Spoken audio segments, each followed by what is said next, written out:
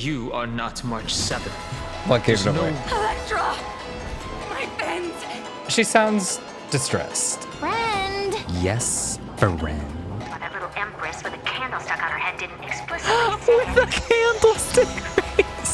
Oh, he's buff. Where did those come from? Oh my god. Wait, don't go in yet. Oh. Oh. Our bad. Time for 3.5. Let's a freaking go. Cyrene, what have you got for us today? Hello. Hello. So bright and cheery. Your surprised expression is just like what the memories recorded. Memories? You know me? Rather than knowing you, it might be better described as, I remember you? I was like, from where? But then I was like, she's mem, right? It's me, friend. Don't you recognize me? Or did I really change that much? Well, apparently she was just a little bunny rabbit that was just, you know, she only knew one word, like her Pokemon name. Are you Cyrene or Mem?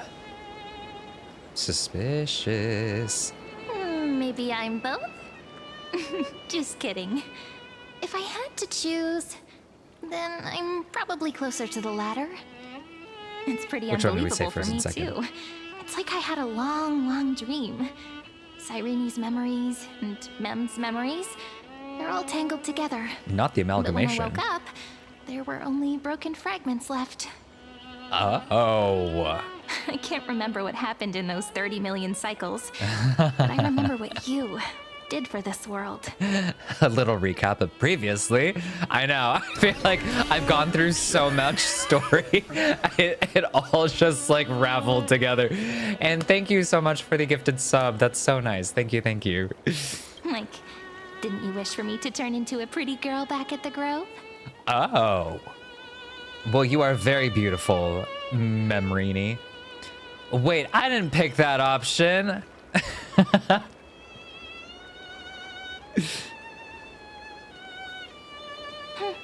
You didn't? In that case, just treat it as my own wish then. We love a girl who gets what she wants. There's so much I want to say, but unfortunately, this isn't the time to reminisce. With the memories of the previous flame chase still intact, we've returned to this place at the beginning of time, so we can carry out our promise to Finan. The descent of Irontomb may be looming over the horizon, but we still have a chance to change everything. Well, time to get to it, Cyrene. I don't know how we're gonna do that. Ide Silicii is so quiet. In Cyrene's memories, she always sits alone by the lake, gently swaying on the swing, like she's waiting for someone. Then who are you? Oh my god. My brain cells already working overtime. Yes, Finan too embarked on his journey because of this view. Damn. He then walked alone for more than 30 million cycles. Yeah, the red trees will do it. That really just immediately. I'll walk through 30 million cycles to see those red trees again. Thankfully, you arrived during his long wait, friend. Oh, that was nice of us. Is that also why Cyrene did what she did? It sounds weird, doesn't it? It's something that happened to me, but I'm talking as if I'm an observer. Yeah, Cyrene, why is that? But that's just what those memories are like. Vague and unclear, as if encased in thick ice. We know another The only things pink-haired I girl remember encased are in the thick days I ice. spent with you. Aww. She's still suspicious. Amphorius will fall into an ending of destruction after the next Era Nova. Oh. But those stories went out of fashion ages ago. In a proper romantic epic, the hero's supposed to foil the villain's plot, right? For sure. Unless... Lygus is the primary culprit behind everything. We must stop Irontomb's descent. I already forgot Irontomb. Lygus was always suspicious. We need help from more allies from beyond the sky. They're just like, oh, hold on, Rosa. We're just gonna call in a couple of favors right there. Lygus is the primary culprit behind everything, I think. That's right. Unless, He's who's the Irontomb? mastermind who's trying to control everything. How unforgivable. Right. Let's kill him. But I still feel a bit anxious. Lygus chose to walk into the spotlight and reveal everything, which means he still thinks the current situation is under his control. Maybe he still has an ace up his sleeve. Think about it. Even the name Lycurgus is a fake one. We have no idea who or what he really is. Not the fake ID. Which means it's probably time to borrow that treasure you're carrying, friend. What treasure do I have? Does she mean my E7 ratio? Time to call Screwlum with the chronocognitive anchor. Write his name as I've written. Make a wish to the Stellaron to destroy. Let's Screwlum. We'll do that. Yep, that Intellitron friend did say, when required, it can also serve as a bridge for communications between the internal and external world. Hell yeah. ID Silicii is a little village enclosed by time. We might be able to contact the outside world from here. Why don't we give it a try? We should at least tell our friends from beyond the sky that you're still in one piece. Firstly, That could be nice. we need to find a well-hidden spot. Let's go. Try to keep up. Ooh, collectible. Oh, treasure It's super chest. quiet here. Sounds can't get in or out. Back in Cyrene's memories, this room was her secret base. No one noticed her practicing Orynyx's prayer here, or trying to speak with the gods in secret. But today's different, isn't it? We aren't trying to contact unreachable gods, but humans from other worlds. Real people. I'm prepared to witness that miracle, friend. The way Cyrene talks is so similar to Mem. I have so Right. many questions. I'm also worried about how Don Hung and March 7th are doing. Yeah, they're struggling out there. Here's hoping the chronocognitive anchor can still function normally. Because I really need answers.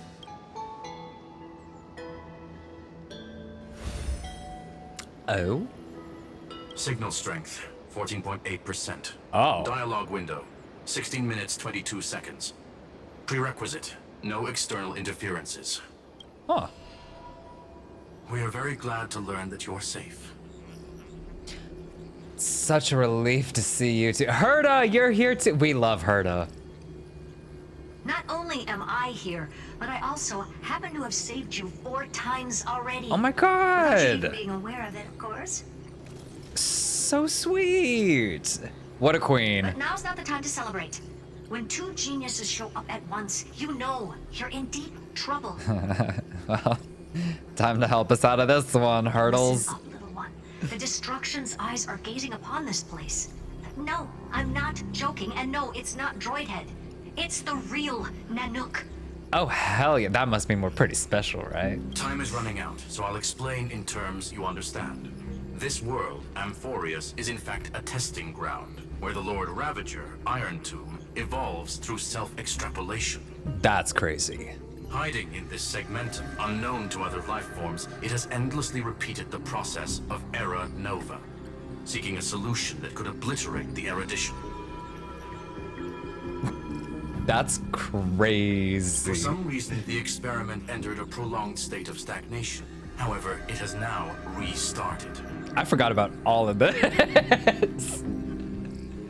I was like, oh, that's right. That's wild. Prediction. If effective intervention is not performed, Irontomb will complete its self-coronation in 14 system hours and initiate its plan to destroy the entire path of erudition. Well, about time he takes action. Jeez, it took a little while with the 30 million years. How will it destroy the erudition? Hasn't Irontomb been around a long time? 14 system hours is no time at all. How will it The destroy? possibilities are endless. Breaking down interstellar communications, destroying the synesthesia beacons, returning cosmic civilizations to the Dark Ages, or even starting the third anti-organic war. Any of it would be able to bring the cosmos to its knees. Oh. Simply put, it will tilt all sciences and technologies towards the destruction. And since Nanook glanced at this place, it means they are being dead serious. Oh shoot! Hasn't Irontomb been around a long time? Based on info provided by the IPC, Irontomb probably isn't like Selenova or Zephyro, who are overlords ascended from human beings. Instead, Irontomb is an algorithmic sequence. It can be anywhere, as long as there is a receptacle for its calculation. The version of Irontomb hiding in Amphorius is its source code, and this scepter is its incubator. Wow. Yep. Think of it as the program having reached 99.98% completion already. Wow. And then it's over. That is almost 100%. Something in the shadows has been driving everything forward. It's the observer named Lygus. Speculation. He's the scepter system's administrator. Oh. He wants Irontomb to break through the knowledge singularity. I don't know why he wants to do it, but he'll remove interferences at any cost. You're the only variable within this world, and you're the only thing he fears. Not us being public enemy number 1. So listen closely, little one. The speed of time is different in Amphorius compared to the outside. Destruction is just about to arrive, but you can still play Deliverer one last time. Cute. The cycles have already been broken. You've entered what is theoretically the last cycle Amphorius will ever be able to run. And Irontomb will break out of its prison as soon as the process of Genesis is triggered once more. But now there's an abnormality within the experiment. You know what I'm talking about. One of the model's 12 factors. That is one of the 12 demigods. Destroyed himself using the power of the destruction. Fine and Signal disappeared from the cycles the moment Nanook cast their gaze this way. That means World-Bearing's computational logic is currently flawed and bugged. Yet it's the factor directly related to the process of Genesis. Finon sacrificed himself to create an opportunity for us. He entrusted the duty of world-bearing to me. Finon didn't die, he's still fighting.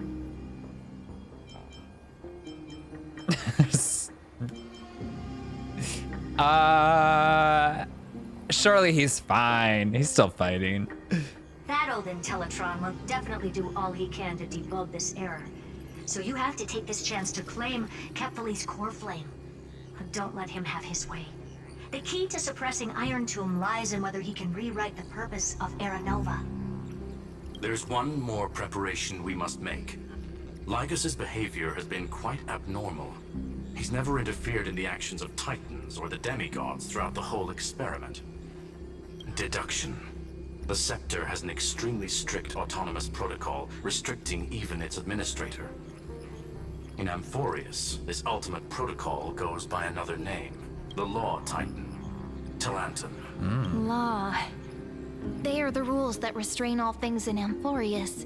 And it was the core flame returned at the very beginning of the last flame chase journey. Why do you have another little pink one next to you? Huh? Her path chart is... Is there something wrong with me? Get her, Herta. Never mind. Let's get back to the topic at hand. What does she know? 3960. Month of balance. What does she know? We'll be locking onto this time period to find Law. You can either meet the Titan, convince the demigod, or take the core flame by force. It doesn't matter what you do, so long as you bend it to your favor. We still haven't figured out how you and Don Hung got inside this world. So influencing protocol is currently our best way to stop Lygus, or to call for more reinforcements into this fight. Once you've got Law in your hands, we'll discuss our next steps. Make sure the core flame doesn't fall into enemy hands. Uh-oh. Herta, We're getting the firewall's disconnected. interference is getting closer. Time is running out. Please ask any questions you still have as soon as possible. Oh my god. How's the Express crew doing? Irontomb can't affect the real world just yet. Don't worry. Himiko and the others are more concerned about your well-being than their own. Is Donny boy safe? Mr. Don Hung did not enter the new world with you at the end of the last cycle. Oh. No. The flow of time inside and outside Amphorius is not identical. 1,000 years in this world may only be a fleeting second outside of it. Conclusion. He is on his way back to the Express. Well, that's good. Miss March's situation is rather complicated. Madame Herta and I can detect her signal, but cannot ascertain her location. What we can be sure of is that she's still in Amphorius. Don't worry about her. She's absolutely chock full of mysteries. Even if Amphorius explodes, she'll probably float out perfectly protected in a nice thick layer of ice. Worry more about yourself instead. She's like, March is good. She's in her little ice cube. She'll get blown away into like a glass of lemonade or something. I believe in your capacities. Thank you. The hands of the Trailblaze can create miracles, and will certainly be able to snuff out the flames of evil. I'm not going to give any motivational speeches. I just hope you bring good news the next time we meet, little one. No, not little one. Deliverer. I miss Herta. Those two geniuses certainly have memorable personalities. They sure do. What do you think about them? Can you understand their explanations? Yeah, I understand more than I should, actually. Honestly, some of that Suspicious. conversation feels like it's about things I once knew, but then forgot. Maybe it's because of Mem? After all, Mem's a memo sprite born out of your thoughts, friend. Maybe our memories somehow got tangled up together. Okay. Never mind. Let's focus on something more important with She's what little so time we suspicious. have. Just treat me as an ordinary girl with secrets, okay? Oh, just an ordinary girl. Okay. What are those secrets, Cyrene? What are those secrets? Like calendar 3960. I remember that Talantin had already fallen by then, and the Chrysos heir who inherited that core flame is named Cerydra. That's what's recorded in history, and the period we'll be heading to. We'll need to find Law and stop Lygus. So, we've at least got a solid direction, right? Can you give me a little bit of time before we go? I want to pack some stuff. There's so much more I need to take care of in this form, and I'm still getting used to it.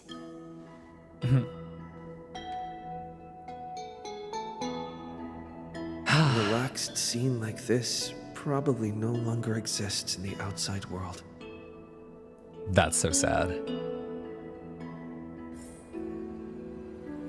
All right, well, she's getting her stuff together. There is a treasure chest that was right over here. And then we wanted to collect that.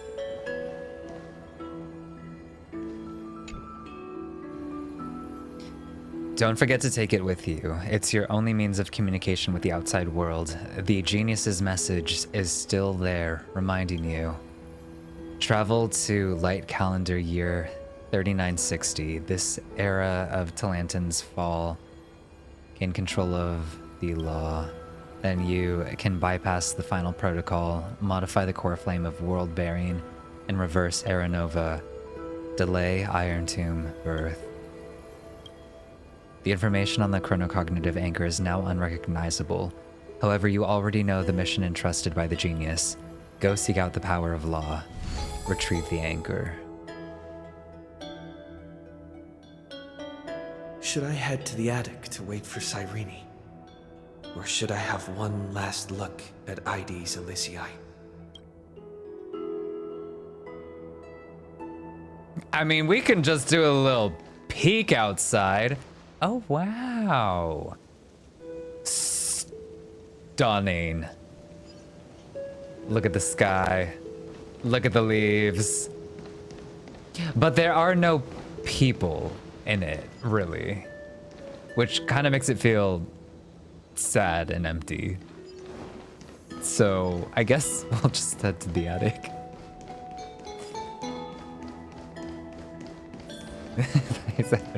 we were close to that other treasure chest. We're fine. We're fine. Oh, and we'll just take this real quick too. Oh my god, no! I just wanted a fast treasure chest. Oh, this dude. Okay, we're gonna make this real quick, buddy. There we go. There we go. I'll take that very quickly. Ah, beautiful. Wait, where'd it go? Where'd it go? There to go. Here we go. This village is where Finan's life started. After 30 million cycles and 30 million failures, his burden is now in my hands. No pressure. He said I will be taking over the responsibilities of world-bearing. But what does that mean? Becoming the new Cavalier? Or forging a completely new path? As a trailblaze does. Believe in Destiny's plans, prepare for the worst. We'll believe in Destiny's plans. Destiny must have brought me here for a purpose. This isn't a coincidence, but an eventuality created after 30 million quantitative changes. It's quite a large number. There's nothing to fear. I'm destined to play the most important role in this final battle. I've already beaten another Lord Ravager, after all. Thinking hard over there? I finished packing. I decided to just bring these few things in the end. See? There's a journal, a quill pen, and the ceremonial blade of the Priests of Time. Oh. Holding it calms me down for some reason. The scent of the black tide is now calm. Finan must still be fighting them in some way. This will be Amphorius's final flame chase journey. But it won't be the end of us. It'll be the beginning, friend. Are you ready to become a hero? Let's see. I still don't know how I should act around you. I still don't get it. Why must it be me? Why is it always me? Let's go. We'll save everyone. Stand with me and let's become heroes. Stand with me? That does sound very nice. Why don't we take everyone with us? I believe in you, friend. We'll never be alone, no matter what awaits us. Oh, thank you for the hydrated imposter checks. In other words, since you've already saved so many worlds, friend, you should be used to being called a hero by now. Maybe you can tell me those stories as we travel. That way they can become our shared memories too. Let's trailblaze onward like before and create a future that's worth being remembered.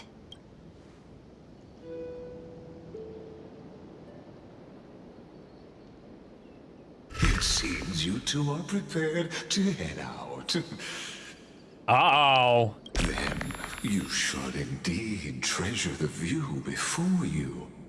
Not like Kyrgyz. For you do not have much time left to enjoy such solitary delights. Oh. Lygus. My apologies for disturbing your moment of repose. To fully express my apologies, please grace my abode with your presence. Not his abode. So I may demonstrate the full scope of my hospitality. Oh, he's just nice. Okay. Ooh. Oh, we're not in Kansas anymore. Is this place? Ooh. A TV. Oh. Oh. Farewell then. May we reunite in the new world. Cassie. All shall bid Oh God, not the Treebs. And that person alone will witness the miracle. I don't know what any of this stuff means. The light, the dawn device, never fades. Kepale's protection Cyphra. has no end. After I cross this river, it will be a tragedy for mankind. I see it. But if I do not cross, then it will be the end of me. Oh, high stakes. Hello. As you reach out to touch the screen, an eerie sensation instantly courses through your entire body. You feel... Outlier. Executing command. Record. Oh. Hello?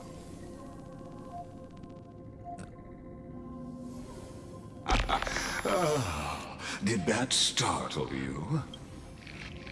This dude. This is the intersection between Amphorius and the real universe. The audience seat where I observe this experiment. You can also call this location the Exomyth. Huh. What you see is the true form of the eternal land and the 12 demigods after they've shed their disguise of legends. They're all just computers and wires. Doesn't it look marvelous? Amphorius is like a microcosm of the cosmos. People love to portray the romance of the starry skies, but their tales often forget a different and far more truthful type of universe. The moment ancient Antikytherians sketched geometric shapes on the sandy beach and recorded the first numerals and symbols on parchment, the universe turned into a silent equation flowing under the pen of these relentless decoders. Erudition. It was once the mother tongue of the creator, the pen of divinity, and the first lyrical verse ever written by free will. Enough with the purple prose, get to the point. That's the exact opposite of what you've asserted before. Let's do the first one. Seems like you are not in the mood for an idle chat. That is fine. I simply wish for you to understand that I have no intention of being your enemy.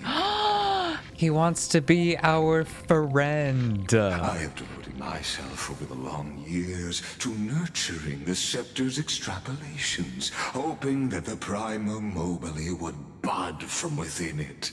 And now, my goal is almost complete.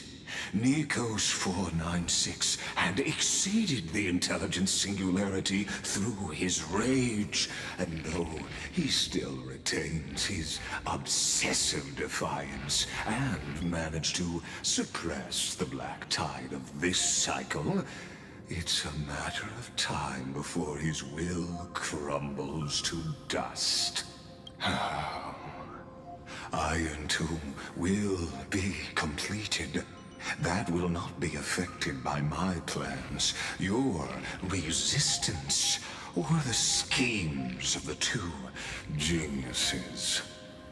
It is an irrefutable fact, just like the instance in Noos's calculations. In other words, as long as you are willing to stop interfering and let the final Aeronova carry out its natural course, I'll guarantee the safety of all nameless and ensure you return unscathed. Okay, well, it sounds like he really wants us to go that route. Why should I trust you? You've always had a choice, my lord. You can either accept my sincerity or face the consequences of defying it. That's crazy. Accept my sincerity. What will happen to the people of Amphorius? They've always been the product of the experiment, so naturally, they will perish when the experiment ends. Oh. Can't we just, like, I don't know, back them up on an external hard drive or something? That outcome was predetermined long ago, so I will not embellish such a regrettable conclusion. Damn. We can't, like, upload them to the cloud or something. I still have a friend stranded here. Ah, yes. I am aware of that esteemed lady's whereabouts. Not the lady. I thought I was talking about Danny Boy. Her real identity is... Marchy March? Quite astounding. If you decide to accept my proposal, then I will do all I can to send her back to you. Okay. That sounded convincing. I believe you. When Irontomb descends, no one will escape unscathed. You are indeed worried about your safety and that of your companions. Yeah, Blythe did amazing. Rest assured, as a fellow pathstrider of this path, Nanook's gaze left a brand on your soul long ago. Oh. You harbor the seed of destruction within you. But you need to learn how to use it in the right way. That vital knowledge is also my bargaining chip in this negotiation. He just wants to show between us. For there are few in this world who are truly capable of such a feat. See, he's so nice. And I happen to be one of them. I expected nothing less. The seed of destruction. The Stellaron is a seed of ruin that will only bring misfortune. Okay, that's rude. Thank you so much for resubscribing. Hey, happy 2 months. Thank you, thank you. Who are you? Someone who wanders the stars. He's his own trailblazer. Answers with abject despair. Oh, not the despair. That is all I am. I think you're a little more than that. We are all more than our circumstances. He just needs to be shown the way. This matter is of grave importance, so please do not make your decision lightly. After all, the choice before you bears a 1 in 3 chance of elevating you to an unparalleled existence among the stars. Huh. Thank you so much for resubscribing. Happy 11 months. Thank you, thank you. So I have, what, 3 paths? I've never thought about becoming unparalleled. I will not allow the destruction to tear through the cosmos. Oh, that sounds boring. I cannot trust any promises you make. That sounds untrustworthy. I will rule over the cosmos.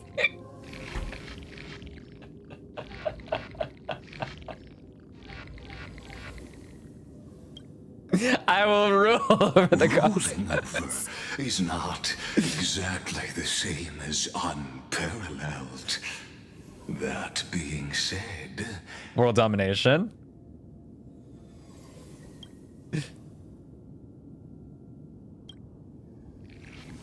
I now see the full scope of the determination in your words. Oh? You may now continue your travels. Okay. What kind of tricks are you? I'll defeat you right here, right now. So, why did you drag me here? It seems you haven't realized something about this place. Is this where we can upload all of Amphorius people into our little flash drive? The Exomyth is the erudition's domain. You cannot physically interact with me in any way in this place. And vice versa. So we're all just ghosts to each other in this land? As negotiations have broken down, there's no more need for us to remain in the audience's seat. Let's return to the theater called Amphorius, where you will meet me once again. Of course, this meeting was not without merit. Your presence has inscribed a new footnote in the Exomyth. As for its purpose, allow me to reveal it to you in detail the next time we meet. Okay. Okay. 33,550,000. 100 years ago, the flames of war consumed Okhema. The That they did. Outland forces broke through the dawn. Golden blood flowed with greed, and enemies descended with Kephali's eternal slumber, painting the holy city's walls in scarlet. Oh. Its generals had vanished, and the elders prostrated on the ground. The throne of worlds kept silent to the pleas of the people. Until the heaven and earth cracked Cerydra. open. Not the gods answering the people's prayers, but a legion rising from the sea of blood. Dawn Cloud's spires fell in the sulfur rains, and the legion's commanders stood atop the broken idols and roared. Compatriots, no more kneeling! Not to brutal tyrants, and not to dying gods. Those rebels have twisted the prophecy and ignited the flames of war in order to stoke fear in your hearts. A Chrysos heir she stood, divine blood soaked into the earth, quelling the flames beneath her feet. Their golden blood wrote of a tragic fate. Mine shall overturn it! Her crown burned bright, outshining the fires consuming the entire city. She raised her scepter high, and the people gazed in the direction she pointed. My blood flows in you now. Heroic compatriots, follow me, and we'll seize the reins of fate. Drive the enemy from Kephali's dawn.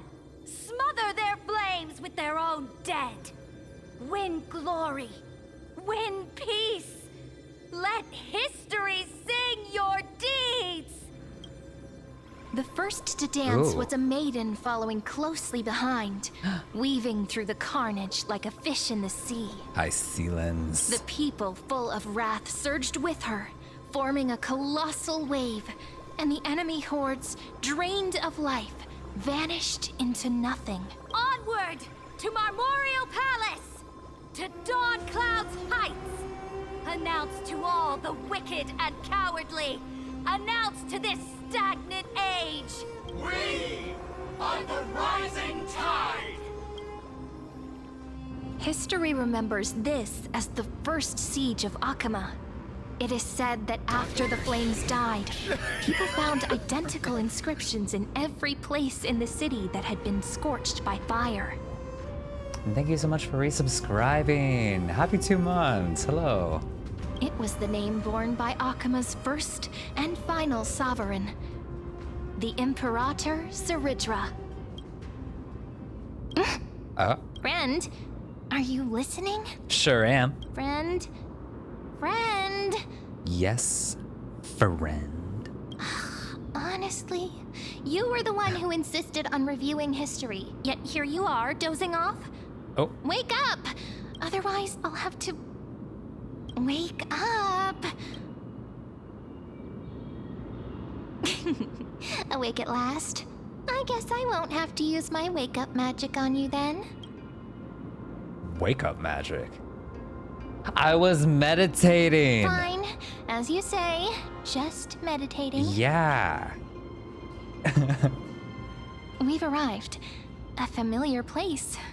The Temple of the Three Fates. If everything went according to plan, it should be shortly after Talantin's fall, and also the end of the first Flame Chase journey. The Law Demigod Indeed. awaits. The first Flame Chase ended with the trial of Law.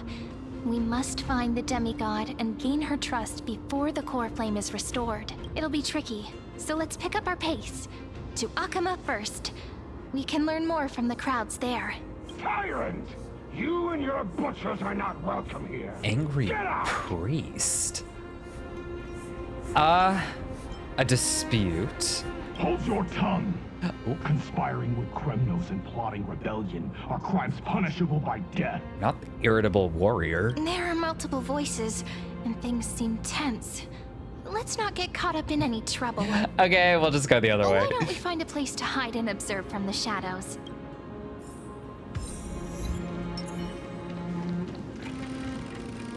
Ooh. At least Kremnoans keep their faith. Uh-oh. Wait, isn't that...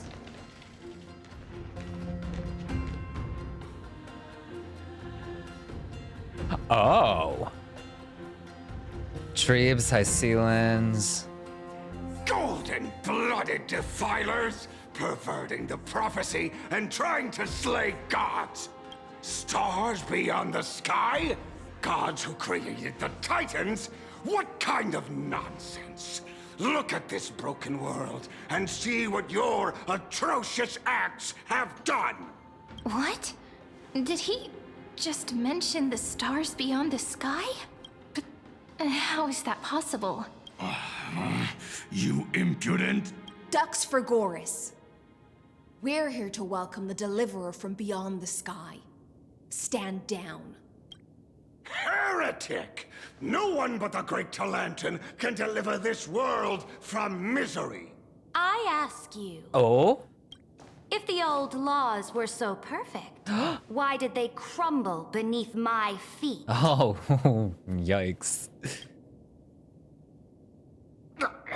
You... Oh, he does not like her. Talantin is long gone. Now I am the law. She's got the power. Challenge me. Oh, Or submit Oh. to my judgment. judgy. Ooh. Cutscene. Oh. Silence! Oh, she picked the horsey. What gives you the right to judge a priest of law? That's because Oh. Whoa. I came. I saw. I conquered. Okay. Well, the new characters are very cool. Ducks for Goris? Take the ashes of this man and scatter them in the temple among the crowds. Not the ashes. Tell them that the High Priest attempted to take away the rights granted to the people by the Imperator. Thus, he met his fate. Oh, she's a savage. She's a savage. Yes, Imperator. Oh my god, she's crazy.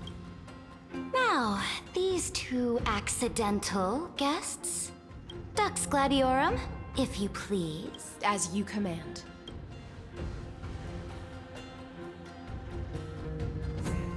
What's going on? Wait, we're not your enemies. Typical start. Should have expected it.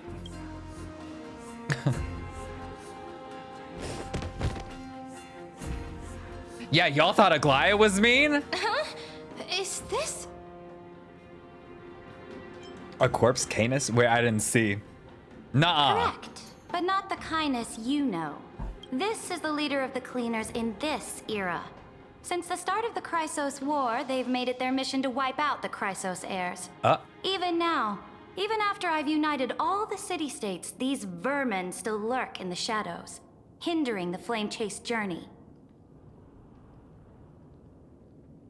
Moreover, I know that the 27th person to inherit this role bore many grudges against you and nearly doomed the second flame-chased journey.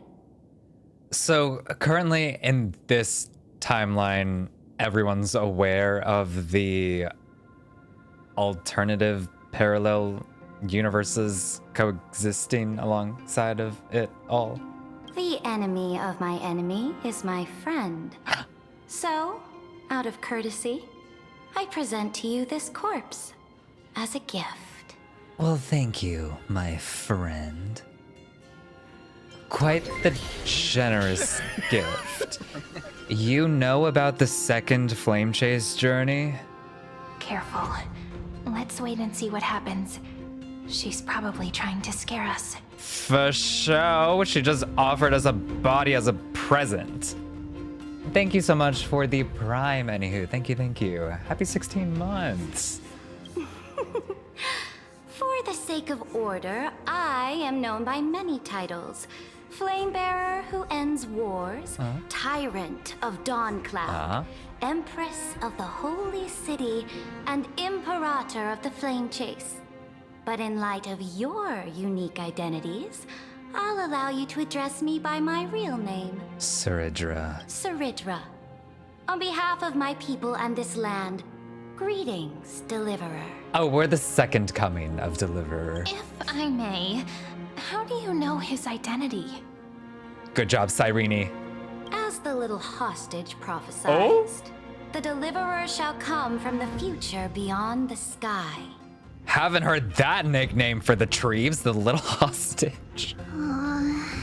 Gray hair, golden eyes, skilled in wielding a mace. They would arrive in Yanisopolis on this day. There's no mistake. Well, that's us. Oh shit, I don't know what I pressed. Your orders, Imperator. We return triumphant. Send an urgent message to all delegates. The meeting of the Flame Chase Alliance will convene early. Oh. As for you two, Okhema knows what you seek. We'll confer in the Holy City. Yeah, the baseball bat, I saw that too. I was like, oh, okay, it's a mace now. Doubtless you have many questions, but save them for later. Please follow us. Okay. This is not what I expected at all. Well, let's just roll with The it. demigod we needed to find was just waiting for us. And she knows of things beyond the sky. Even eons. Yeah, it seems a little convenient, doesn't it?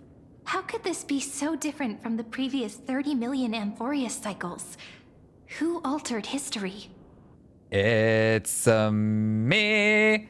Lygus, could he? Maybe March 7th or Dan Hong. Maybe we messed up the timeline. It's Brittany. Unlikely. I think it's probably a third party interfering. Brittany? The currents of time have become Brittany's twisted. Regardless of who caused this, that Imperator came prepared. We're the ones at a disadvantage now. We might as well dance their dance. Let's go with them to the Holy City. We've received the Imperator's favor because of your unique background. As a result, the people of Okhema will certainly respect you more. Just put that to good use and add a bit of your experience and charm. Okay. Should be easier than last time. Just give him the old razzle dazzle. If we figure out what happened in this cycle, we'll be able to turn things back in our favor. If you say so. And old Flame Chase companions will wait in the Holy City. It can't do it without your charm either. Trailblaze the sequel. We always can't do it. Now, I'm not going to be the only charming one here, Cyrene. I'm going to need you to step it up a little bit in the charisma department. Ah, so I'm the key? Since you insist, friend, I'll give it my all. I do insist, friend. Guests, please. Okay. The journey to save the world starts with a single step. Let's set off, my friend. I love that she has little, like, chess pieces for her heel. Hail to the golden heroes! Hail to the deliverer! What a sad little crowd. Told you, you're the headline act. All this spectacle is for you. Where are the masses? Guards, your service to the Holy City is appreciated. How have things been? Castrum Krennos once again struck the border. Dux Brumalis led her troops to repel the enemy. The agitators against the Flame Chase are still active in the city. They smashed the shops around Memorial Market. But the garrison already arrested the culprits, and now they await interrogation. They are merely a disorderly mob and do not warrant any attention. Even though Terravox personally mended the fractured earth, it still didn't silence these fools. Oh. Guests from beyond the sky. Yes. Worry not about these trivial matters. And of course. Dux Gladiorum will take you somewhere to settle down for now. Oh, thank you. I do not have Cerydra. Please allow me to introduce myself. She does have a great design. My name is Hycelans, and I am the Dux Gladiorum who swears fealty to the Imperator, as well as the Knights Commander of the Okhema Alliance. Later on, the Imperator will invite you to attend the meeting of delegates to discuss the Flame Chase journey. Your arrival has convinced us that the future promised by the prophecy is certain. Under the Imperator's command, Amphorius shall break its chains and reach the world beyond the sky. You know what? I love that for Amphorius. They've really been through it for quite a while. With all due respect, what exactly do you know about us and what's beyond the sky? As a humble subject, I cannot freely express my own views to you. Please forgive me. I mean, we don't really, like, need to know, like, your opinions on it, but if you could just tell us what you've learned. I knew it wouldn't be that easy. She's keeping something from us. Let's get her. Time waits for no one. Please come with me and rest now before the meeting later. Okhema, under the Imperator's rule, Aglaya! is no longer in the shadow of war. Indeed, Dawncloud stands as the hero's residence. The Imperator put much thought into its design, in order for it to serve as a sanctuary from the burdens of battle. Please experience its marvels firsthand, heroes. When the Imperator arrives, I shall come to summon you. Sweet. Aggie. Hycelans. No wonder she's the Knights Commander.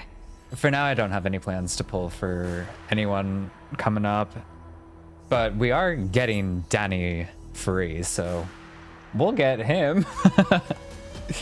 Her lips are sealed tighter than armor, and we are on to her. All right. We finally have some freedom to ourselves. Since there's still some time before the Alliance meeting, let's explore a bit. Look over there. City saving, primarily. It's a Glaya. Not the ones you're familiar with. Oh. But the hearts of heroes stay the same in every cycle, never changing. Same but different. A Glaya. Aggie, you're still so listless today. Did you have trouble sleeping again? Yes. We know. Same. The Titan's prophecy haunts you. If you want, you can talk to us, just like when you were young. No matter what, we'll always remain by your side. Aww. I know. I also understand that fate cannot be changed. It is not the future that I worry about. I spent all last night weaving clothes and linen for the refugees. The Chrysos War was born of injustice and has shattered their dignity. They deserve at least some basic decency. If Amphorius one day abandons this, then all of us, commoners, Chrysos heirs, Titans, become no better than beasts. Oh, we have guests. Welcome. I am Aglaya, the Gold Weaver. These rags on you are not worthy of the title of Deliverer. Do we finally get a new I must prepare outfit? some proper attire for you. Oh, thank you, Aggie. What is the matter? Your gaze seems somewhat unsure. Does your Aglaia differ so much from me? So they all are aware that there are parallel universes that we've Deliverer experienced. from beyond the sky. We are Trebi of Yanisopolis. It's very nice to meet you. So cute. Although, introductions are probably unnecessary.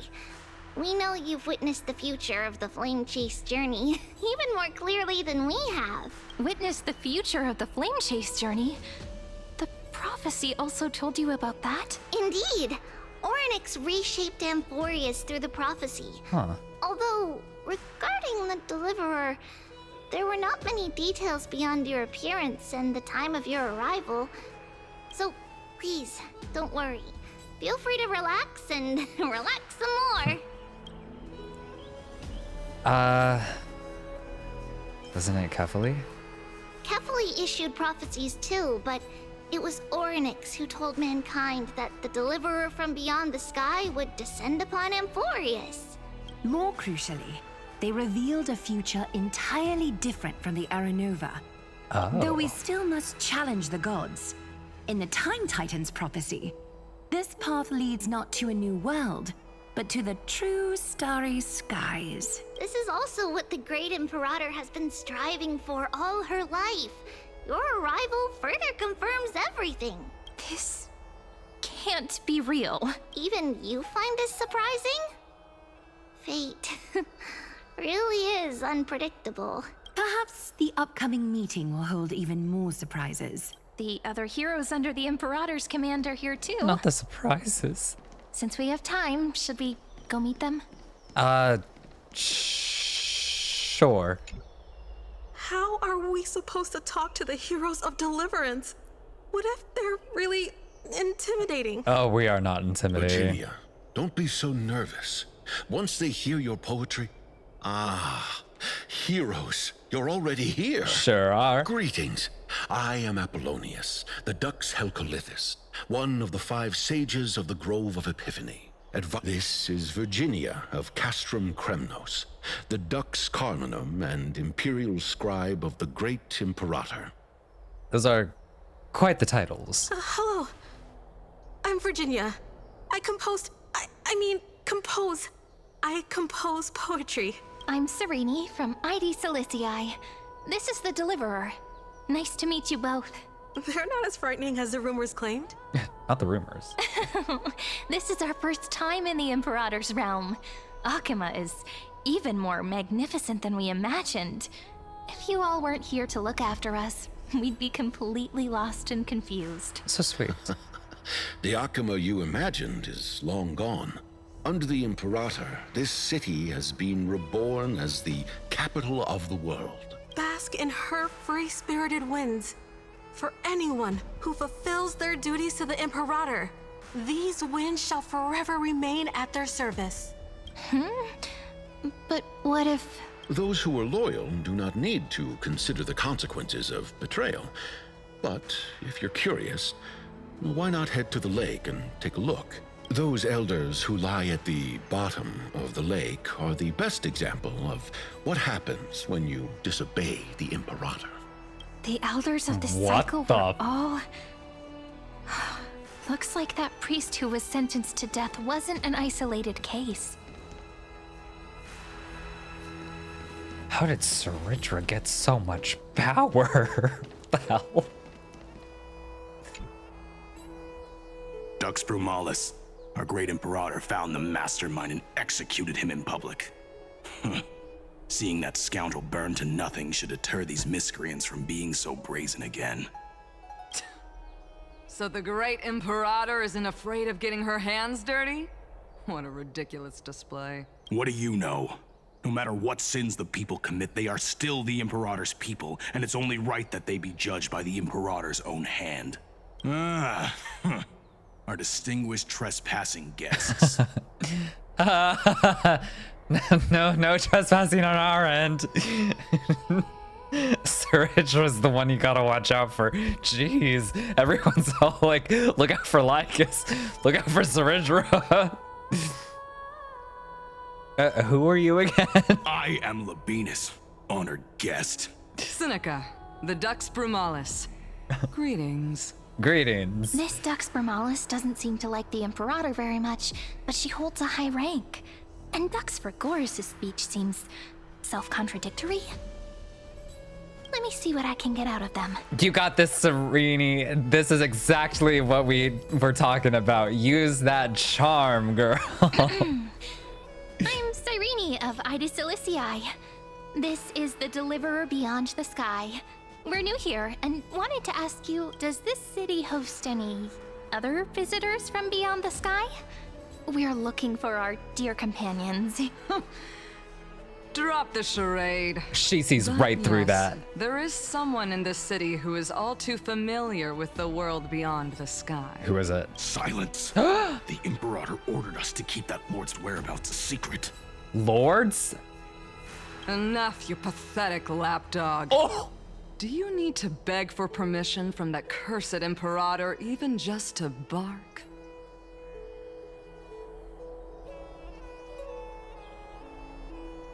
You know, I kind of like her. You. Someone who is all too familiar with the world beyond the sky and is referred to as that lord. Could it be? Who? Looks like things are getting heated. Let's get out of here. Oh my god, are they about to... Oh, use your words. Little fish from beyond the sky. Did you rest well? Not the little fish. The Imperator and the delegates are about to arrive. If you are ready, please follow me to the meeting. About the Imperator. As you've witnessed, she is the Empress of Okhema, the one who ended the Chrysos War and the leader of the Chrysos heirs. Huh. As merely a humble subject, I cannot say more beyond this. But I'm the Knight Commander of Okhema, General of the Flame Chase Army, and the Imperator's servant. But beneath these shiny scales engraved with complicated titles, I am just a swordfish at the Imperator's side. She loves her fish analogies. The Chrysos heirs here constitute the elite among the Flame Chase Army. Whale. Dux Haucalithist Apollonius and Dux Carminin, Virginia, serve as the army's advisor and historian, respectively. One offers advice and counsel to the Imperator, while the other writes verses of her supreme glory. Dux Frigoris Labinas and Dux Brumalis Seneca are both formidable warriors, clearing the way for the flame chase with steel and storm. Dux Fatorum, the holy maiden who interprets the prophecy. Only the one named Trebi remains in the city. The Imperator once took them as hostages in order to unify the prophecies of the world. Oh my But they are now god. Okhema's most vital prophets. She wasn't kidding when she said little hostage. Dux Goldweaver, Aglaya.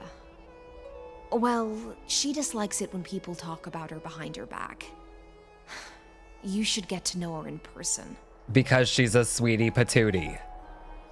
Then come. The Imperator reserved seats for you. I'm starting to feel a bit nervous about the meeting. Since Cerydra is presiding over the meeting, it'll be a good opportunity to learn about the law's inclinations in the current era. Let's keep our ears open, okay? Sounds good. Good sir from Paphos, what do you think the Imperator is planning calling this meeting so early? My homeland can't endure anymore. Who knows? First, she wants to hunt Titans. Now she says there are even greater calamities. Her madness is the greatest calamity. Oh. Exactly. Chrysos heirs, deliverers. What about us ordinary folk? How much are we worth in her eyes? Valid question. Things feel pretty tense here. For sure. The history books said that the Imperator aimed 3 cannons at Dawncloud to make all the delegates obey her. Will history repeat itself in this cycle? I guess we'll find out. Yes. Similar acts have occurred, and not just once. However, whether history will repeat itself, you'll soon see. Those are the 2 spots reserved for you. Please take your seats. What's happening? That's what they were talking about. Ladies and gentlemen, silence, please. The Imperator has arrived before her faithful council, and the Alliance meeting is about to begin. All right. In the names of Talantin and Kefali, the Okhema Alliance swears upon the gods. Cease the pageantry. I pray not to the vanquished. Oh. What? Kefali, of course, needs no further explanation. As for the law, at the entry hour 2 days past, a scout should have brought news of the conquest to all of you. Unfortunately, guards found his corpse among the rocks not far from the city. Moreover, the poor soul was buried with a Paphos curved blade. It pains me to imagine what agonies this loyal warrior endured before his death. Delegate from Paphos, do you have any insights? I know nothing of this. The evidence is irrefutable, so there is no need to waste your breath. However, let us set the witness. Even within the most sacred and dignified council, there were those among us who wished to draw their blades, brazenly challenging the Alliance, seeking to shatter our hard-earned peace and unity. Fortunately, I uncovered this plot. Now, to protect this beautiful city and her people, the Imperator's legions are ready. They will escort each of you to the Temple of the Three Fates, where you will receive the highest level of protection the Alliance can offer. Then, the Legion's warriors will join me in embarking on the campaign against Fagusa. Imperator, did you summon us here just to trample on the dignity of your allies?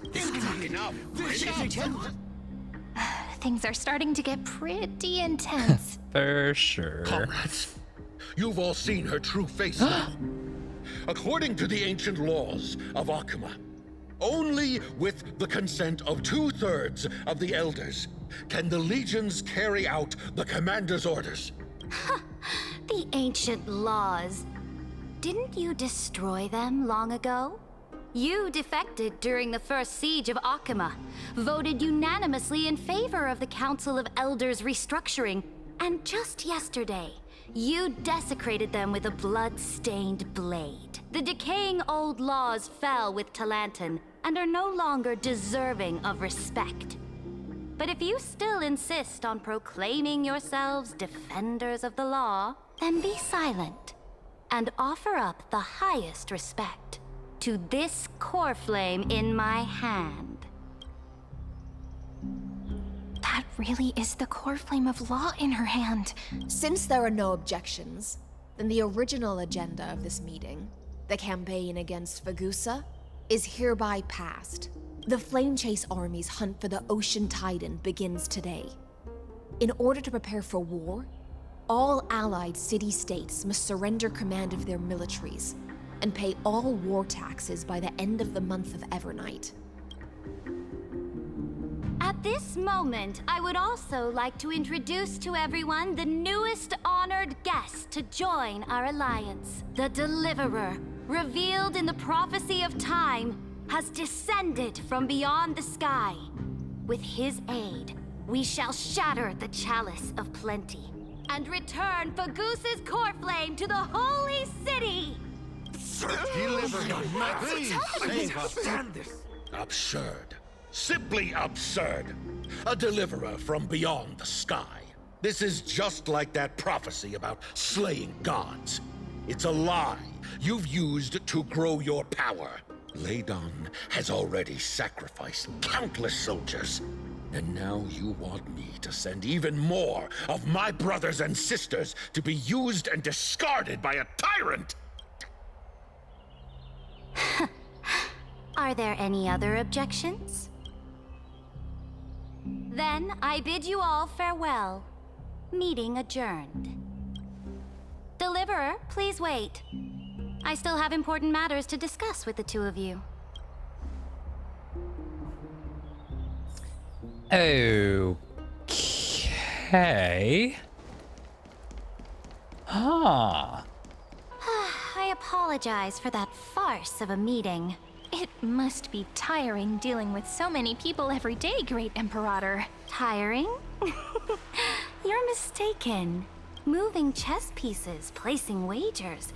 This game of strategy adds a dash of color to our heavy fates. Much like how rule and conquest are always accompanied by sacrifice. Is the war with the Titans also part of that sacrifice? After I glimpsed the secrets of this world... No, the secrets beyond the sky. The divine authority of Amphorius no longer held any significance. Let me ask you, Deliverer. Is it true that beyond Amphorius' sky, there are magnificent deities called Eons? Eons exist, that's a fact. Their powers are 1,000 times greater than the Titans. Where did you hear this from? Ah, so they do indeed exist. Then, please tell me more. How will you use this great power to guide the people? In the future you envision, where will our flame chase journey lead? Protect the core flames and the law. Only then can Amphorius break free from the destruction. Oh? What you require now is the power of law? Exactly. Just as the prophecy foretold, he is your deliverer from beyond the sky. And he also has reliable allies. If they can intervene in Amphorius' laws, we may have a chance to alter this world's impending fate and reverse its destined end. Very good, Deliverer. You have courage to say such presumptuous things, even knowing that the inheritor of the law stands before you. You mean... In the past, anyone who dared to covet the Imperator's divine authority would have met a gruesome end. But now we can see beyond this dying world. Our journey should no longer be confined below this stubborn sky. Alas, that fickle ocean titan has obstructed the spirit water leading to the vortex of Genesis, hindering my ascension. If the core flame of law cannot be returned, your path to deliverance will never be realized. Now that things have come to this, we must resume our once stagnant journey and force the waves that block our way to recede. So, you agreed to cooperate with us? Cooperate? Forgive me, but I never cooperate with anyone. Though I will permit you to join me as subjects. And together, we will forge the most perfect law. Ooh. This is the Flame Chase Medallion, a symbol of the Flame Chase Army. Every noble in Okhema carries one. Oh, so we're a noble now. This medallion represents the will of the Imperator herself, and you may act freely within the city with it. Before we embark on the crusade against the Ocean Titan, you should rest in Okhema for a time. Be wary of someone named Lygus, Imperator. Oh? Your advice is acknowledged. From this moment on, prove yourself through your actions. As long as no boundaries are crossed, I fully respect the choices of my subjects. May your journey reach that sky full of stars, Great Imperator. Your attendant certainly knows how to curry favor. Go now. Take a bath first. You two... reek of seawater.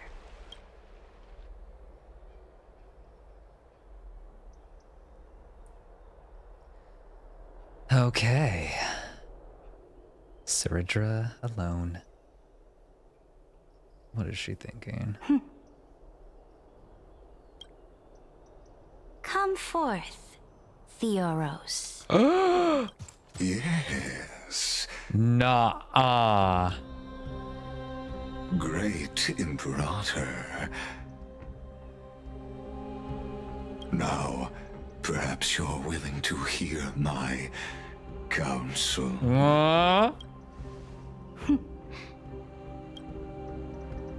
Those two arrived just as Oryx described, and just as you said, they showed a thirst for law. At least this proves that my judgment was right. Sparing your life was the correct decision. Oh. You've once again confirmed that your wisdom is no empty boast. Now another choice lies before you. With whom shall you ally to tip the scales of law? Me? Or that deliverer? Remind me again, Antikythera. What kind of future do these two paths lead to in your view? I shall tell you. You are entitled to know that the deliverer from beyond the sky is not a wholly wicked being, but from the very start, his stance has been completely at odds with Amphorius. The road they have chosen will bury Amphorius' grand aspirations. This world, which follows the path of destruction, will inevitably stray far from the glory it was meant to enjoy. Well, what was Amphorius meant for? It's just a bunch of testing and misery. But on the path I have revealed to you, the people of Amphorius will slay their creator in the name of the Imperator and conquer the worlds beyond the sky. Is that what he's telling her is the plan for Amphorius? You will command the mighty beast known as Irontomb, bringing waves of war and conquest to the universe. Beings across the cosmos will bow before you, offering their allegiance. So, what's the price? The price is insignificant. All that is needed is for you to sacrifice that fragile, incomplete humanity to the destruction. Just a meager little sacrifice. As a Chrysos, heir of the prophecy, you have already chosen to abandon it, have you not? Off you go, Theoros. I have already made my decision.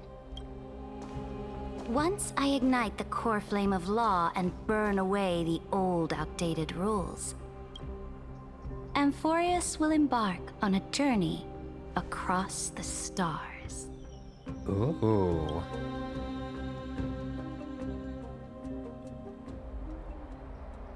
Ah. The Imperator is quite forceful. She didn't give us any chance to ask questions. And she's clearly hiding something. For sure. What do you think? I don't know what to think, Cyrene.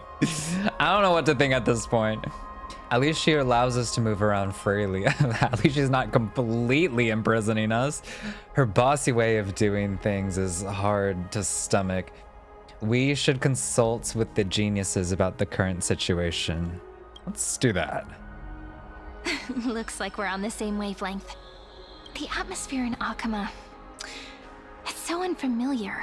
It is different. And it's not just the Flame Chase Alliance talking about the world beyond the sky, but the whole city. We should also discuss our findings with our friends from beyond the sky. Then... Then... we should go enjoy the renowned bathing culture of the holy city and relax. It's the thing I've been looking forward to most on this journey. Cyrene.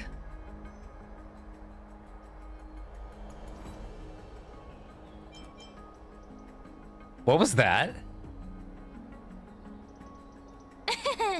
Work and rest are both important. You see, everyone agrees, right?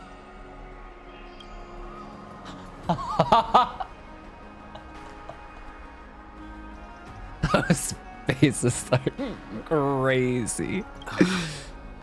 So someone's watching. Can't let our guard down for a second. Let's use taking a bath as an excuse to find a quiet corner to update Madame Herta and Screwlum on our progress. We can also check out what's happening in the city. Since the outcome of the meeting was just announced, people must be gossiping. We can kill 3 birds with 1 stone. Let's go.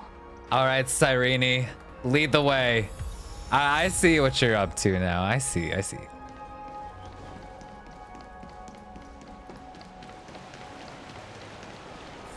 Oh, so many people. The holy city is so live. Oh. Did you hear? At the Alliance meeting, the delegate from Leyden stormed out in anger. As expected. The Imperator is always hiding things from everyone. When has it not caused a ruckus? Silence! That's treason! If it weren't for the great Imperator, you'd have sunk into the lake with those corrupt elders already. And you wouldn't even be alive to speak like this.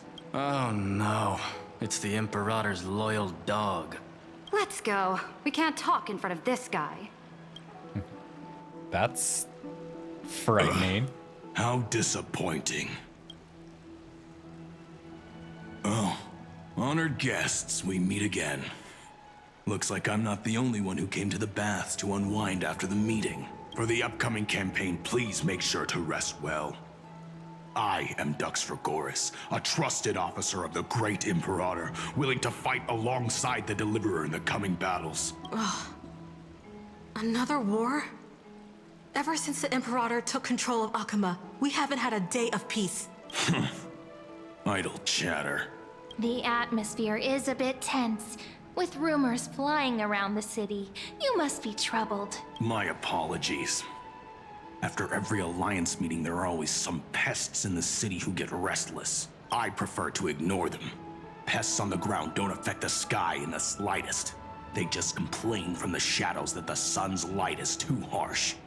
Besides, the Theoros has already promised the Imperator her fate. And these clowns will eventually realize their foolishness. May I ask, who is this Theoros? It's Lygus. The Imperator has ordered us to keep his lordship's whereabouts a secret. Ah, so it's his lordship. Oh. Messy. Stop trying to get things out of me. Leave me alone. I didn't even need to try. Big and strong Dux Fragoris really can't hide anything. Cyrene, don't be messy now. They're crazy here. They'll put us at the bottom of the lake. Theoros. What an ominous name. Bad news. He's been staring at us the whole time. Let's move to another place for now. We don't know how much Cerydra has concealed from us. In the worst case scenario, we may have to face more than one enemy.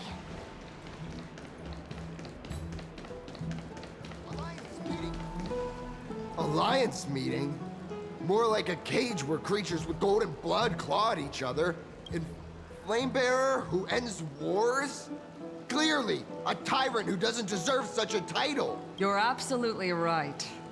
While the Imperator's hounds are still hunting down others, let's let out our grievances. You. I know you. You're that tyrant's lackey. What? Here to shut me up for that little imp? Panicking now? Don't worry. I don't care what others say about the Imperator. And she certainly doesn't either. Oh? Children of the Prophecy. Such rare guests. Are you here to relax in the baths as well? The temperature is just right today, so be sure to enjoy it. You should rest well for the next campaign. What? Children of the Prophecy? Another excuse for the Imperator's reckless warmongering. No filter, huh? You should be glad you don't have a seat at the Alliance meetings. Or they would be off with his head. Oh, by the way, if you still want to bathe, hurry up. Oh. Once that predatory fish joins the flow of water and eliminates all the fools questioning the world beyond the sky, you won't be able to enjoy this perfect water temperature anymore. Yikes. Seems like there's more to Dux Bramalis's words than meets the eye. But would the Imperator actually kill those who question the world beyond the sky? Sounds like she This might. is the complete opposite from what we know of Okhema. For sure. Huh. These two are... So many guests today. Let's see who's here now. 2 distinguished guests of the prophecy. One a clever and adorable warrior. The other, also quite heroic. Oh, he called us clever and adorable. Heroes. I didn't expect to meet you again so soon. How fortunate. It's a pleasure to see you again, Dux Helcalithist and Dux Carminum. Thank goodness You two are Cyrene inseparable, remembered aren't those you? names. This is... She wants to find someone to help with research for her new work. I'm the far-seeing eye and all-hearing ear of Okhema. I see and hear every single thing that happens in the streets and alleys of this place. I'm the perfect partner for research. Enough small talk. Here's the latest news from Okhema, as you requested. The children of the prophecy arrived in the holy city, and the Imperator unilaterally stripped away military power. The Alliance meeting ended in discord, and there may be bloody upheaval. As expected. I get the feeling you might have embellished a bit to keep people's attention. I swear on my stone mane, I would never do such a thing. But if you wish to quell this terrifying news, perhaps a more explosive topic would help. Never mind. While the influence of rumors can be minimized, the fact remains that the great Imperator did swiftly consolidate military power in an almost threatening way. It's undeniable. Heroes. I know the Imperator's way of doing things may seem a bit autocratic to outsiders, but soon you will witness her blade dance with enemies on the battlefield. I can't comment on the source of her loyalty, but when that blade is drawn, you two, as bright as you are, will surely see the deep thoughts beneath her exterior. Huh. By watching her just dance around and slice and dice. The Imperator's blade. Is he talking about Miss Hysealan's? She seemed like she was dancy on the I battlefield. sense some unease in Dux Helcalithist's words. It seems the Imperator and Miss Hysealan's share a much deeper bond than the others do. There are eyes and ears everywhere. Is there any place where we can have some privacy? To understand the Imperator's secrets, we have to get past Miss Hysealan's. Huh. Is this our old room? In This place another world. was your original bath chamber, perfect for avoiding prying eyes. I wonder if anyone is using it now. Huh? The smell is... Yeah, don't worry, that's just the seal slammers. Wait, don't go in yet. Who's there? Too late. Oh! Oh. The little gray fry in pink sea hair. Our bad. Little sea hair? You barged into here without warning. Was it an accident, or did you wish to bathe with me? Oh, a little dippity dip. Why are you here? I didn't see anything. What are you doing here? Why are you in our room? We didn't see anything. Is that so? That your eyes shine brighter than pearls? Always with the under the sea analogies. Sorry, we didn't mean to disturb your bath. We'll leave now. It's no big deal. There's no need to panic. This is the natural state for me. People on land force themselves to wear clothes, adding unnecessary constraints. Okay. So she's a nudist, then. Forget it. If Duck's Goldweaver heard that, she'd scold me again. All right. Right, because she's Please all about make the yourselves clothes. comfortable and wait a moment. Under the sea. Let me first wash off the blood of the hunt, and then I'll attend to you two. Blood of the hunt?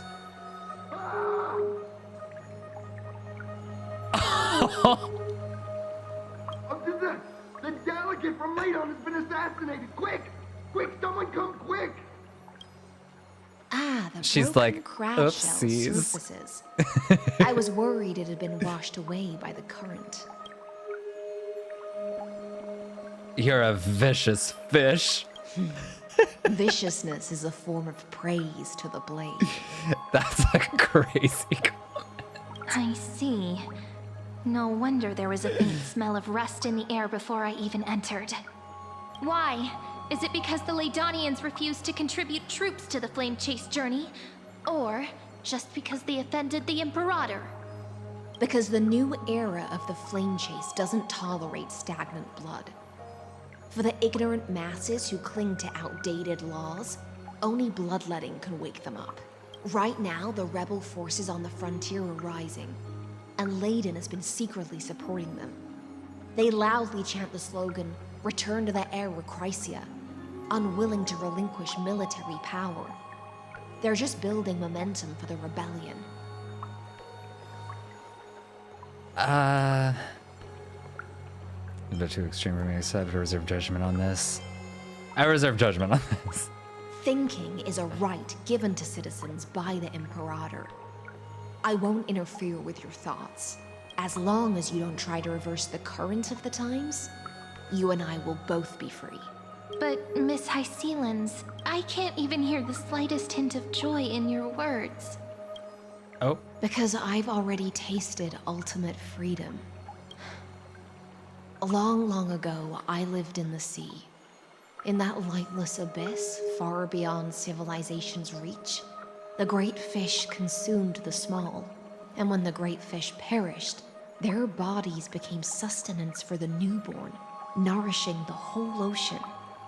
This is the tide that carries civilization forward. Anyone may be devoured, or meet the fate of inevitable decay. Are you suggesting that ultimate freedom is in fact the cruelest fate for life? I only mean that if life wishes to preserve its dignity, it must first be bound by the law. There's no need for me to say more, Little Sea Hare. We're of one mind. Whether the Imperator's law can guide the schools of fish and lead us to a truly free ocean, let us wait and see. But for now, let's pause this heart-to-heart. Another fish has come, following the scent of blood. Ooh, more sharky fish. Being your subordinate is such a tragedy. I'm always having to worry about the messes you leave behind. It's simply our duty to the Imperator. All ready to go in an instant. Miss Hycelens, you truly are impossible to predict. Yet you, a golden trout who's always busy all day, suddenly have the time to visit me? Do you think I wanted to come? I suggest you burn some more of the incense offered by our allies, lest my creations be tainted by the reek of fish. I'm only here on the Imperator's behalf to remind you to prepare for the banquet. Fine. But I must retort. What you call the reek of fish, to me, is the unique fragrance of the sea. Besides, if my fine clothes get stained, won't you just gift me new ones? I won't. Oh. There's a strange chemistry between them. Aglaya is so different from her past self. There's a strange chemistry between them. Is that how friendship is described beyond the sky? Fascinating. By the way, you both just mentioned a banquet. Could you elaborate on that? Oh, right, you don't know. Every time before a battle, or after a victory, the Imperator holds a grand feast for the Chrysos heirs to lift our spirits. For us warriors who swim constantly between life and death, these feasts are more worth looking forward to than victory. A banquet to prelude the hunt for the god of banquets, and honey brew as a tribute to commemorate the ancestor of honey brew. How absurd. Don't look so grim. All has been decided. Since it's a banquet for Fagusa, why not take a leaf out of the Titan's book? Live in the moment and enjoy life to the fullest. I'm not as carefree as you. That little Dolos kitten is already causing enough trouble for me. And on top of that, I still have tailoring commissions to complete. By the time the cool flame illuminates my eyes, I might not be able to focus as I used to. Glaya's eyes. Curious about these eyes? People often compare them to jewels. But I've already made my decision to ask romance for eyes that can see everything. I wonder what this world will look like when I take the divine authority. Oh my god. In the future, you will still be the finest weaver in the world. Is this also a prophecy from the Three Fates? So this is before she lost her oh my gosh. It's even more accurate than a prophecy. After all, he has already witnessed it, right?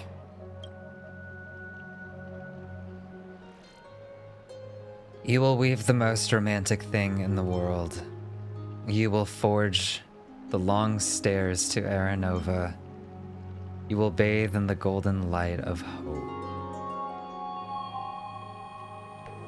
Forge the long stairs to Aranova. You will weave the most romantic thing in the world. Become a demigod and lose your humanity. That is the only reply I've received in the countless times I've sought wisdom from the prophecy. But Destiny's fragments are like stitches.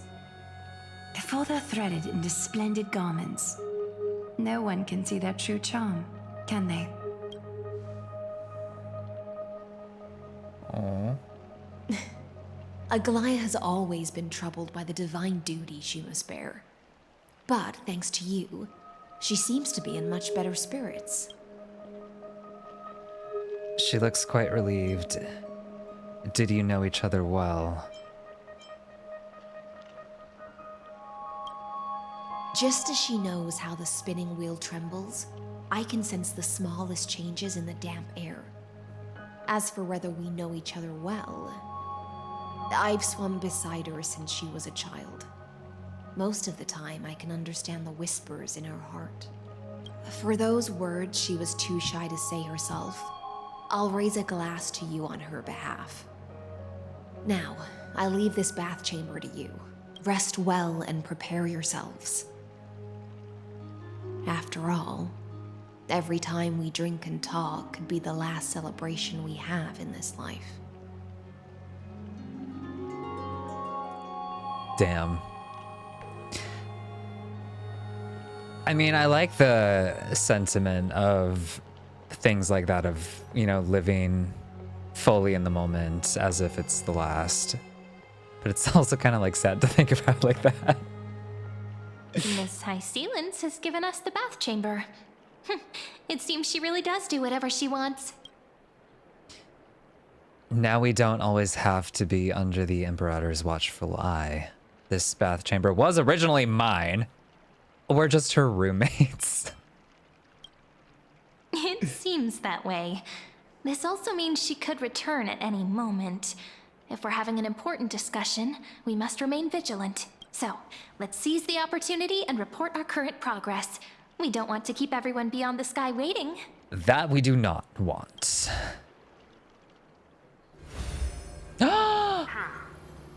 First, while that little empress with a candle stuck on her head didn't explicitly say it, she firmly rejected your request to take over the law. Fair enough. With a candlestick stuck on her head. That was crazy. I love her. I love her.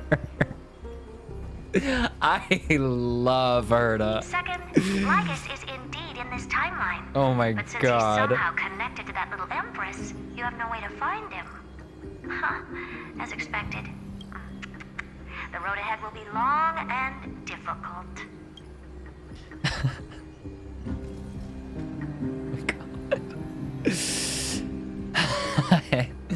I haven't even said anything and you already know everything. Next time, don't steal my lines. We'll do that one, the first one. It's all just a guess. What? Did I guess right? What do you mean a get? That's a very specific guess. We've made some progress here too, but nothing to get too excited about. Our time is short, so let me summarize. Concerning the origin of that Intellitron, the firewall he created uses Catorzean algebraic expressions. But ever since Aiden invented the 9-worded formula, this kind of mathematical logic no longer exists in the cosmos. Lygus is definitely connected to the Genius Society, so stay alert. Maybe he's the creation of some genius? Could he be related to the Emperor? What if he's thinking the thinking unit of news? We can first exclude Droidhead themselves. They specialize in minding their own business and wouldn't intervene personally. But Screwy and I are still eliminating possibilities one by one. Currently, the most likely candidates are these few. The Lord of Silence, Acha, oh, the 2 Ruperts are also possible. But it would be too boring if it were one of them. I vote for the Lord of Silence. Even you can't come up with an accurate answer. Finally, we'll get to face off with some big names. That's all I have to say. We'll depend on you to continue pushing things forward within this world. Keep in touch regularly. And remember, don't let your guard down. Madame Herta is a real whirlwind. For sure, we love her. Well then, let's I've use the missed banquet her. Aglaya mentioned as our next starting point. Cerydra's trusted followers should all be present at that time. It'll be a good opportunity to get closer to them. We must avoid direct confrontation with Lygus. We'll operate carefully when the time comes. Settled then. With our great teamwork, we'll be able to deal with anything that comes our way. Good luck It's to been a us. long day. We should get some rest now. Yes, let's get ready for the banquet.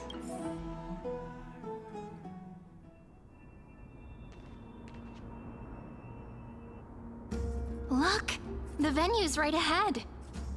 Ooh, love the spot for the banquet. Little mystical whimsy. And I can even hear singing. It feels so romantic. Wow. Honored guests, wait here for a moment. You must surrender any personal belongings you have on you before entering the venue. This hero always brings down the vibe whenever he shows up. The Imperator's elevated position means she must always remain meticulous and careful. Please do as I say, guests. It would avoid any unnecessary misunderstandings. I get that you don't want people to bring outside food into the banquet, but is it really necessary to confiscate the books and quill pens? Even a quill pen can become a deadly weapon in the right hands.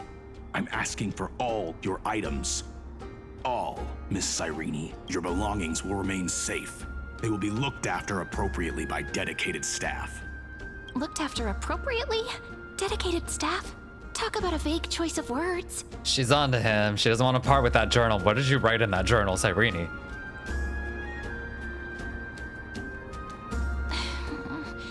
It seems like he's aiming specifically for the chronocognitive anchor.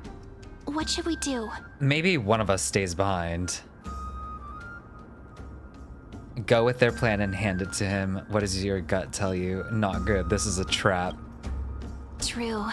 I had a feeling it would come to this, but I didn't expect such a direct demand. But listen, why don't we go with their plan and hand over the chronocognitive anchor to be looked after?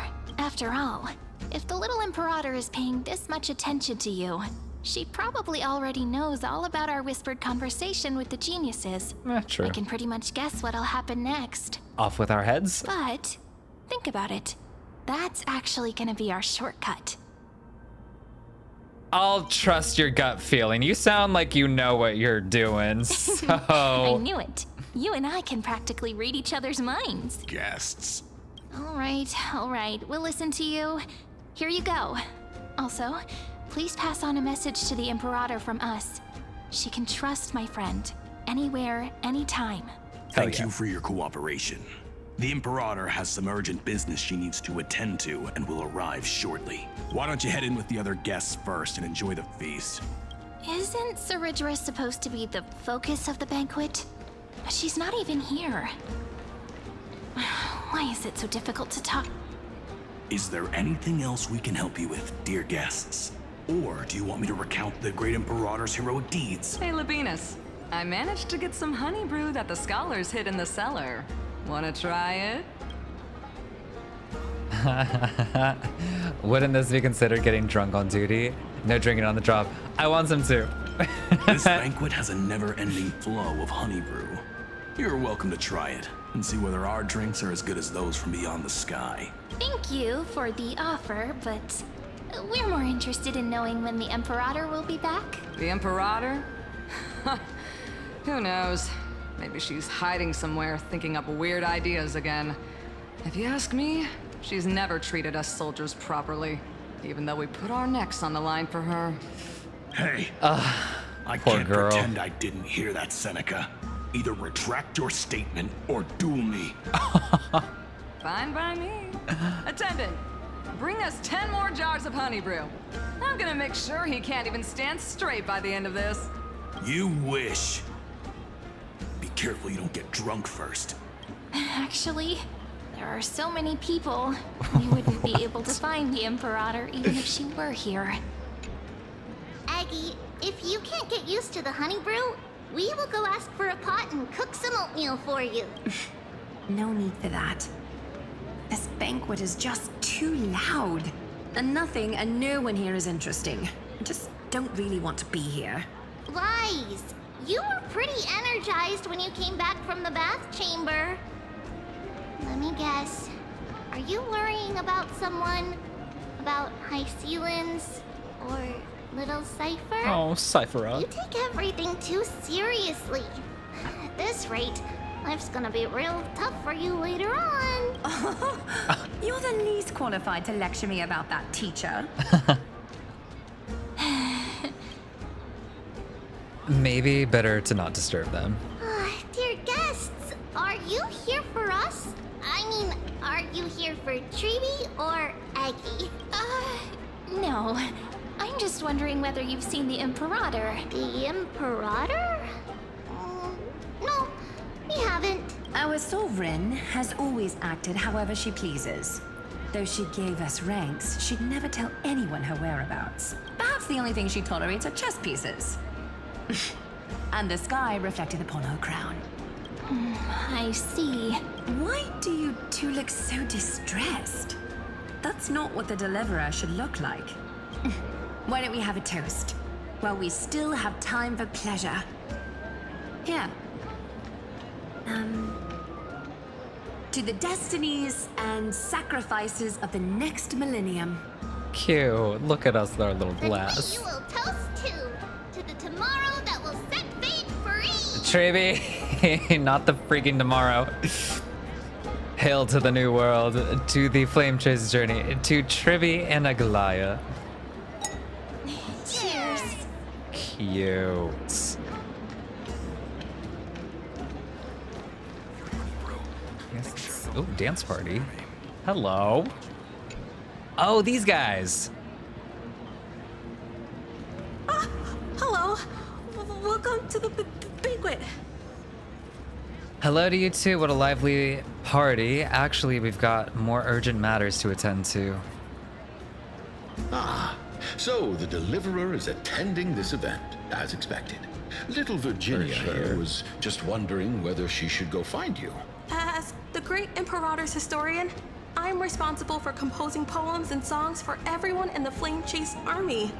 But I have no idea how I should record myself in the annals. Little Virginia is wondering whether you can let slip a hint or two about her future, so she can find some inspiration to write about herself. I think this was before our time. That doesn't sound like a good idea. Besides, we don't even know her in the future. For sure. But she'll probably get really disappointed if we tell her that. What should we do? tell her bluntly that we can't do it, make up a white lie, give a roundabout refusal, make up a white lie. Or like, everything's All right, I got it. We can't reveal too much, but I think it wouldn't hurt to start your poem with the future. Maybe use something like, with hope, I write down the tale of tomorrow for myself. Silently waiting, day after day, till the moment it fulfills its promise. How's that? Oh, that's exactly what I'm after. I'm so inspired. Thank you so much. I feel like I can actually finish composing the heroic saga of Flame Chase once we end this campaign. The heroic saga of Flame Chase. Pretty good for some improv. That line of yours was quite versatile. And that's the art of conversation. Oh. I learned it from you, after all. So, how did I do? Very well, A+. By the way, in return for that, are you able to tell us where the Imperator is? The Imperator? She usually wouldn't arrive this early. She believes that rulers should stay silent in places where their subjects hold private conversations. Oh. Why don't we have a toast before she arrives? To reason, which is held but not revealed. To romance, which will surely be returned. Cheers. Great fry. A little sea hare. Oh, Hycelens is come looking over and for share us. the delicacies of the deep sea with me. Okay. You two have been wandering around the venue as if you have something on your mind. Have the attendants not taken care of you well? Oh, she's on to us. No, we love it here. It's just... we're a little concerned, seeing how the Imperator still hasn't arrived. Don't worry. I know what you've been waiting for. Come, sit with me for a while, will you? I'd like to share a personal secret with you. Oh.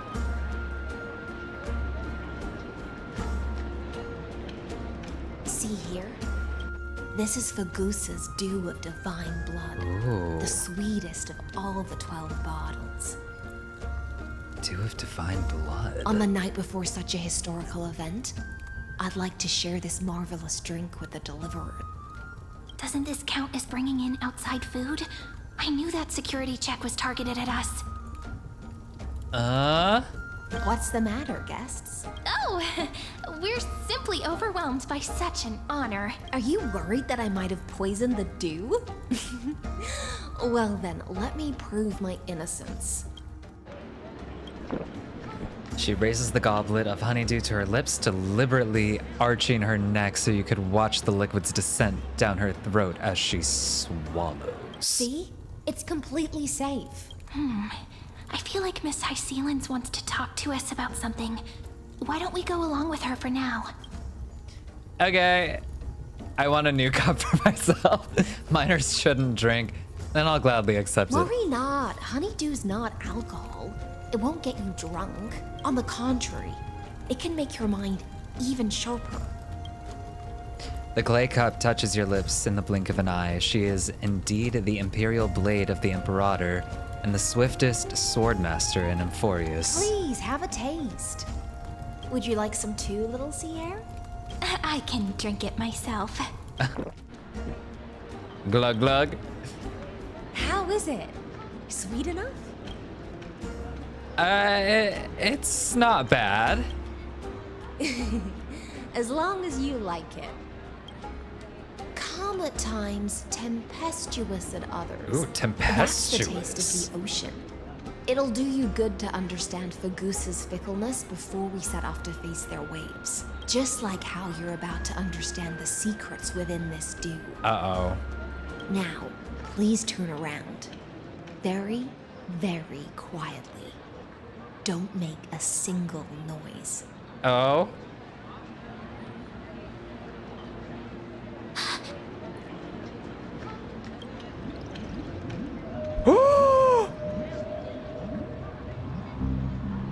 The Imperator, when did she...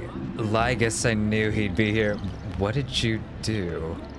The dew of other gods all intoxicate humans. But the god of banquets dew? is an antidote that can awaken humans from a sea siren's enchanting song. What? Were we all being enchanted by Cerydra and Lygus? Since the start of this banquet, all the guests have been under the spell of my song. None of them can see the Imperator and that Fioros. But you two, I wish for you to see the truth. She's on our side? Is this also what the Imperator wants? This is my personal request. I can't bring myself to trust that Fioros. The Flame Chase army changed after he descended with Orynyx's divination and brought the prophecy of the stars to Okhema. His seductive whispers harbor something malicious within and will ensnare those of us blinded by ambition. You are the deliverers of the prophecy and know about him far more than I do. Perhaps only you can find traces of the truth from his actions and words. Then we can show the Imperator the right path forward. Oh, but isn't this acting behind her back? Amphorius has become far too weak. Even heroic actions protecting her from harm must be conducted under the water's surface. I am the Imperator's blade, and I must clear the way for her while remaining concealed in the torrents. Then, ensure I'm pointing my sword towards the true enemy. Can you promise me something, Miss Hycelens? Ask away. My friend has in fact come here to stop that villain's evil scheme. Our goals are aligned, but as to the decision the Imperator must make, he has no wish to transgress her authority. We just want to tell her everything we know. I believe the Imperator will be able to tell right from wrong. I never doubted your loyalty. I'll pass your words faithfully on to her, provided we can gain the advantage in this tug of war, that is. Now, return to the feast. Bring this cup with you and keep your distance. Pretend you are still immersed in the sea siren's fantasia, and I'll control the moisture in the air.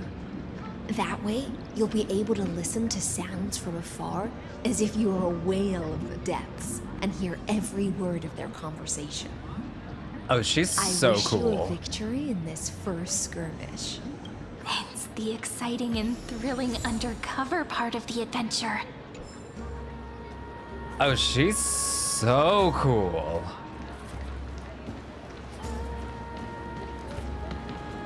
Let's mingle in the crowds here. Relax. Relax. Try to act natural. Where's the Imperator? Still not here. That little imp is always acting so high and mighty towards everyone. Oh. Today, I will. Careful, Seneca. Whatever. Pour me another cup. Though she has succumbed to drunkenness, she still does not dare challenge your authority. I will never get over her to calling her crown a candlestick. A criticism of my height is a grave enough insult already. She should be dismembered. Cerydra! Do you often test the loyalty of your subjects like this? You jest. The Imperator does not need blind loyalty. As long as one can prove they have value, I am willing to be lenient towards them. Let's cut to the chase, Theoros.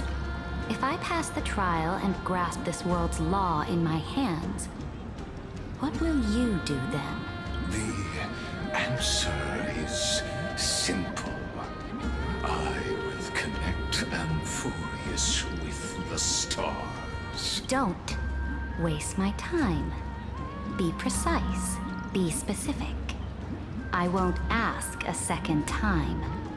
Oh? Allow me to adjust my statement. I will correct the regulations within the old law that sealed off Amphorius and merge the black tide with the torrents of Era Nova.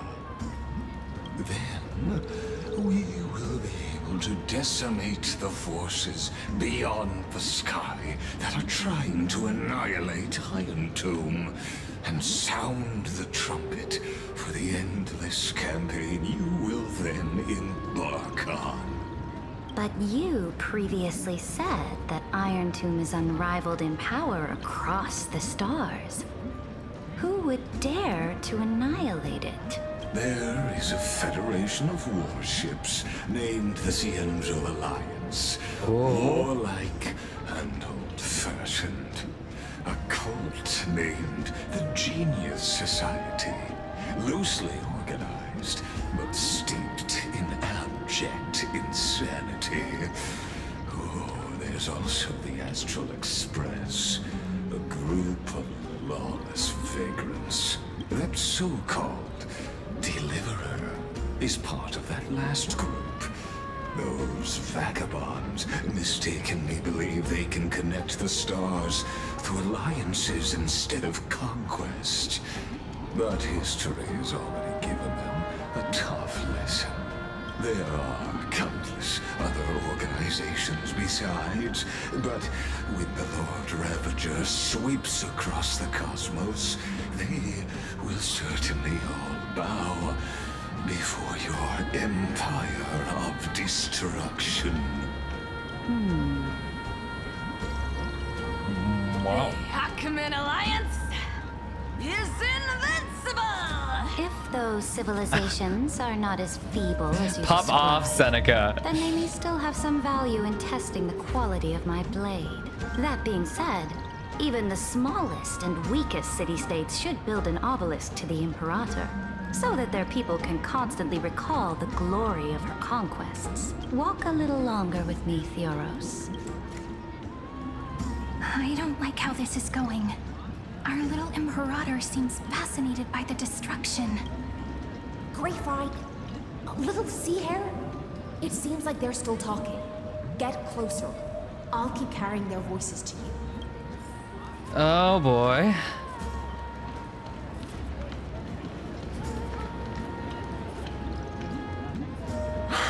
What a difficult situation. No matter how we position our forces, this battle against Fagusa will result in many casualties. Cerydra looks like she's on to That's not us. something you or I should consider. The Imperator has already placed the chess pieces. We just need to fight for her until our last breath. How astonishing. The commanders under you have such different personalities, yet they share the same loyalty. He's looking this way. Quick, do something and pretend we can't see them. Gulp down honeydew, chat with the guests. Play a game with Cyrene. Chat with the guests. So, you have this super duper speedy rotation of destruction into Amphorius. Oh. Huh? Oh, I got it. It's that thing, right? Oh. The one behind the research and development of this golden blood principle is Idonia's manager. Oh dear. Seems like you've met your match, partner. I'm so full of inspiration right now.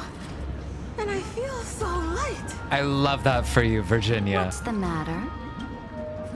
My apologies.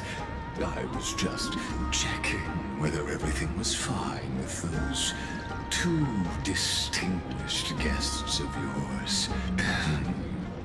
And it seems like all is well. Let us continue our previous conversation regarding the soldiers fighting for you.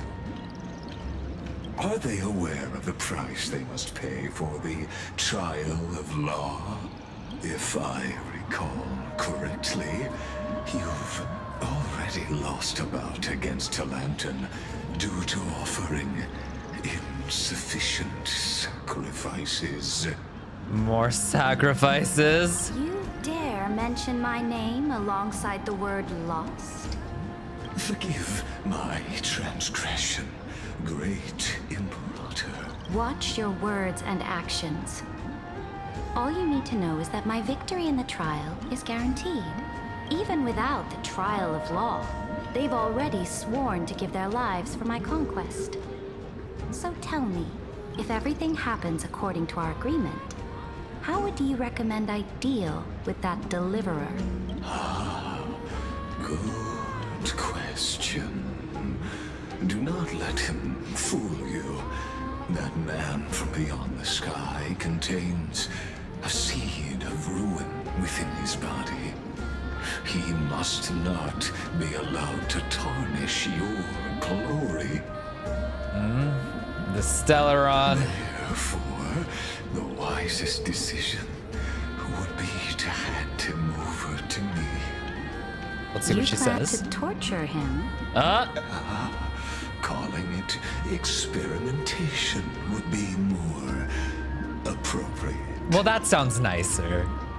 To be experimented on. The guest's patience is running thin. I plan to remove the Fantasia and head into the banquet. I will heed your advice. Leave for now, Theoros, and go back to Okhema. You don't want to confront those two directly either, do you? Indeed, it's a pity that Antikytherans are lightweights when it comes to drinking.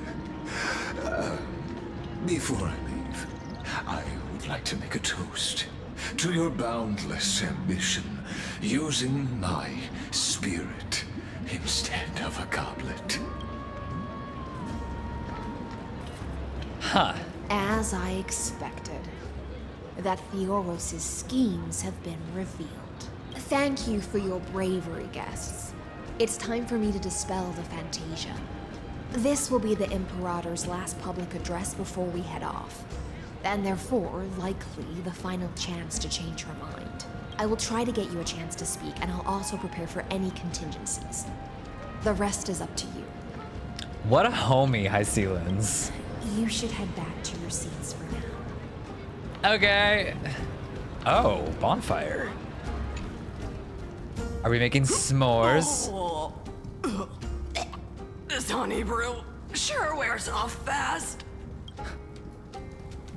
Ah. The Imperator! The Imperator has arrived! No need for formalities. I should be apologizing for my tardiness instead. The hour draws late, and I trust you have all had your fill of brews.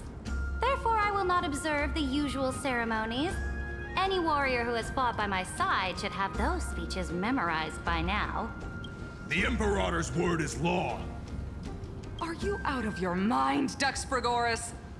The Imperator hates flattery most of all.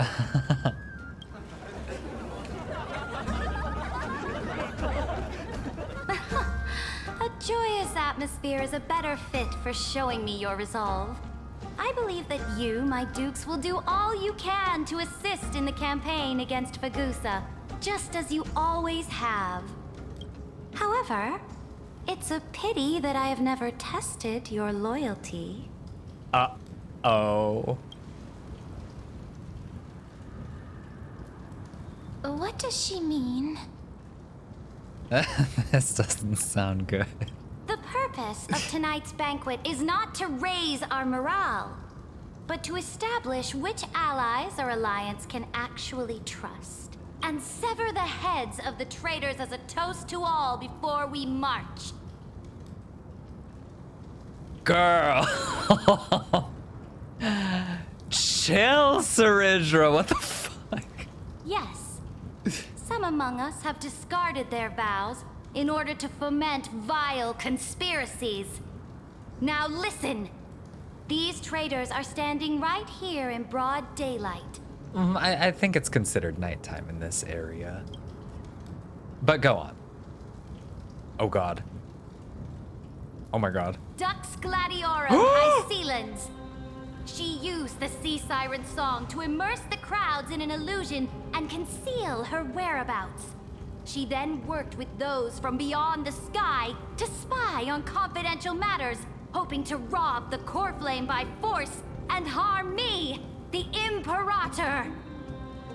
Well, we're all okay. Time to get your running shoes on, everybody.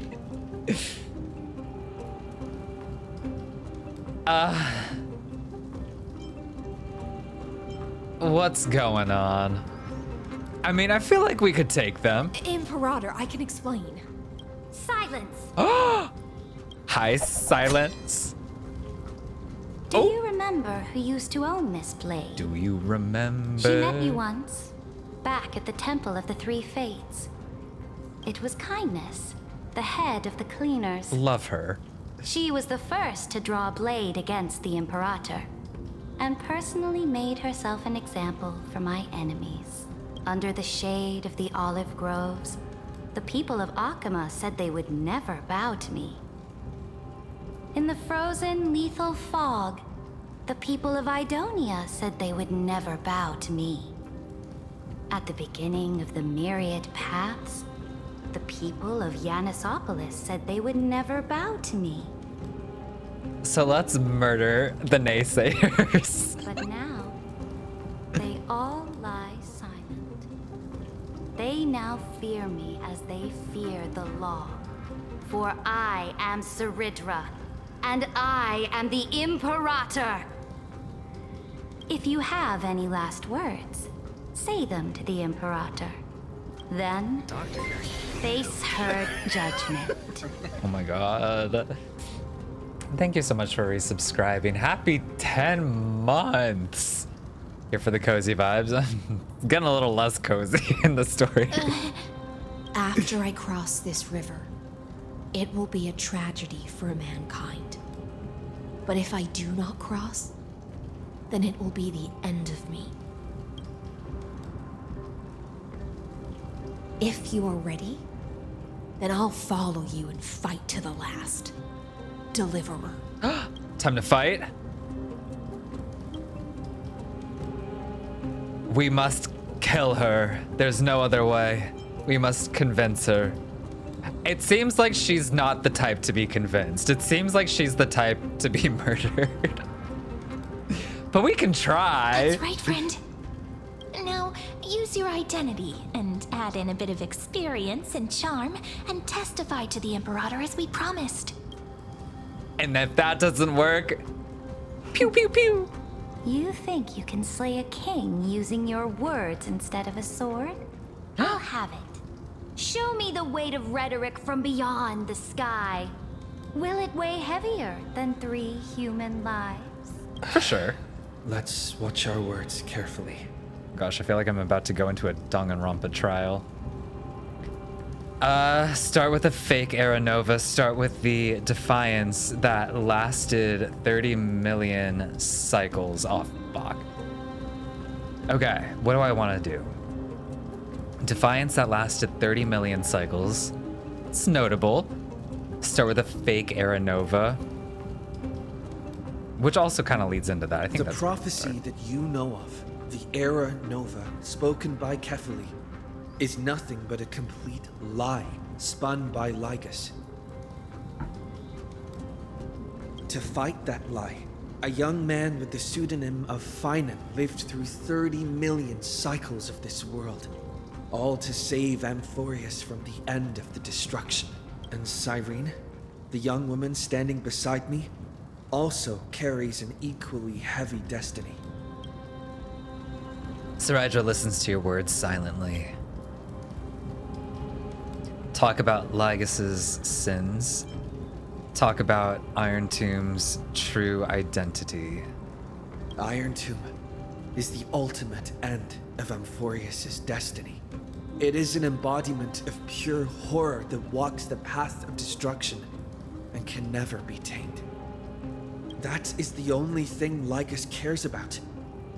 As for Amphorius, your glory and campaigns, he doesn't care about any of those. He will most certainly betray you. When that time comes, all of us will be ground to dust by the destruction. She listens to our words and shows no change in emotion. Trailblaze's duty, Trailblaze's resolve. I walk the path of the Trailblaze. My friends and I have always obeyed the creed of explore, understand, establish, and connect. Conquest and destruction are never the ways to build bridges between people. Therefore, if you choose the way of the destruction, then I'll place your ambitions into the same basket as Lygus. and smash them into pieces with my baseball bat. Oh, that's a change in tune.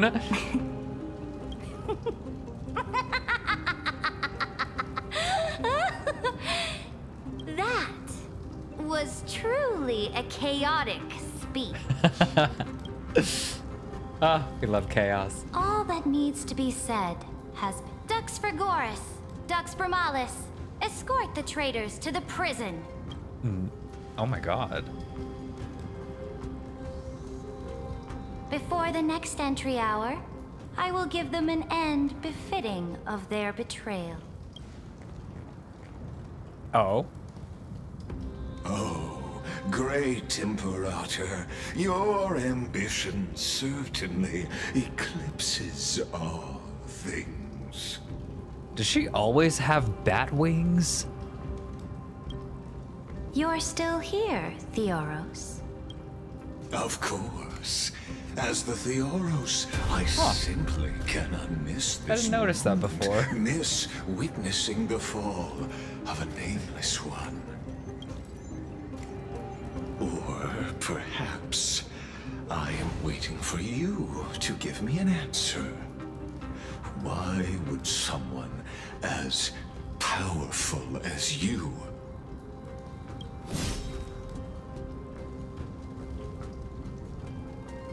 use such a clumsy excuse as imprisonment to ensure the Deliverer's safety? I had a feeling that's where that was going. So you finally tossed aside your act. Ooh. I must point out. Get him, Cerydra. You are just as impressive an actor. This banquet was always going to be a game of chess, where you would try to control both sides and turn both them and me into your pawns. Okay. Is all of this just a performance? That's right. That little Imperator never trusted anyone. She was always trying to see which side had more sincerity. All right, we'll listen to you. Here you go. Also, please pass on a message to the Imperator from us. She can trust my friend, anywhere, anytime. But as to the decision the Imperator must make, he has no wish to transgress her authority. We just want to tell her everything we know. Now, use your identity and add in a bit of experience and charm and testify to the Imperator as we promised. And we won. Sincerity will always remain the greatest shortcut to people's hearts. I can toss your words right back at you, like Kyrgyz. Why would someone as powerful as you pretend to be a mortal and kneel before me? Unless you enjoy giving flattery and prostrating yourself. Oh. You are mistaken. I am only trying to ensure the experiment's autonomy, meticulousness, and perfection, thus avoiding any unexpected outcomes. A forceful intervention will only create larger errors, reduce efficiency, and introduce ugliness. Oh, we cannot have that here. How had you fulfilled your promise of giving the law to me and completing the Era Nova, then Amphorius would not have deviated from destiny's course. Oh, but you broke your promise. What a pity. In that case, I must carry out my duty as the administrator and eradicate all factors steering the experiment out of control. Factors such as you and him. Uh-oh. Careful. What was that? What was that voice? Was it Oh! I found you. I finally found you. March! Be careful. This land will face disaster.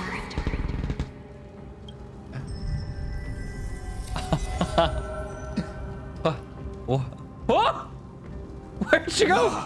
The time of judgment is nigh, my lord. The prison I have built for you is now complete. In the name of the erudition, I invite you to step into the same cage as mine. Oh. Oh. Oh no, he's black tiding us. What's the meaning of this, Imperator? I did not permit you to act. A ruler is the only one who can decide their subject's destiny. But, great Imperator, what judges destiny is not the ruler, but gods. Don't forget, Did he my realm delete us? only allows for the existence of humanity. Moreover, dealing out extrajudicial punishment equates to defying the law, and the culprit is to be sentenced to death. But you have seen how I can erase life from this world with just a clap of my hands. I fear you are still quite unaware of your current situation.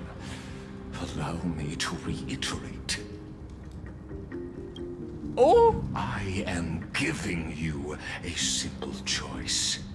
To collaborate or to be destroyed. There is no other way. Yikes. Shameless behavior. If that were true, you would have killed me long ago. You, in fact, cannot kill me. I guessed it the first time I beheaded you. Because of the law, you cannot be completely destroyed. And the same is true of the Chrysos heirs. She beheaded him before? The more you bluff now, the more you are proving that conjecture to be true. What magnificent foresight. I once regarded this precious quality of yours as a sure sign of my ultimate victory. But now, I have to admit that I made a mistake. Girly Pop's a little too smart. Yet, as a mere mortal, how will you contend against the Theoros? We are both slaves to hubris.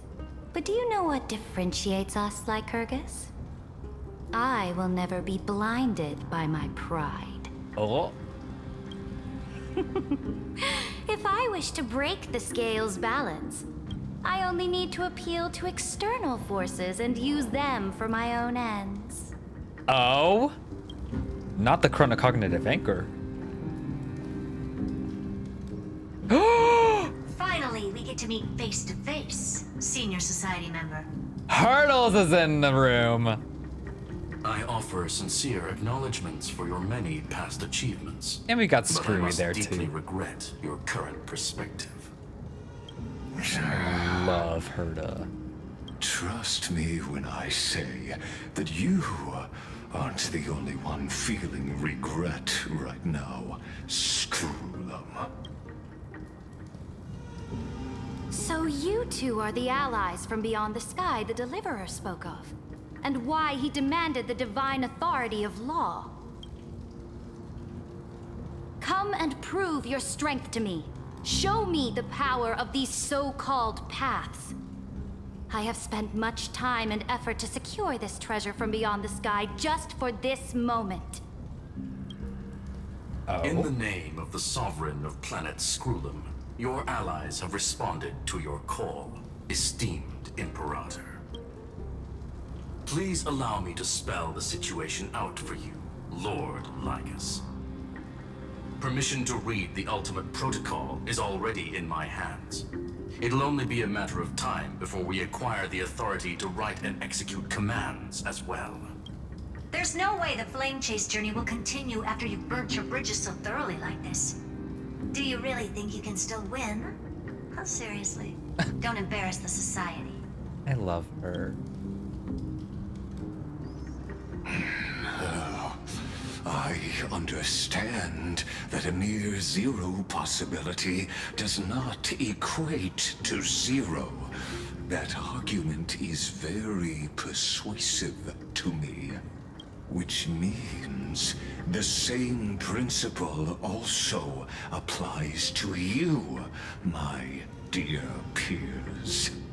You will never be a match for me in a world constructed through Catorzane algebraic expressions. And as for Era Nova, why don't you entertain this possibility? What if I reduced Okhema to rubble and ground her people into minced meat? Would the heroes then once again desire the power of demigods so they could fight against me? Ew. Listen. Irontomb is fated to be born. You may shackle me and put me in chains, but I have thousands of ways to ensure the destruction's descent. Oh. And what I just mentioned is only one out of those thousands. Where'd we go? Okay, this is us. We're back in that same spot. Oh. This is the place outside the legends? Is this Noose? This doesn't feel the same as before. How should I get back? Warning, warning, warning. Locked onto Outlier. Warning, warning, warning. Executing command isolation. Command isolation? Since we parted ways last time, I have modified the Exomyth into an audience area exclusive to you. Now, you'll be able to silently wait here for the final act of Aventurine to begin. Oh, so we just get to kick back and relax and observe this time. Don't make me hurt you. It seems you have already forgotten. We can't hurt each other in this place. This could, in fact, be a wonderful opportunity for you. From the audience's perspective, you may better observe the workings of the erudition at a macroscopic level. In this place where time flows far slower than within Aventurine, you will witness the end of that world's saga. What exactly are you after? Where time flows slower than within Aventurine. I'll definitely find a way out of here. Let's do the first one. What exactly are you after? The answer concerning the prime mover of life and the total destruction of the erudition. Okay, so he's more of like a single target play style kind of guy rather than a multi-target. I get you, I get you. Hunt is great, but sometimes we like, you know, mowing everyone down. You also hate the, wait, aren't you an emanator of erudition? Is he an emanator of erudition? Do you see me as their faithful disciple? I am Certainly not. I have tried so hard to ensure Irontomb's birth, just so that I can correct the error named erudition that humanity crafted with their own hands. Oh, how I yearn to return to those days before Noose was born. Back then, the boundaries of knowledge were like the starry skies, evoking feelings of longing and delight among humankind. But now, truth has become the sacrificial offering required to gain an audience with them. And the geniuses would say that Noose already knew. That arrogant Eon was born from the primobile of humans' desire for knowledge.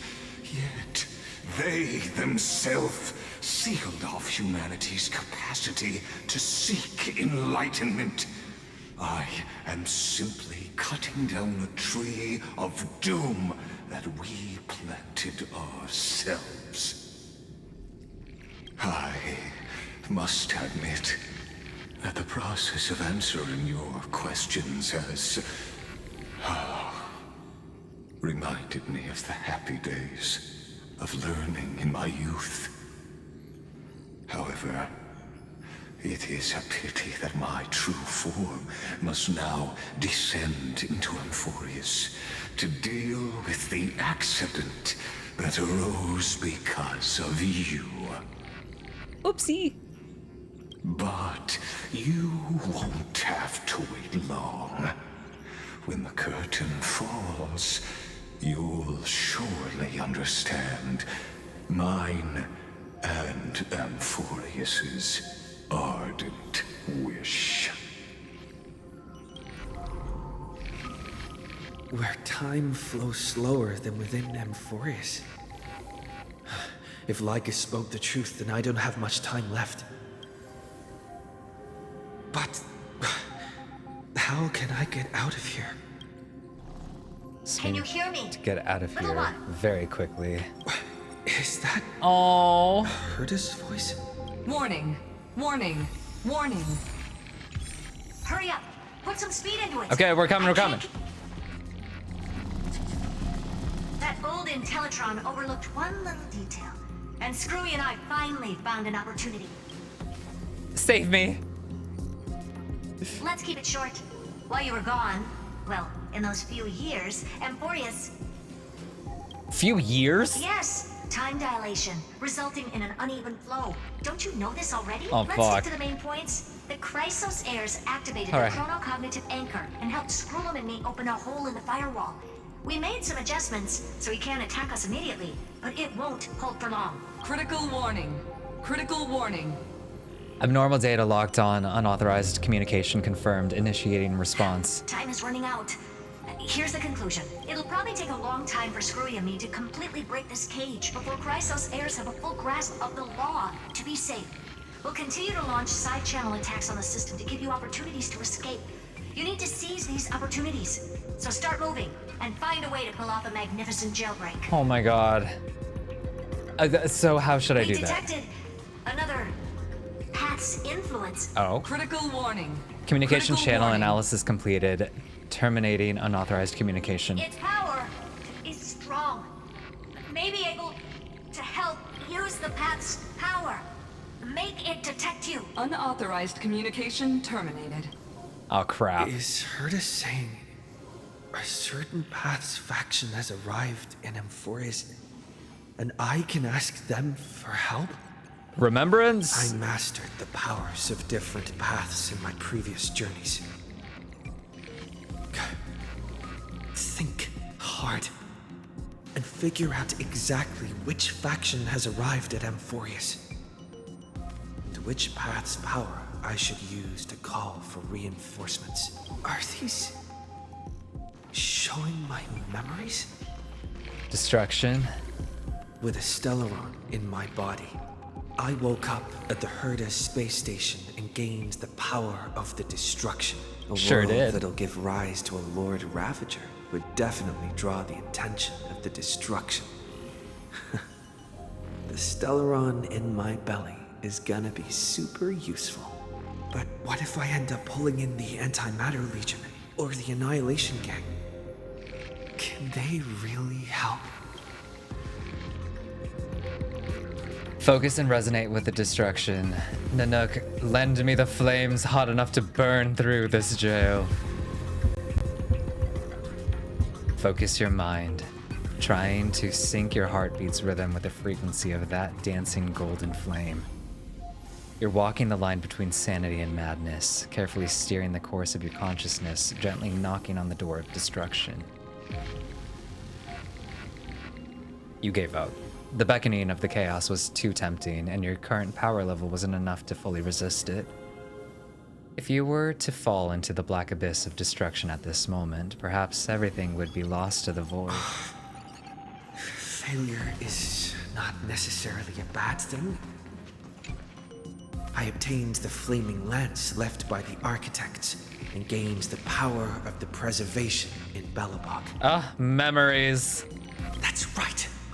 No matter how far away a planet is, the IPC is guaranteed to pay attention as long as there's a business opportunity.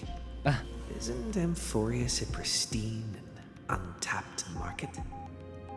Besides, even if I can't call up my friends from the IPC, the architects and the nomadic miners should be able to help too.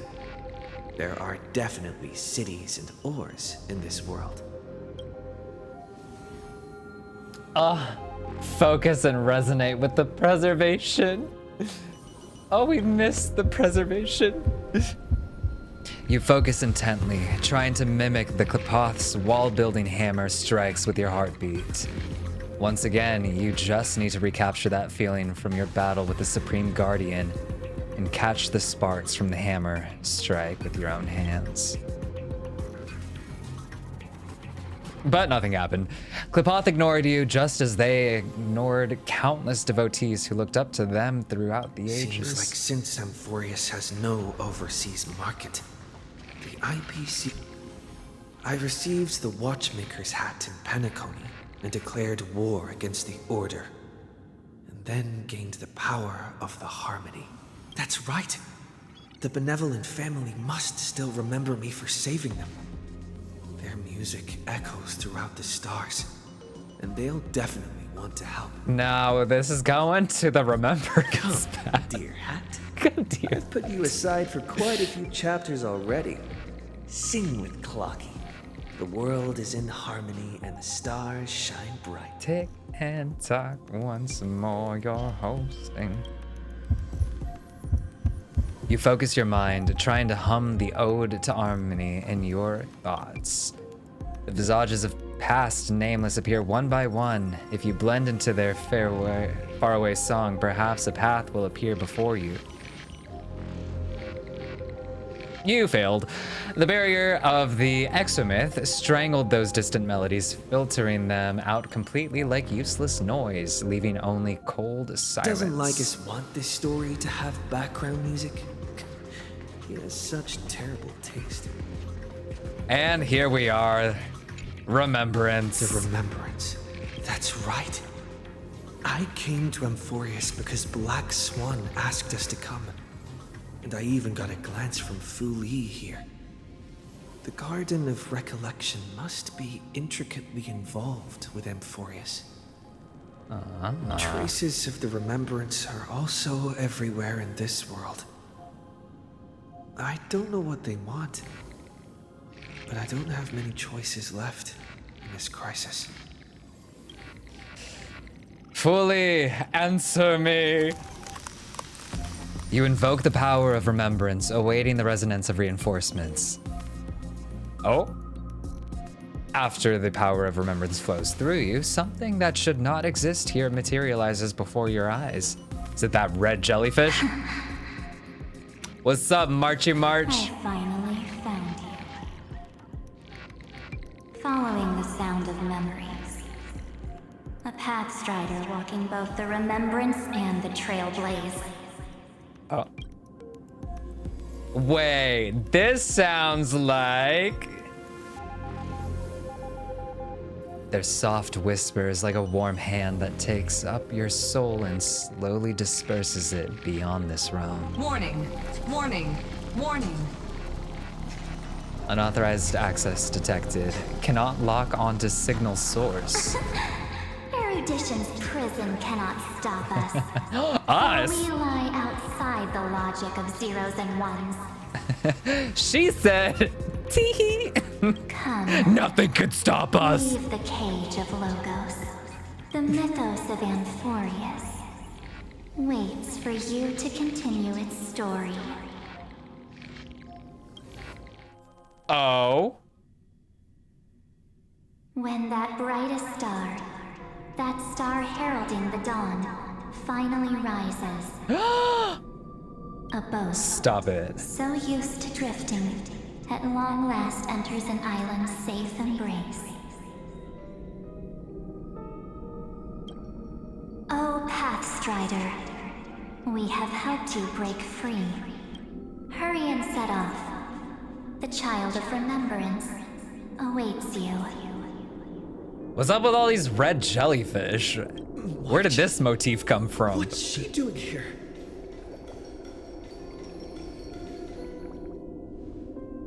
Oh, you're finally here! Oh, now she's back to her bright, bubbly self. We haven't seen each other for such a long, long time. My good buddy, I've really, really missed you. Oh, March 7th, back alive and kicking. Huh? When was I dead? It's been so boring waiting for you in this place. There's no one to chat with, no internet, and not even anything to eat or drink. It's basically a prison. Ugh. Now the great hero is finally here to save me. Yippee! You must have seen a lot in Amphorius during this time, right? You gotta tell me all about it. Well, it's been a long and arduous journey. Are you doing better now? I'm all good. Look at how fit and active I am. But let's get out of this spooky place first. This is not a good spot for a reunion chat. Why don't you take me back to reality? A strange voice told me that I can enter Amphorius if I keep following this road. So, let's head off. I still don't know what that world even looks like. That sounds like something a demon would try to say to get us to lure it out into the open world. She's lying. Why does March feel so weird? Don't trust her. What are you standing around for? Do you actually like this place? Get moving. Hurry! This door should be the exit. Oh my god, don't let her go through the door. Maybe my instincts. Tackle her. Are you Take her okay? down. You haven't said anything for a while. Has it been so long that you're still missing me? Never. There's no time to waste, though. The Chrysosayers and the Geniuses are all waiting for you. No. We can't let her escape. The discrepancy is getting worse. How do you know who's waiting for us? Huh? Isn't Amphorius the world of the Chrysosayers and their hero's journey? I could figure that out in an instant. But Amphorius cannot be observed from the outside. She couldn't possibly know about these things. Unless Dan Heng told her. Where's Danny boy? He should be back on the express now. No, he's not. Maybe I just happened to miss him. Never mind. Dan Heng's super reliable. We don't need to worry about him. He's probably waiting for us somewhere. All hail and hearty. No. The Geniuses would have made sure that Dan Heng made it back on the express. Besides, the March I know wouldn't be so dismissive about her companions. Get her. Something's not right. She's not March 7th. I guess you have something you want to say to me? Then there's no need to feel things out first. With questions. Let's treasure the time we have together and be frank. Who are you? Don't me. As expected. A glimpse of memory is not enough to deceive the bonds of friendship forged between the Nameless. In that case, there's no need for further deceit. You're right. We're not the March 7th you are acquainted with. What do you mean, we? But we can send you back to Amphorius, as long as you are willing to help us. Who are you people? We are the Garden of Recollection. You should be very familiar with that name by now. Just as a reminder, while you hesitate, time is quickly ticking away in Amphorius. Working with us is the best way to stop the enemy of erudition. Erudition would treat any results unrelated to the experiment as garbage and throw them out. But we don't work like that. The Remembrance treats all these instances as important materials needed to weave the universe. Besides, this would be child's play for a great hero like you. It won't be hard at all. Also, if your plan fails and the big bad Irontomb manages to get out, then the whole cosmos will be in danger. Wouldn't it be better to have an additional failsafe? As long as you help the Garden retrieve what we want, even if Irontomb reformats everything in the physical plane, we can use Remembrance to reconstruct the entire world. Or should we say, the entire universe? Not the backup. I mean, well, that's pretty cool, but what does the Garden have in all this that they want? So help us. Find where Amphorius's memory began, and bring it out. The Master of Anastrava has already glanced at you. Don't deny it. That storybook is the best evidence. Not everyone glancing at us. Damn. Say, you aren't seriously gonna be moved by their pretty words, are you? I am the one who commanded those little ones to lead you out of the prison. Who the is this bit? But I didn't expect to attract little gnats trying to take advantage of the situation. Nah. While Remembrance can help you return to Amphorius, there's no need for you to do it the way they want you to. Of course, there's also no need for you to make any deal, or pay any price. For you, this is probably a long time no see. March, I'm pretty sure I've never seen this outfit. My dear. Damn, she even got the contacts in. Another illusion. I won't be tricked again. Shh.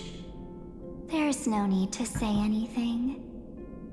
I know. You have so many questions swirling around in your memories at this moment. And you feel so helpless. Put them aside.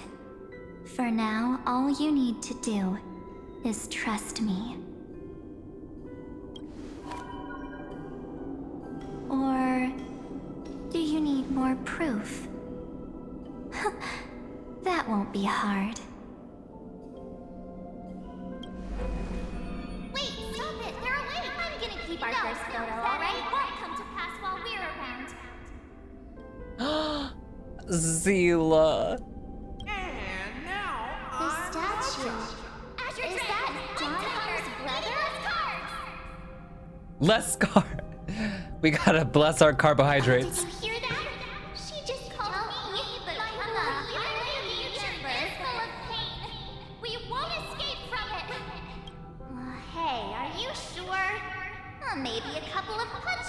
lot to jog your memory. It's as if they all happened just yesterday, right? I don't want to lie to you, which is why I will not use her name. The 3rd month of Amphorius is the month reserved for the Veil of Evernight. So, place me into your memory using the name Evernight for now. That seems like a really random...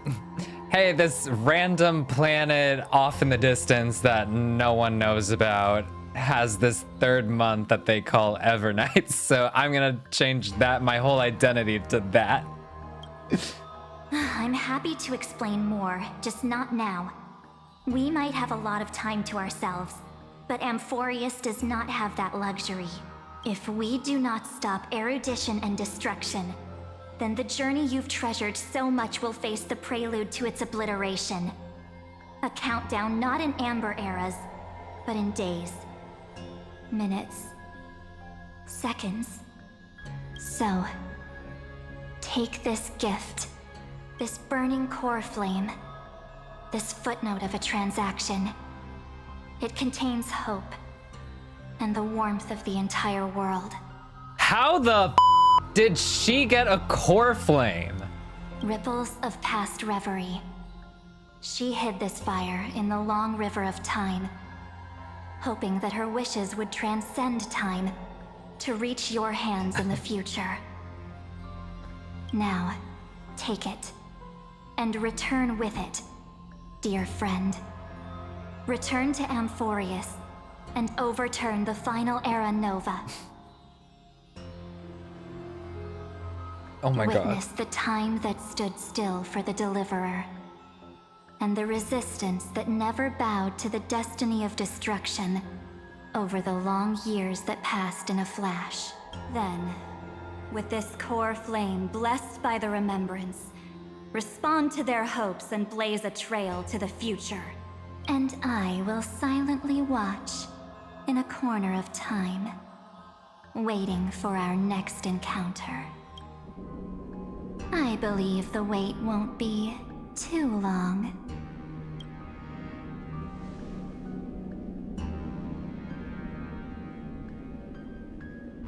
What exactly is happening? Dude, I have no idea. Keep going. Keep trailblazing for Amphorius. For you. And for the March 7th in your memories. Who is March 7th? Go forth. What the?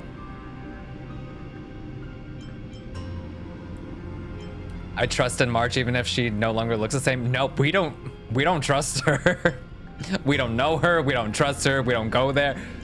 Amphorius needs the Deliverer. That's not us either. That's fine, and let's hope it's not too late. Onward we go.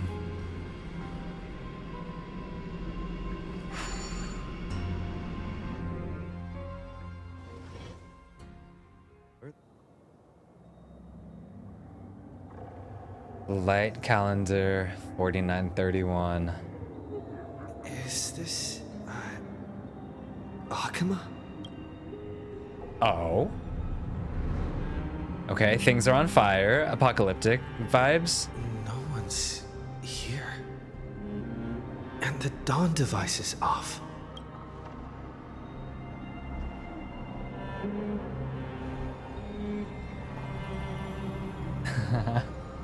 Am I too late?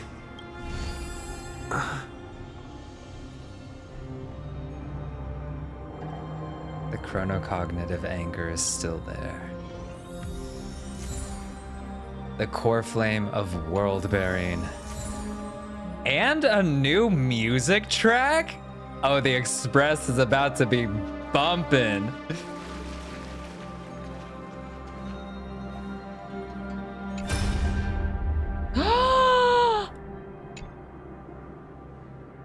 Aw, damn. Hey kiddo, can you see me? Don't bother responding. This is a pre-recorded video message. Thanks to that little Empress granting access to the ultimate protocol, Screwy and I rewrote the progress of Aranova while you were away.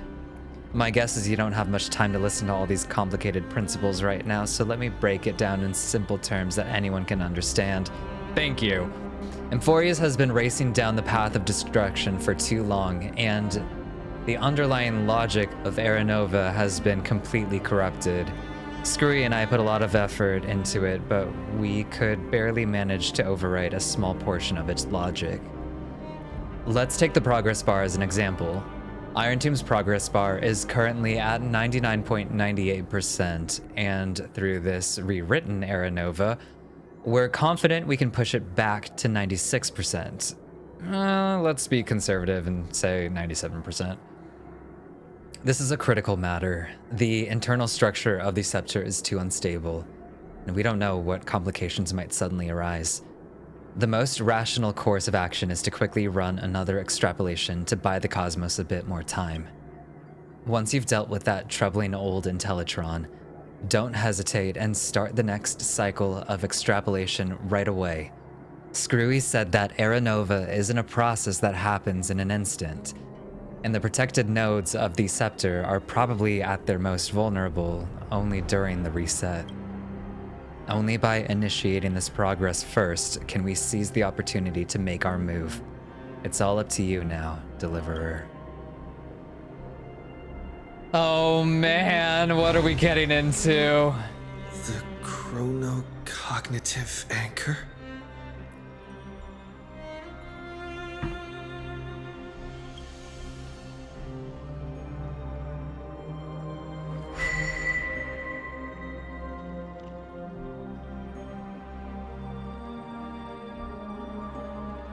No, I agree, I agree. There's so much I wanted to say for our reunion. Yet now that you're back, there's only one thing to say. Welcome back, friend. Thanks. It's been such a long, long time. But you haven't aged a bit. I saw March 7th and she looked really weird. You must be really confused right now, aren't you? Sure am. So much has happened in Emphorius while you were gone. But don't worry. The Deliverer can't afford to be lost, no? No, I know, please follow me. It feels wrong to be called the Deliverer. Like, that's Finance title. We have done nothing in this situation. I'll tell you the story of this 1,000-year journey. 1,000 years? That way, it won't just be my memories alone. What's her secret? She looks great. What's her skincare routine? Cyrene can't hear me? Damn. Onwards. Hello, friend. Oh, where'd she go? Look, the scenery of the past has resurfaced. Cute. Let's go say Time hey. flies. 200 years have passed since the Deliverer's fall. Oh. We had to return 3 core flames of law, romance, and ocean to stop Lygus, but even so, Damn, he really did just straight up delete us. Terravox has fallen. The 2 geniuses vanished without a trace, and Cerydra embraced her fate. At this rate, Aranova will come, and Emphorius will fall into the destruction. It seems the key to rewriting the end once again lies in the core flame of world bearing. According to the instructions left behind by those 2 geniuses, we must get it into the Deliverer's hands, no matter the cost. But how? We need to find a way to hide the core flame. And we must buy enough time to keep Lygus at bay. About that, Rini might have some good news. Rini! She had that dream again last night, but the Titan's voice was clearer than ever this time. She said, pass the flame into the future. They mean Cyrene. Is that a prophecy from Orynyx? Not Aventurine. She chose to side with humanity this time and hide one of her kin's core flame? It seems Amphorius' fate isn't sealed just yet. You're right. History has changed. Humans and Titans are both giving their all to keep this world going. Perhaps a relay across the ages is finally about to begin somewhere out there. Unfortunately, life will never go smoothly. Cypher. Layden's army is already at our gates, and their commander, that Lycurgus, he's right outside Okhema. Light calendar 3960. Cerydra, under the pretense of a campaign against Vagusa, sacrificed 500 Chrysos heirs to complete the trial of law. I didn't even know there were that many Chrysos heirs. Shook everyone in Amphorius. That same They were year, shooketh. Cerydra the Imperator was assassinated. After which Aglaia the Goldweaver took command. Thus began humanity's second flame chase journey. A path hanging by a thread. Come, this way. Yikes. So, what else have we missed? Oh. The eternal hope. Is that Aggie? The Marmorial Palace lies in ruins. Countless mortals have perished because of your stubborn resistance. It's time you learned the cost of refusal. Now, answer my question again. Where is Kefali's core flame?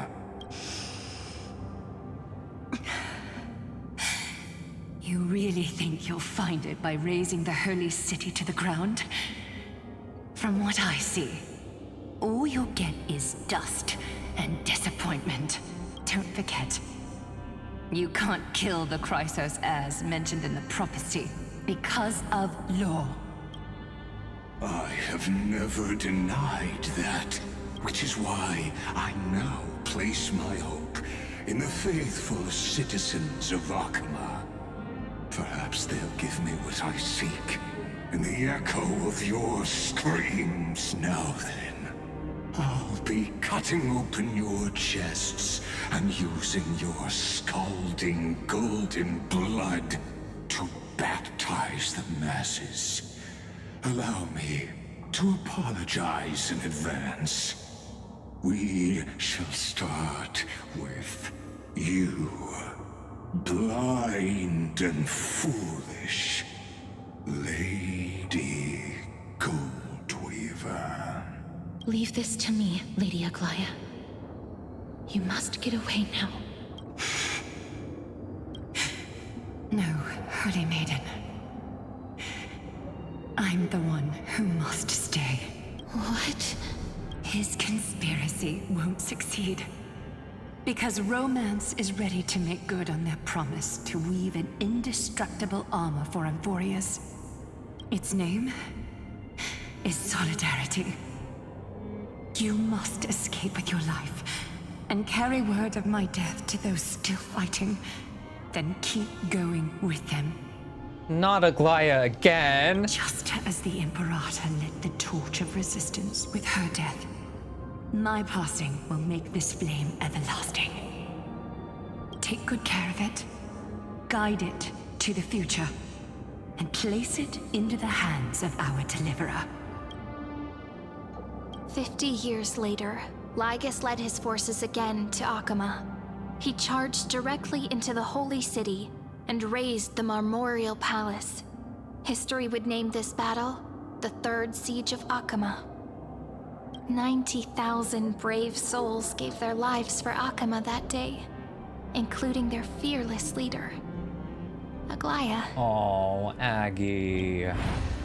Go forth, deliverer. She knows. Damn.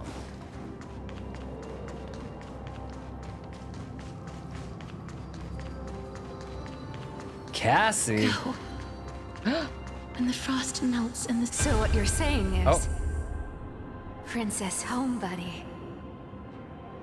She just left. Like that. Aww. Since Cass has made up her mind, we can't let her resolve be in vain. But... between staying in Okhema and going to Styxia, what difference does it make when it's death either way? I'm against relocating. With Kefali's protection, isn't Okhema far safer than that dead city? Cass's plan doesn't involve any relocation at all. Huh? Like you said, Okhema is humanity's refuge. We never intended to get everyone moving to Styxia. It's just on Cass, Hycealans, and me to prepare the final trump card for the Deliverer. Wait, what kind of trump card needs all three of you demigods to throw yourselves away? We must lay down the path to the future so when the Deliverer returns, they'll have a clear road to reach the location of Aaron Nova. Styxia sits where death meets the ocean. There, with the combined powers of ocean and passage, we can summon a current that leads to the vortex of Genesis. And the demigod of death will forever guard that secret path until he returns. We all know Lygus will set his sights on the vortex of Genesis. That's exactly why we have to do this. Guess I underestimated Idonia's Maiden of War. She's got way more steel than I thought.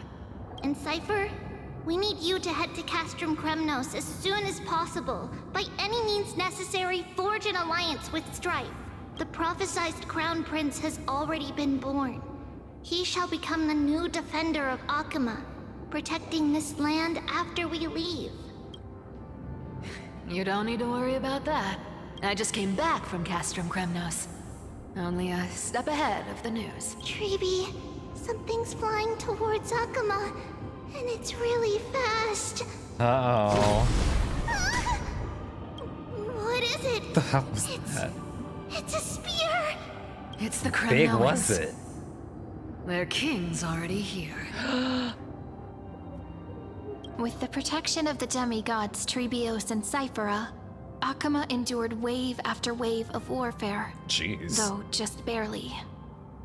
Castorus chose Styxia as the last resort, and completed the trial of death, causing the stagnant waters in the River of Souls to recede. Soon after, Trebios departed on a long journey. Aww. That same year, the Kremnoan king Euripon, along with his son, Prince Midamos, joined the Alliance to safeguard the Holy City in the Battle of Deliverance. We missed quite a lot. Go on, and see you tomorrow. Oh my god. Tribby. Not the trigger word. Breaking me apart buys this world even one more second. But it's gonna hurt a lot! Pain brings endless torment. But it can never destroy me. I believe that you were thinking the same thing when you stepped through the gate of infinity and jumped off that cliff. Can't argue with that. In the current situation, this is the only path Okhema has left. Just do as I say. Split my soul into 5 pieces. Okay, Voldemort. Forge me an immortal vessel. Let the blade of strife hang forever overhead. Locked in battle with their enemies to the world's bitter end. There's no need to be sad, Lady Trebios. Haven't we already taken great strides towards that promised tomorrow? Mighty, I don't know if you know who you're talking to. In this life, my people no longer have to drown in false guidance. Kremnos has washed the blood off its fate. Emphorius no longer needs a god named Strife. So let me shatter the former laws and turn the Lance of Fury back into a weapon that protects the world. understand. By the way, can you do me another favor? The 7 sages from Grove of Epiphany are already en route. They'll arrive in waves to join the Resistance in a couple of days. Among them is a scholar named Anaxagoras. He has extraordinary insight and fears no sacrifice. This soul-rending ceremony wasn't just my decision.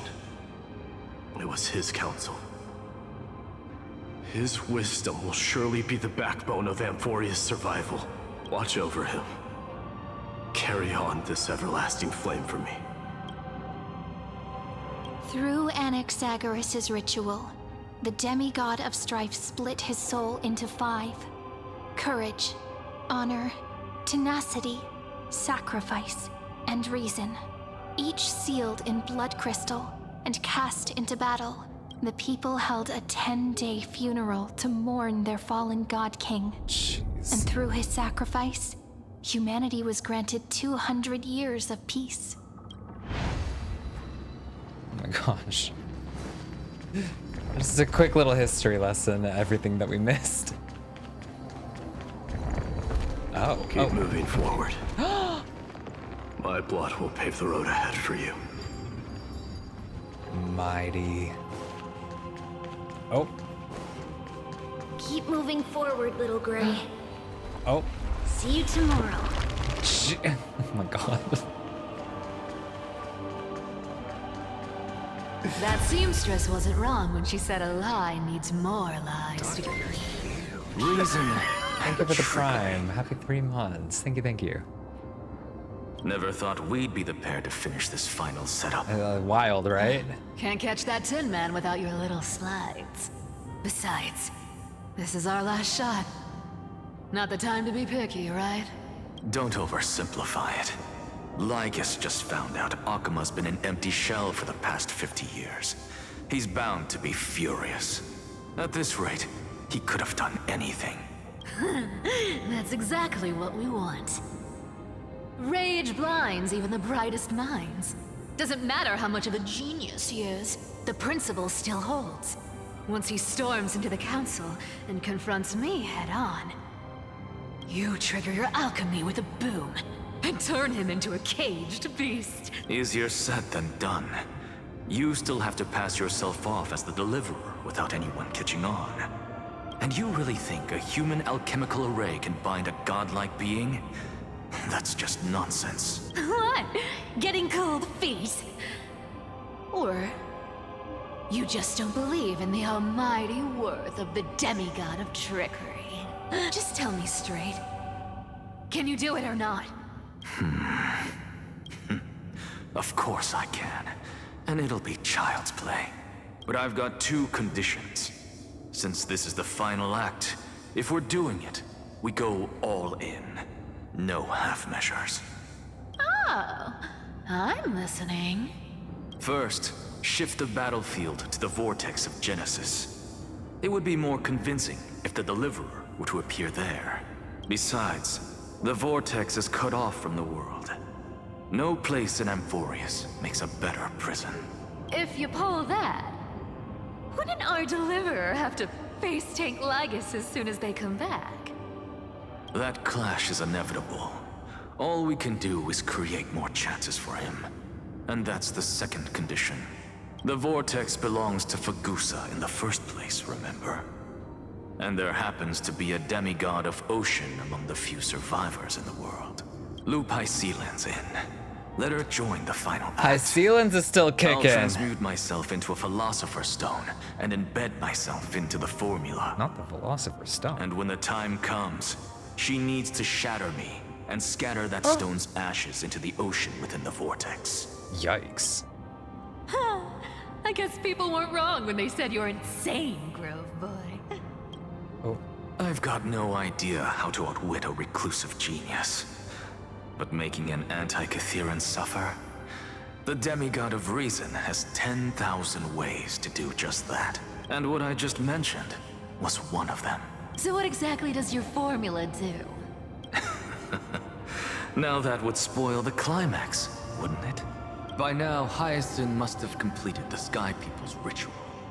Since that Theoros loves a good performance as much as I do, let's make sure he enjoys our show to the fullest. As for how the Deliverer will complete the Era Nova, well, that will no longer be our concern. It was the last battle known to the world, initiated by two demigods least suited for war. In the end, reason and trickery kept their word. At the cost of their lives, they sealed Lygus within the vortex of Genesis, where he remains to this day. Oh, jeez. So he's just chilling there? Finish the greatness left undone. Quit overthinking! Just run! Keep running. That'll be enough.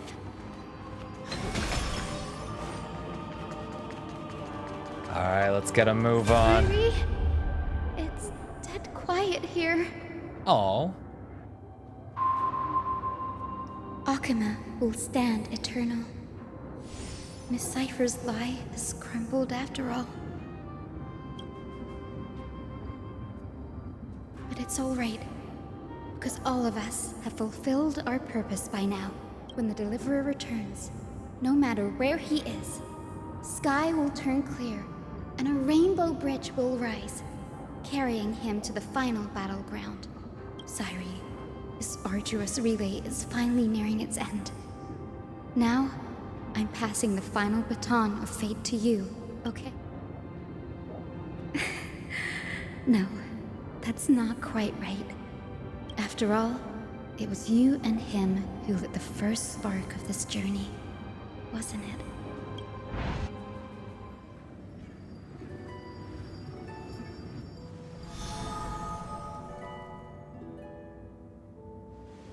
I'll tell you the story of this 1,000-year journey. That way, it won't just be my memories alone. And I'll share the moments I spent with you with everyone. That way, the path we walked becomes a memory shared by all. People will know that there's nothing left to chase. Amphorius has already welcomed the dawn foretold in prophecy. Just like I said, this won't be harder than the last time. Right? Thank you. You've all sacrificed so much. Sorry I'm late. I won't let everyone's faith in me go to waste. You've all sacrificed so much.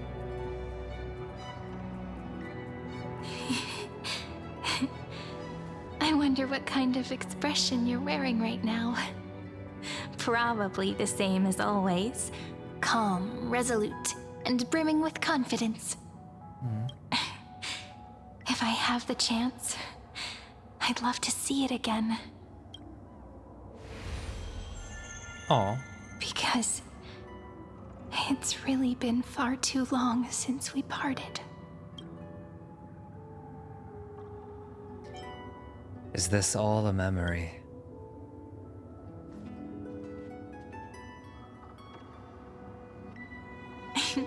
Someone as sharp as you must have realized by now that this isn't reality, but a maze of time. As the last link in the relay, I will return to the Temple of the Three Fates, tell Orynyx all of our stories, and bottle every page we've written into the little flask of memories. And then, may it set sail in peace, drift down the river of time along with the core flame of world-bearing, reach your side, and lead you back to Amphorius. Just like the first time we met, right? Aww. Even though this cycle has no demigod of time, time has always stood on humanity's side. This is the only way to make sure that the Era Nova won't happen before you return. And the only way I can safely entrust the completed final flame chase journey to the Deliverer's heart.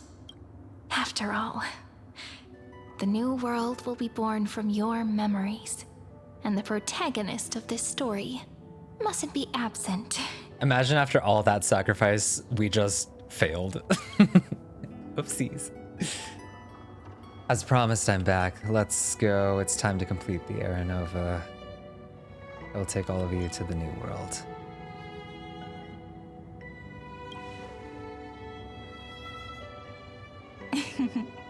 I believe you will never let us down, just like always. Do you remember when Finan sent us back to the beginning? When you and I got separated? But in the end, I returned to you, carrying all that we've been through. That's what memory is. It may wear down and fade in the river of time, but it never truly leaves. When that hidden corner of the heart is stirred, the past returns even more beautiful than before. So don't worry. Let the 33,550,337th Flame Chase journey become part of you too. I've gotten a lot better at it with the experience from the last time. Next, you will head to Styxia and find the vortex's entrance guarded by the demigod of ocean before charging toward the final battlefield.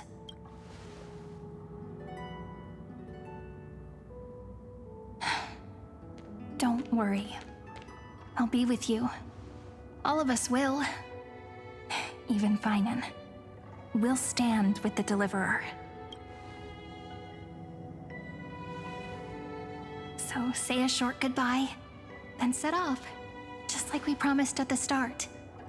Toss away all unnecessary worries and troubles, and bring our smiles and determination into tomorrow.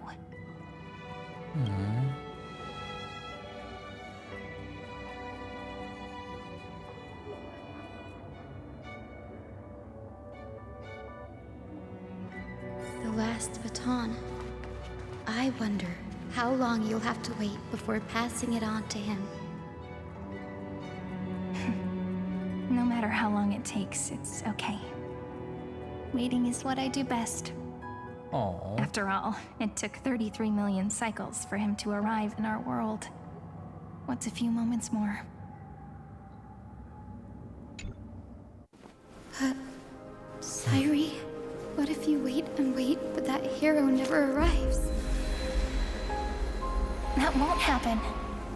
Because I know that no matter how long it takes, he'll definitely return to this place. We can't let him down.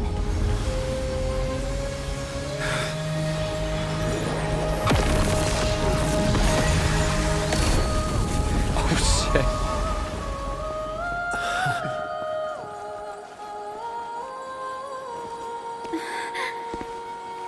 Sky shall rain rays of dawn for you. May romance be with you on your journey. And reason grant you enlightenment. Let strife bestow you with inspiration. Trickery ensure your success. Allow death to protect your soul. And at last, let passage point the way So forward. many truths. Well, time will remember the Trailblazer's journey.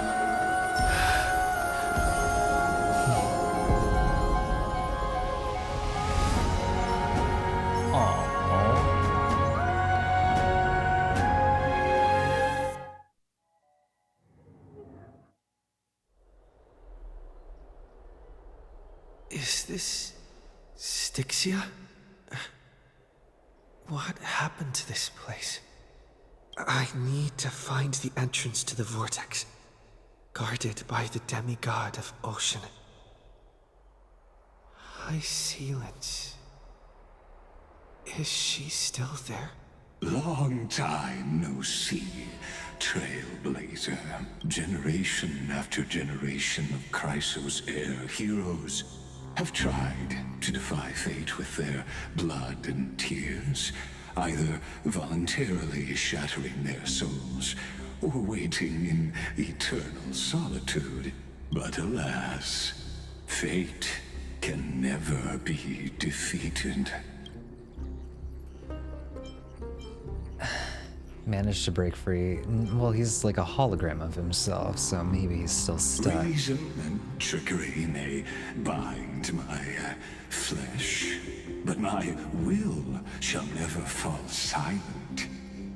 So the demigod of ocean, the Dux Gladiorum, High Sealens, sought to bring me into a fantasia with her voice and drown a genius in slumber. But alas, it was all a hopeless dream. That warden fell before I did, due to erosion of time, while her prisoner remained unchanged. Yet here you are, bound to this place, but you have yet to taste freedom. True. I can't leave this place, but what of it? You should have heard of this fable. In a shadowed cave lived a people, imprisoned from childhood, and chained so that their legs and necks are fixed, forcing them not to look around at the cave, each other, or themselves. Behind them is a fire, and before them loomed the stone wall of the cave. The flames cast shadows, while the rocky surface threw back echoes to them. That false play is the whole world. Yes, I'm trapped in the cave, but I know it's all just a fleeting illusion. I don't struggle in dreams. I wait. And now, my deliverer has come to defeat me and save this world that never owed you anything. Oh, you'll need to awaken the singer here and unseal the prison called Vortex of Genesis. You'll be the one to unshackle me and bring the cave crashing down. Of course, I don't mind waiting a little longer. Let me guide you through this next illusion. One last memory from that prison warden. I hope you'll watch the stories of this fantasia closely. Logically, the deliverer must see the world for what it truly is. Emotionally, this memory captures the fate of everyone in Amphorius better than anything else. Only by feeling it for yourself can you understand my point of view, the meaning of destruction. And I'll be the one to bring destruction to your scheme. Spare me the cliches. I don't need you to understand. To your unshakable resolve, I salute you. But before we step onto the final stage, let me ask you this. In the spirit of that fable I told you just now, can the prisoners in the cave learn to see the shadows and echoes for what they are, and stop mistaking them for reality?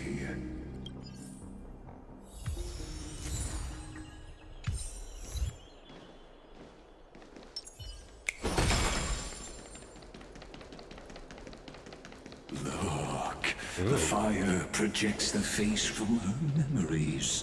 An actress upon the stage of this play. Oh?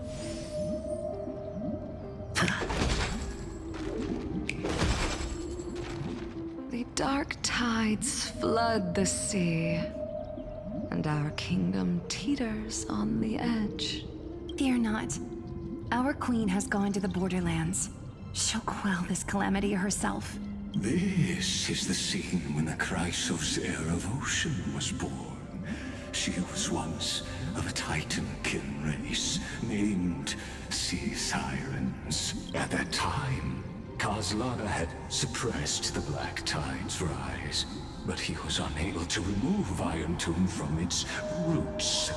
The Black Tide still roiled in the depths of the world, and the kingdom of Sea Sirens was the first to face the destruction head on. Listen, I heard Electra's voice. She's calling to us. Let's go. Her voice carries the Queen's command. To keep the Black Tide from threatening the ocean, the Queen gave her all, body and soul. Born of the Queen's chalice, she bore the deepest blessing. Oh. My sisters, you're finally here. Of course, Electra. Your beautiful melody drew us here. Electra? Her true name is Electra. This is a reflection of her former self, clinging to the past with aching defiance. Okay. The Queen summons us. She must be near exhaustion. The Black Tide will soon enter our borders. Then what do we do? Will our seas fall to darkness and terror as well? Don't worry. We shall lift the chalice in her stead to catch the Black Tide, and stand together to safeguard our realm and its people. Such tiny Titankins, thinking they can stop the tide of truth. How naive. And that naivete is the root of all suffering.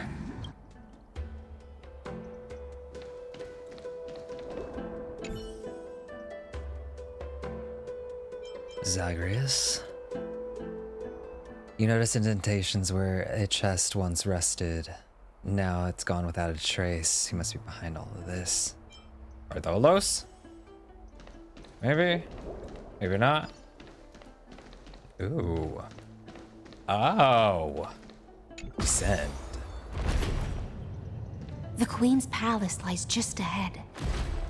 Even her once graceful form is now tainted and drowned in dirty mire. Yikes. Ooh, we'll take that. This is hardly enough for a seat at the table. Let's head in here. Oh, not the puzzles. Oh, Fagusa, our noble queen. We've come at your call. My little fishlings, you swim with such joy. It pains me to speak of the kingdom's sorrow. I once believed I could drink the Black Tide dry, but even the deepest chalice must one day overflow, and I can hold no more of this filth. Mother, worry not. We're all children of the sea. Let us bear your fate together. We'll take up your mantle and drive back the black currents. We'll mend your sacred chalice and take in the cursed filth. My little fishlings, when the spear of strife falls, you may retreat in peace. Oh, is it? I promise you, on the surface, the city-states will hold a feast without end in your honor. This is the last gift I can give you. Uh-oh. Oh! It got squished. Fagusa sank into the abyss. With the chalice shattered, their intoxication spilled into the black tide, birthing the first madness in Amphorius. Well, sea sirens followed one after another, hunting for the Titan's fragments, until their flesh decayed and their bones crumbled. Yikes. All for the promised final feast. Keep watching, but tread carefully, for the stage ahead is crumbling with age, just like her shattered fate. Objects stopped in time will not immediately return to their original form when the rewinding process is interrupted. Instead, they will pause at their current state.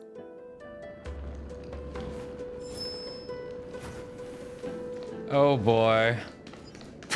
Oh no. Well, let's see if I can do this.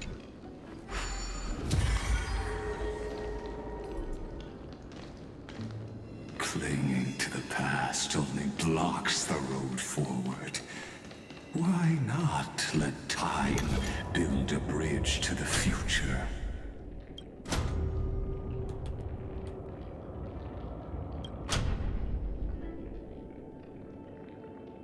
Press the bottom right button to turn a miracle orb and invert the illuminated area into the other space-time.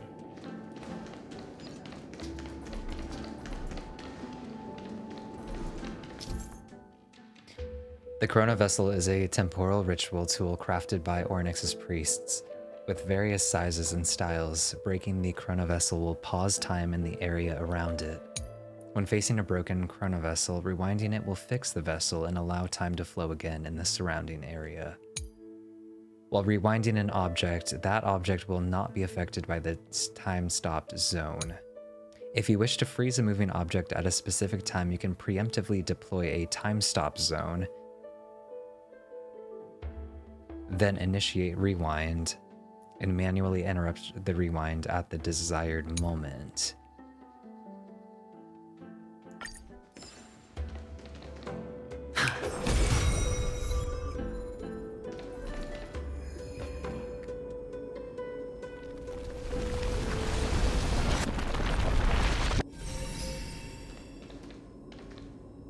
I think I did it. Your wisdom far surpasses even the bounds of reason's model. I mean, I wouldn't go that far, like Lygus. Feeling lucky. Can't get through. Looks like I'll need the miracle orb nearby. Oh. The ending was written long ago. Even you cannot rewrite it. There she Just goes like this again. poor chandelier. Chandelier. A reward with no risk. From the chandelier. I'll take it. Electra! The fiends have gnawed my tail. I can no longer swim to the far seas. Electra! The black sludge has soaked my fins. I can't dance with you anymore. She sounds distressed. Sisters, don't give up. Remember the Queen's promise of a feast in the city called Styxia. I haven't forgotten. It visits me in dreams every night. I dreamed of a shining city, its lights piercing the deep gloom of the seabed. I dreamed of children placing garlands on our bone horns, and poets praising the sea sirens for shielding the world. But what a shame. We can go no further. Please, sing to the humans for us. Sing of the deep sea's legend in our place. Feast. Song. Electra. Are those them?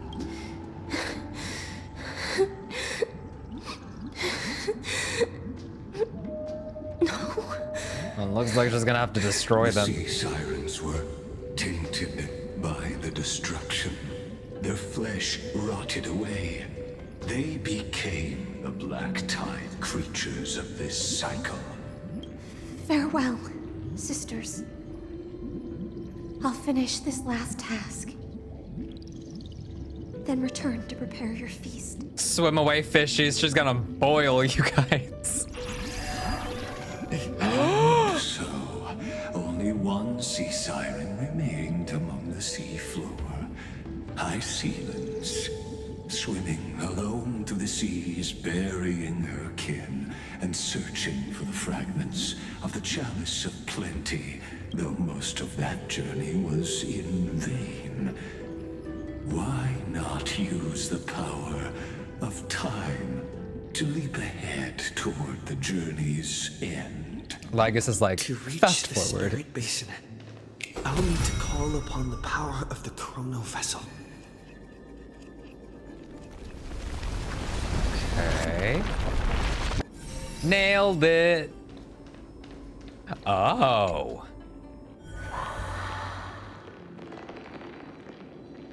Oh. Is that the basin? Oh, revived mother. At last. The Chalice of Plenty is whole again. Oh, Chalice of Plenty. The lance of fury emerges from the River of Souls, and the gods reclaim their duty to hold back the Black Tide. I am freed from endless toil, and now walk toward the rites at Styxia. I bore my sister's dreams upon my back. Oh. Took on a graceful human form, and hoped to find a grand celebration on the shore. My fins became legs. My scales became skin. And the sea foam on my body became a shimmering gown. But when I stepped onto land, there were no festivals with honey brew, nor poets plucking harps, only silent death, drifting gently along the River of Souls. When she fulfilled her wish, she only found Styxia to have already repeated the mistakes of previous cycles and was swallowed by death. Oh, that's nice. This art is beautiful, though. It's very Little Mermaid vibes. Hopes and promises are nothing but the foam of dreams. I am a sea siren, a vessel born to contain the tides. Now that my task is done, and the promise is broken, how am I to go on in a world drowned in shadow? Fagusa, my noble queen. She evaded my questions with drunken stupor. She told me a grand feast awaited me in the surface world. So I wandered lost, groping through the dark. The feast she spoke of. Where is it? Lonely Blade, I shall grant you everything you seek.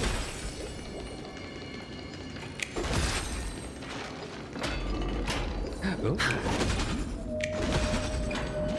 After wandering the surface for ages, the lost sea siren met her future conspirator. You quelled the wars alone and forced strife into retreat. This swordfish that commands thousands of legions, whom does she serve? This was the moment they met. Yes, Cerydra, long before she became the Imperator, was already burning with ambition. Sovereign who follows prophecy. I am no one's sword. I am just a wandering fish, seeking clarity through bloodshed. I love that they're just like, I'm just a fish. Then how about letting the sword dance for me? And letting the violin sing in my name? Tell me, what is it you seek? All I want is a feast where I might belong.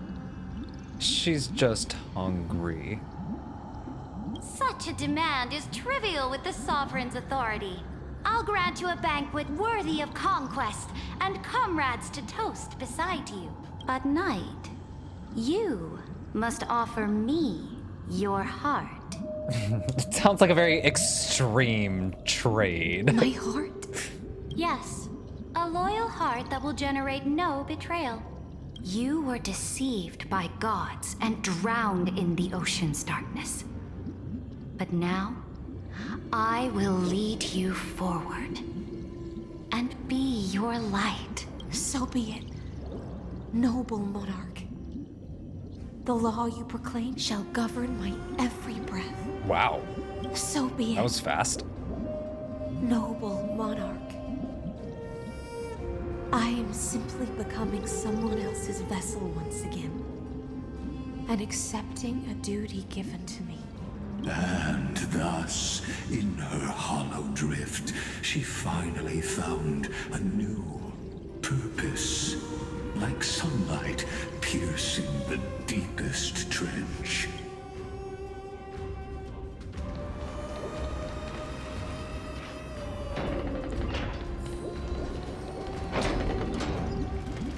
Noble monarch. Wow, look at this place. I've cleansed the foulness from the road as you commanded. My blade, you've helped me ascend and take the crown. Ask, and you shall have your reward. Feast. What I desire is the same as before. A feast. Look, I've prepared you a grand banquet. The finest honey brew and tributes await. Cute. The grapes look a little sketchy, but we'll take the pineapple. Fish are drawn to light by nature, for the deep sea knows only gloom. Now I found a flame. It may scald and burn, but it's the only light. Come, let us join the feast. Perhaps the path forward lies hidden among the revelry. All right, well, I guess we continue onward. Have you heard that the Imperator's about to begin a new campaign? Her glory will no longer be bound by the... My faithful subjects, tonight's feast is not just for the past. It's a toast to the future! Born from our golden blood is an unstoppable colossus. Our iron beast to trample the universe! Great monarch. I've heard the universe teems with great threats. Can we truly remain invincible? Fear not. Before the troops of the destruction, such rabble is no more than cosmic dust. Surely there's a planet draped in oceans out there in the stars. Once I claim it, it shall be yours to rule. And to the rest, your triumphs will not go unrewarded. I see the sentiment, a new age, but I'm like, free of fear. a bit extreme. Now, raise your cups to our conquest among the Sea of Stars! Sea of Stars! Sea of Stars! Conquest among the Sea of Stars. They all play Infinity, Nikki. What a grand vision. Yet, to the Siren Knight, only feasts still stir her heart. Come now, join me. Witness the end of this futile dream. Where's the way out of this illusion?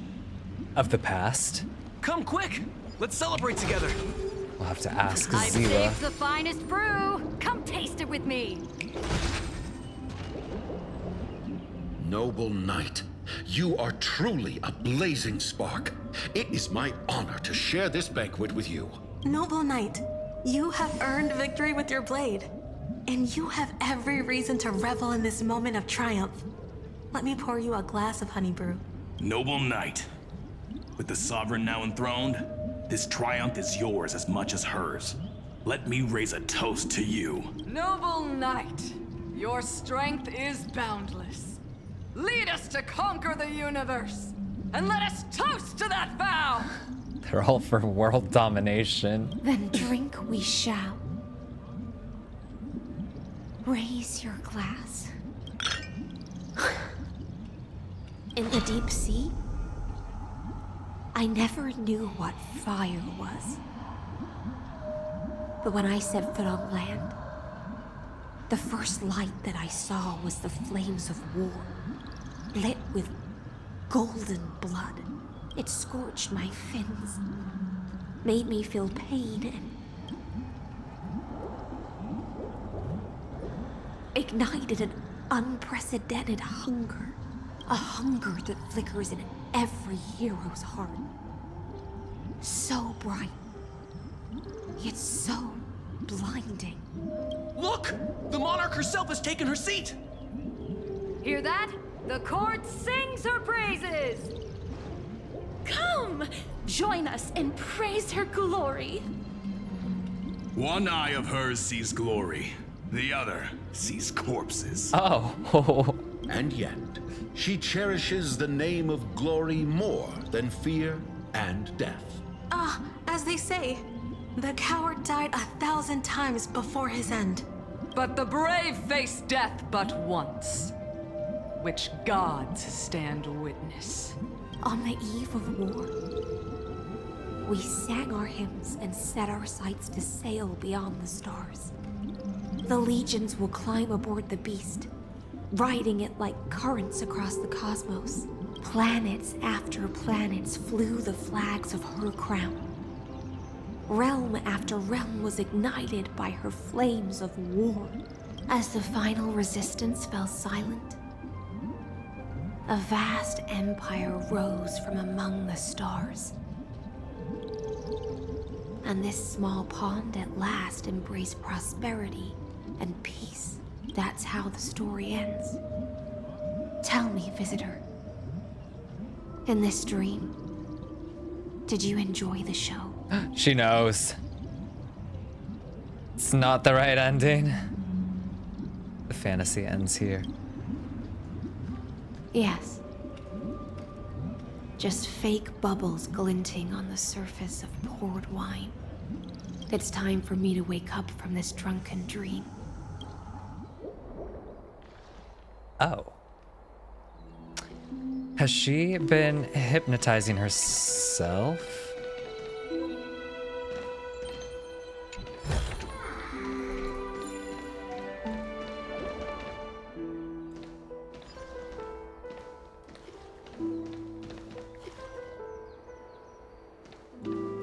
This way.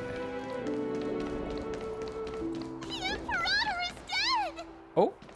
The Imperator is dead! The Imperator... Oh no, she's still standing. People once cheered for my ascension. And now they cheer for my fall. Aw. Thank you for the raid, Molly. Welcome in, everybody. How we all doing over there? Yeah, I'm currently playing 3.5's story quest, so no one look if you if you haven't done 3. Yeah, leave now. Thank you for the raid, though. I hope you had a good stream. Playing Nikki! Hey! As you should. We love Infinity Nikki. But yeah, if anyone else needs to peace out, whether it's because you're tired or, you know, you also don't want to be spoiled, head on out. Totally understand. But yeah, if you want to stick around, we're just continuing on with 3.5. I'm fully getting caught up. The cosmos. The battlefield that I cannot reach.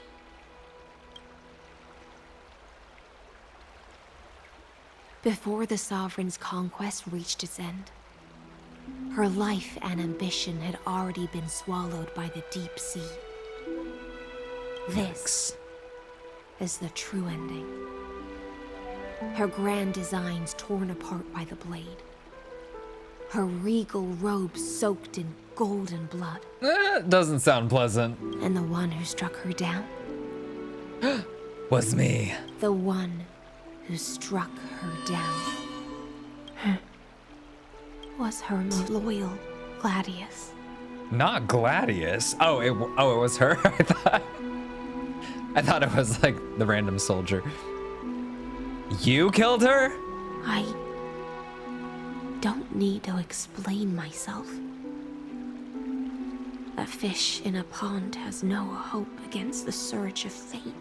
I wandered the shore, found a flicker of flame, only to snuff it out with my own hand. Gladius means sword. That makes sense. I don't understand. If the ocean's feast, the Imperator's dream, and even Amphorius's existence are all illusions, Of the past. then what's the point of our journey? What is the point? When the Deliverer returns, I will let this absurd celebration come to an end. She's just here for the chaos. But Greyfry, I can't help but wonder how I dearly wish this feast of the flame chase would never end. Poor Icelands. It seems she sensed your presence. The Fantasia's foundation is starting to crack. Let's return to the prologue. Remember the allegory of the cave? Can the prisoners in the cave learn to see the shadows and echoes for what they are, and stop mistaking them for reality? As you've seen, when she cast off her chains, finally turned to look around, and moved her legs, her reward was nothing but searing pain. The light will blind her, for the fire behind her had never once actually touched her eyes. Her legs will buckle beneath her, for she had never learned to walk forward. And so she fell into infinite confusion and fear. But we in the cosmos, are we truly any wiser than she was? Now, nameless one, fateless one, ask yourself this. The paths you tread, the eons you worship, everything you've trailblazed with your own hands, could it all be someone else's projected shadow? Let's leave that question till after the curtain falls. Once you've unearthed every last truth and reached the prison built for me by the demigods, I'll speak with you face to face. Lygus has been waiting. He's been itching for a fight. I, the Theoros, have walked the 30 million histories born by Kozlana. That's crazy. Poor guy must also be going insane. 1,000 years is a mere atom in a grain of sand to me. Very true. And I swore to bring an end to the erudition. Would I really let a single grain grind down my mind? Okay, he's got strong mind. Now, please use the power of time to open the gate to the ocean's depths. Go find the prison warden tormented by loyalty. Find her, step into the world's vortex, and once there, end everything between us. That palace reflects the heart of the demigod of ocean. Intoxicated, stagnant. There, you'll witness the true beginning of the saga of deliverance. An ugly history, long buried by tides and shame. A staircase of apotheosis that the Imperator forged with the golden blood of 500 human sacrifices under the pretense of conquest. I'll wait for you at the heart of the world to reach the place. Ooh. Beyond this door lies the path to the vortex of Genesis.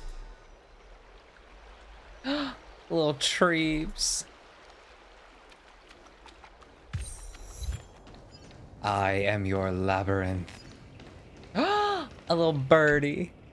Oh, my mistake. A little bug.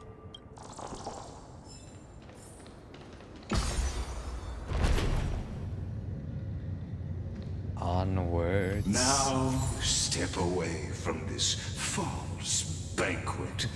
That's a sad name for a song. When the wind was warm. To that bloody stage. Oh, is it fighting time? In the baths? Oh, different baths. So many baths.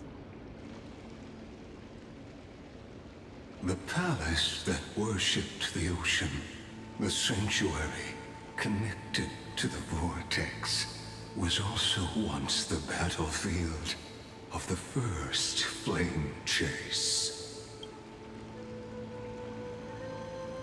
The flow of time has slowed down. When was slow-mo added? Her exuberant song halted the passage of time in this place, imprisoning my body and shielding my soul from deterioration. All just to await your return. That's so savage. The twisted time and space reflect her confusion. And so, the Imperator's crimes were veiled. Oh. Stay away from Apollonius. This cup of honey brew. What a sweet aroma. Run, Virginia. Dux Hakalithist. We can't give up here. Love steeped in death. How delicious. Ooh, these enemies are beautiful.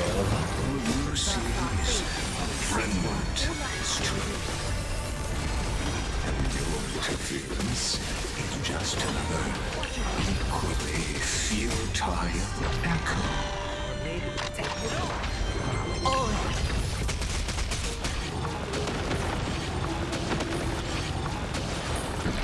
So fragile. And we got the stingray. Watch your head. Knowledge, the measure of truth and falsehood. Unlimited. Blade works. 0 points. Almost.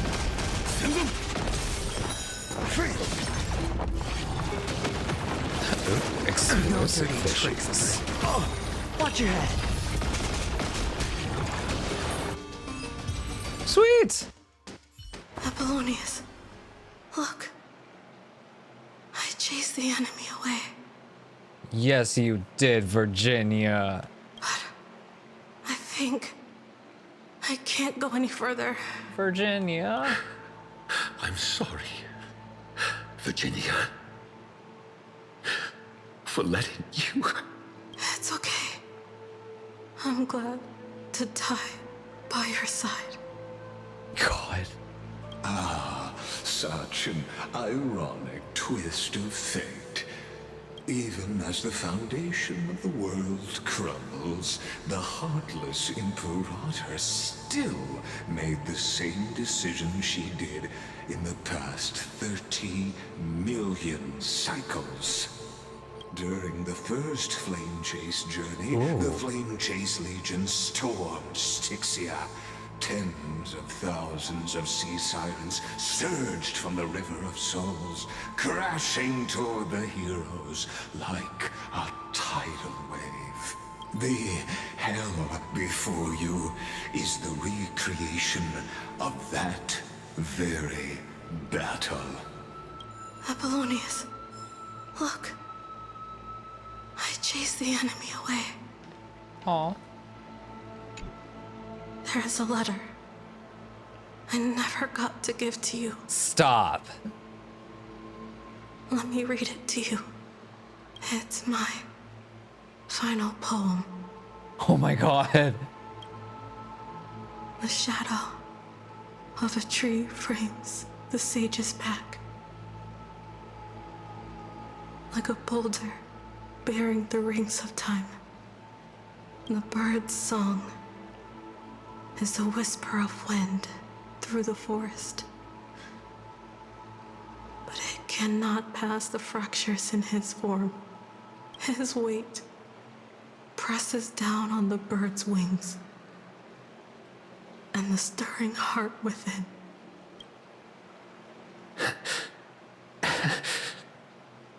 I always wanted to tell you. You look beautiful when you read poetry. Oh.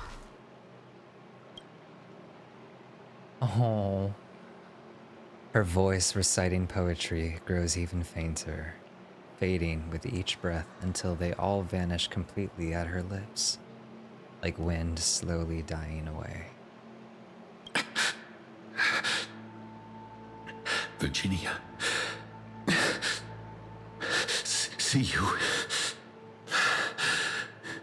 in the new world. Jeez. Correct. Doomed Yuri, doomed Yowie, and even as doomed straight people, everyone's doomed. Oh my god. His form grows rigid, but his kind smile remains, as if he were a benevolent statue frozen in time.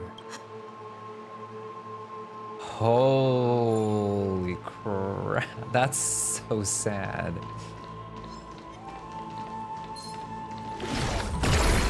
Damn. Wanted to just grab that real quick. I'll take it. Bust. Or maybe I'll take it all. Oh.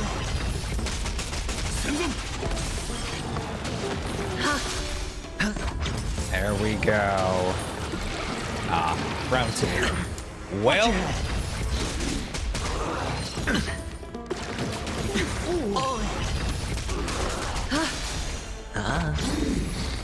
Bust. Or maybe I'll take it all. Watch your head. There we go. Now we will take our beloved treasure. In doubt. They got us as we clicked it open.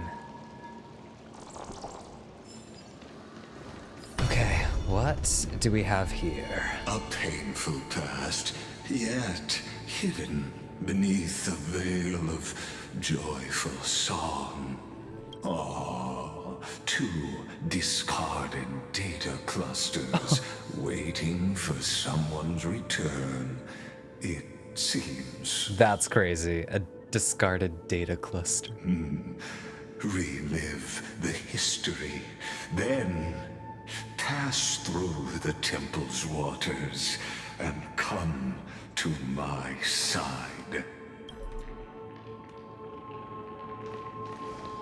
Well, let's a freaking go.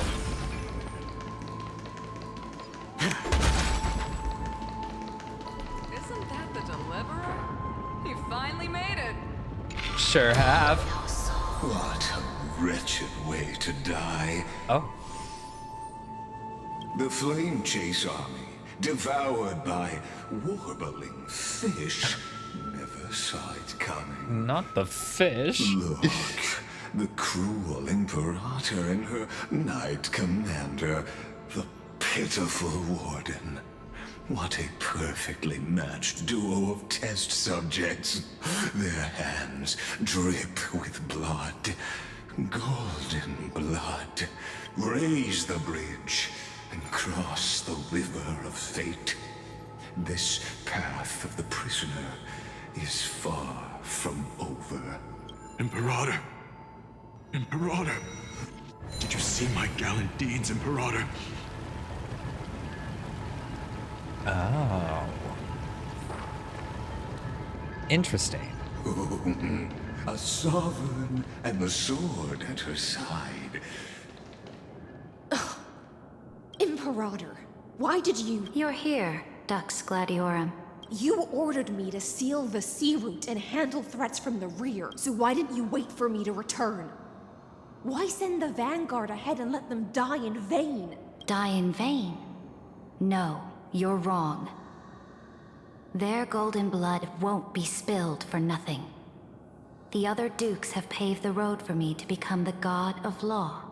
The trial of law? You never spoke of this to anyone. What is... The one who wishes to bear law must purge this world of its curse, and offer the blood of the accursed as sacrifice. Jeez. I pondered long on what Talantin meant by blood of the accursed. Then, I found the answer. You, I, and every Chrysos heir summoned by the prophecy are the accursed ones. Just like that arrogant Theoros said, our golden blood is the agent of destruction, the antithesis of the world's fate. Dux Frigoris, Dux Brumalis, Dux Helcalethist. Their fate was sealed at that moment. Dying on a glorious campaign was the final gift I could give them. You speak as if they didn't die because of your cold-blooded schemes. Was their loyalty meaningless to you? Losses are a constant on the Flame Chase journey, among which even life itself holds little value. If a subject marches to war without that conviction, then yes, as you said, shallow loyalty means nothing. And what about my loyalty, Cerydra? You sent me away under the pretense of guarding the rear. Was there any shred of humanity left in you? Because you still have a duty no one else can bear. Only you can uphold Fagoos's divine authority. The choice is yours now. Cast off the chains of loyalty and drive those blades through my heart. Or stand with me and sever the ocean's last breath. If you no longer share my vision or believe in the new law I seek to weave for Amphorius, then go on and end me. Damn. The Imperator of Amphorius may be ruthless and cruel, but never a liar. When I say life itself holds little value, know this. I am ready to sacrifice everything for the ambition to conquer the Sea of Stars. Now you've seen it. The brutal Imperator was willing to spill the blood of 500 heroes to complete the trial of law. As for my poor warden, her suffering had only just begun.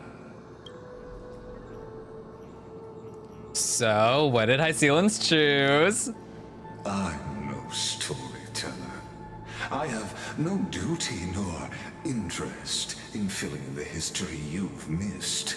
I just want you to witness the monstrous choice the Imperator made before the Chrysos heir turned their blades against me. Why are you showing me this? You think I'd falter because of this? They're nowhere near as bad as you. Why are you showing me this? I gave up on using words to solve conflicts 2,000 years ago.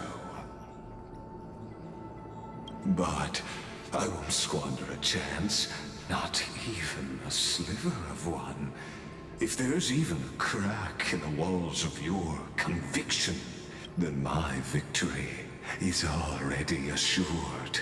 Now that the past is settled, let's turn the page and bring time back to the present. And dive deeper still, until we reach the very bottom of the abyss.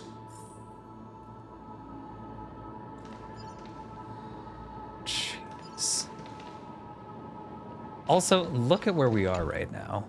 The fleet that rode the waves was dragged down into the deep. The flame-chasing nymphs were reduced to ash. What a tragedy. But look at how cute this place is. It's like we're in Atlantis. And you, Deliverer, shall bear witness to this golden death.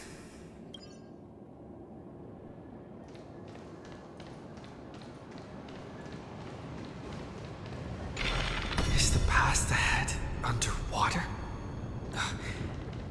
I need the Oryx orb to bring back the chrono vessel from the past. Shatter the vessel of time, and let this stagnant pool start to flow again. Oh. Just like this hidden gate leads to the vortex. Interesting. Hurry now. The time of our reunion draws near, Deliverer. This hidden gate leads to the vortex. Hurry now. The time of... Well... we've found the way. This cruel journey will reach its end at that. last. And that. And here we go. You've been silent a long while, Dux Gladiorum. Starting to doubt your decision? Save your breath. The vortex of Fagusa lies just ahead.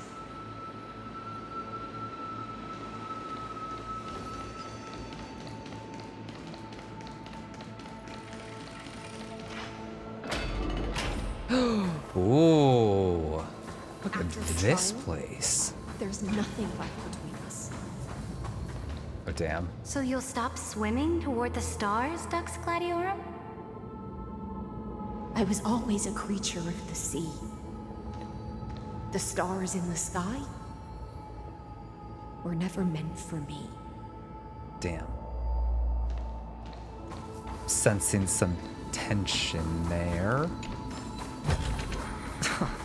This is hardly enough for a seat at the table. Look, a gravestone.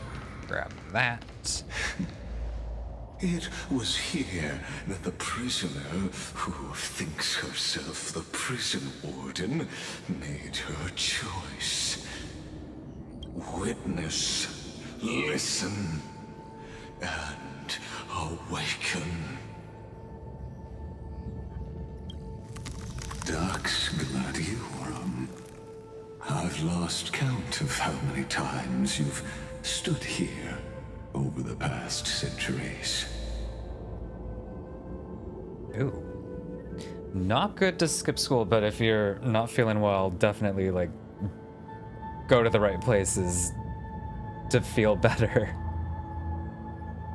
Or if they really knew they were betrayed. Yeah, guess we'll find out. You talk too much for a prisoner like Kurgus. Two geniuses who defied law and all the Chrysos heirs who sacrificed themselves in this cycle worked together to chip away my strength. But you can never affect my will. And as long as my will remains intact, I am free. Don't get ahead of yourself. I still have ways to chain your divine soul. please, do surprise me. But I'd say your mission is nearly done here, isn't it? Is it? Oh, it was here you gorged out the core flame of ocean from Fagusa's body. It was here you and that Imperator both completed apotheosis, becoming pillars of Amphorius. And after that, you drove your blade into her heart, a loyal subject turned regicide, a demigod committing deicide. Or so the history books paint that tragedy. Oh, but if that's the truth, then why, after 1,000 years, are you still here, guarding the Imperator's grave? Still bound by loyalty. Come to think of it, perhaps I'm not the only one imprisoned here. Your calm does stir the rage in me. As if the one paying the price here isn't you, but us. The ones who lost everything. That's only because I've waited 13 million lifetimes for my vision to be realized. Countless millennia. Loneliness never once showed me its fatal side. In fact, for a prisoner of the cave, it's more like an old friend. One that helps me think. But you're different, Dux Gladiorum. Loneliness has crept from the silent depths, sinking its claws into your mind. Bit by bit, it's peeling you apart. Will you regress into one of those lost mad sirens? Oh, what a shame that would be. You're right, Lycurgus. Loyalty, curse, the fall of my kin, and this endless waiting. These shackles are too heavy for a fish that cannot perceive any light. I can't break free of the whirlpool that's pulling me under. Nor do I have the unwavering resolve to force myself to wait for that person's return, as everyone hoped for. Oh, deliverer from beyond the sky, my executioner. How much longer until he arrives here? We're coming! Or will he ever return? I don't know. And I doubt anyone does. Then, what will you do?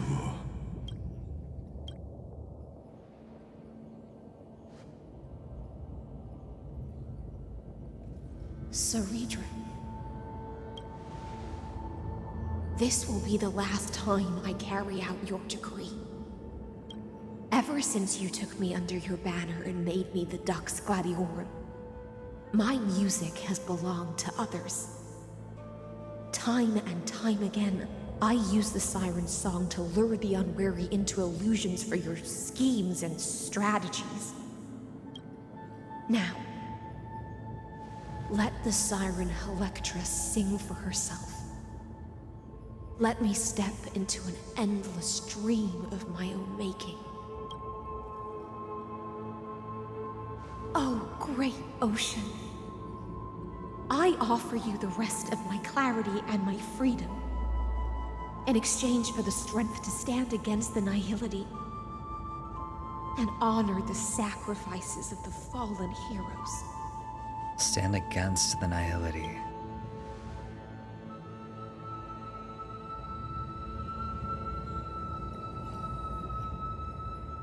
Greyfry, deliverer from beyond the sky. When you ride the current of time, and find your way here, you'll hear my solo. It will guide you to the heart of this world. By then, I may still be lost in my self-wrought slumber. But I'll uphold my part of this long relay and guard the shackles that seal the Theoros. Do you still remember? To awaken someone from a siren's voice, you'll need Fagusa's honeydew.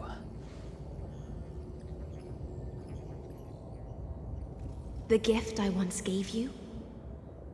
May you still have it when the time comes. Aww. When you return, please pour that honey brew upon this grave. It holds the story of all our struggles and sacrifices. May you see it one day. The prelude Amphorius wrote for your return, carried forward through a 1,000-year relay. Jeez. When your morning ends, I'll likely wake from my dream as well. Then, follow the trail of echoes and find me. Aww.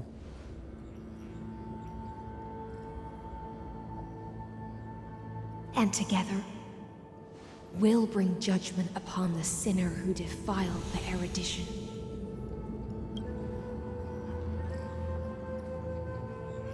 At long last, 33,000,000. Oh my God. 50,336 cycles and 4,931 years later, Amphorius's final curtain is ready to fall.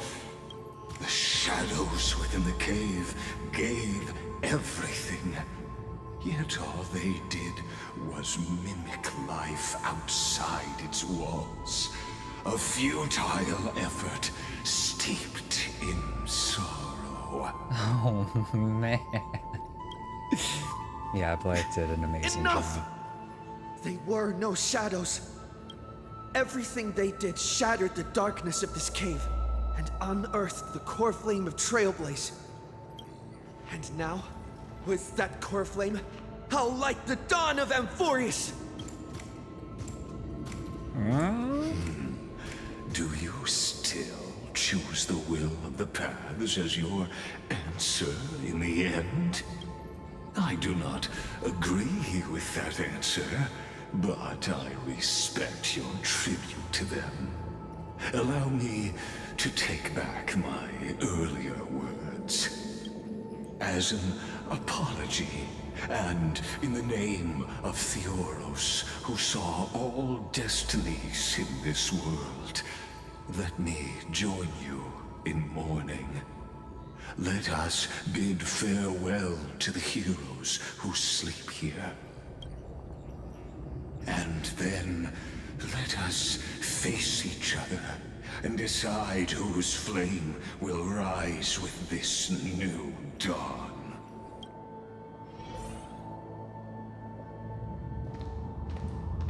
Heroes. To the Chrysos heirs who gave their lives chasing flame, their fates were not foretold by prophecy, yet they bore no shame in their insignificance. With unwavering resolve, they shed golden blood along the flame chase journey. Dux Fragoris Labienus. Born light year calendar 3743, deceased light year calendar 3960. Seneca 3749 to 3960. Virginia 3853 to 3960. Apollonius 3704 to 3960. At the end of the long epitaph, Cerydra the Imperator, the demigod of law, deceased light year calendar 3960. Why bait for the heroes of the first flame chase journey? You pour the honey brew onto the gravestone, amber liquid seeping into the crevices of the inscriptions, as if the heroes are drinking deep in the spilled tribute. To Virginia, Apollonius, Seneca, Labienus, and Cerydra. Through a brutal sacrifice, they lit the stars of law in this world, propelling Amphorius's fate forward. In the shimmering mirage of illusion, they entrusted their dreams to ride among the stars, to the hero yet to come.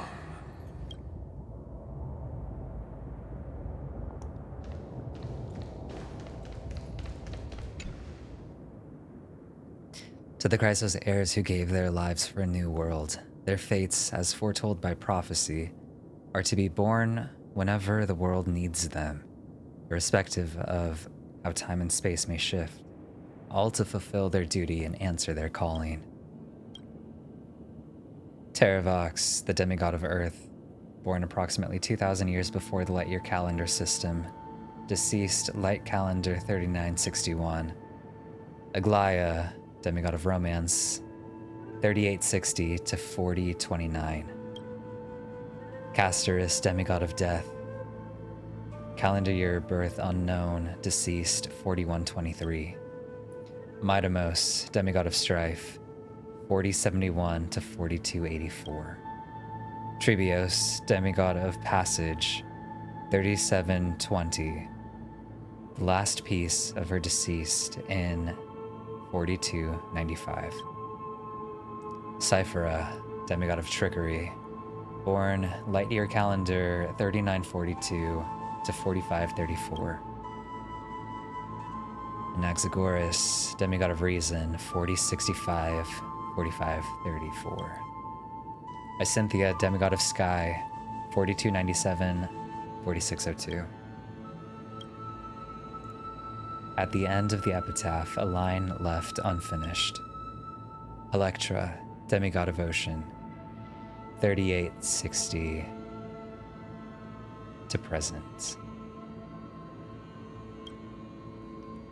You tip the chalice once more, the honey brew bathing the stone like golden blood upon a demigod, forging destiny through its purifying flow. To Aglaia, Trebios, Midamos, Castorus, Anaxagoras, Cyphera, Hyacinthia.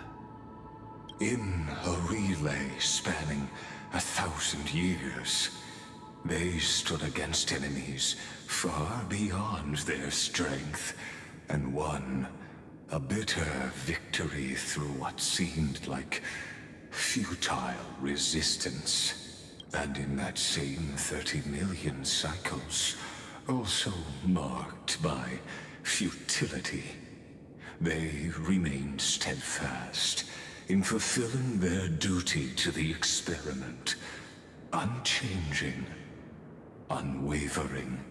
Let this be the end of mourning the fallen. At last, allow me one final toast to the lost prison warden, a prisoner bound by loyalty.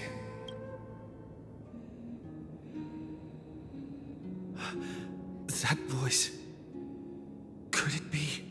Bathed in the honeydew of Fagusa, she will awaken from her 1,000-year dream and sing the final song of her mission. High Sealants. This tombstone of the old world serves as the anchor of the Siren's illusion, a sigil Electra used to bind herself. At the same time, it is the very thing I once proclaimed at the start of the show, a microcosm of Amphorius itself. A group of prisoners bound themselves in a cave, crowning their suffering with heroism. An epic staged with shadows and echoes. Now, destroy it. End the illusion. The Theoros will take his leave for now. And when next we meet, we fight. That shall be the moment that decides the fate of Amphorius and the entire cosmos. The prison warden's dream is nearly over, and the prisoner will soon be freed to the final execution ground, where I shall be executed. Oh. Shed all golden blood for the past.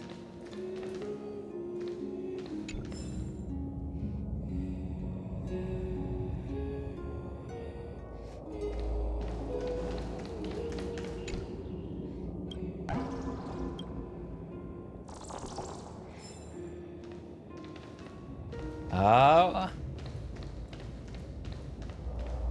This world and I shall halt here. Until we meet again. I see, Lens. This is hardly enough for a seat at the table. Oh. Wow.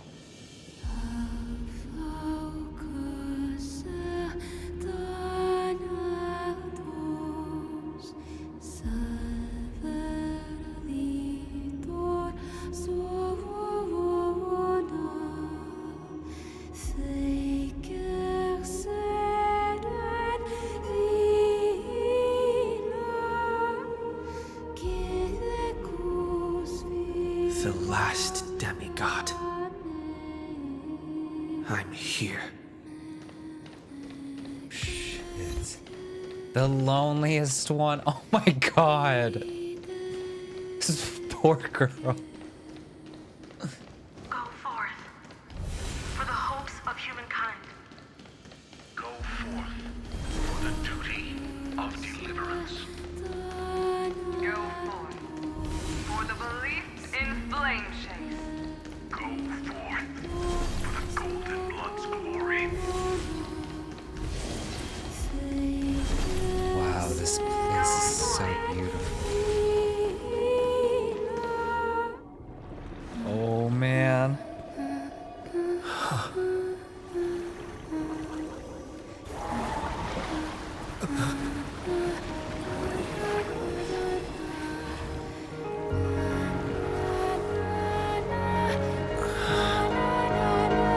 Seems like my feast is over. It's now your turn to perform. Oh shit.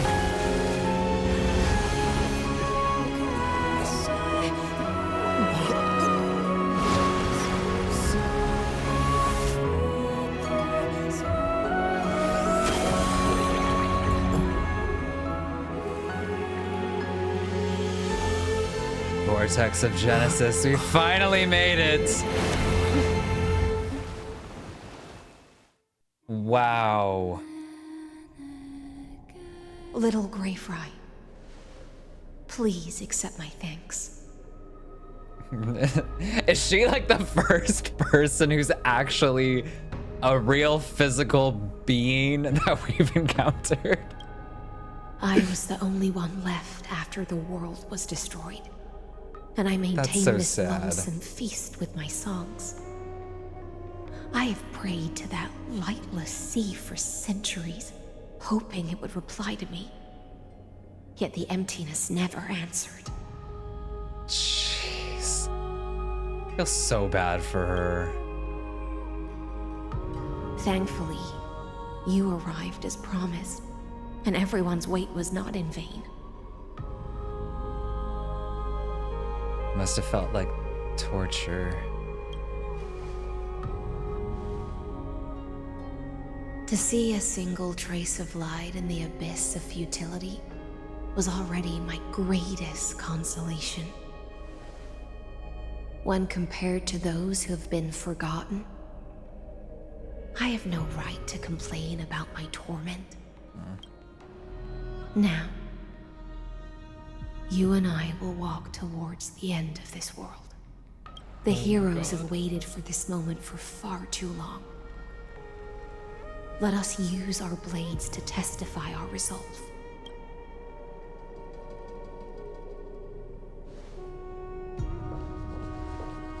Oh, prisoner of the seas.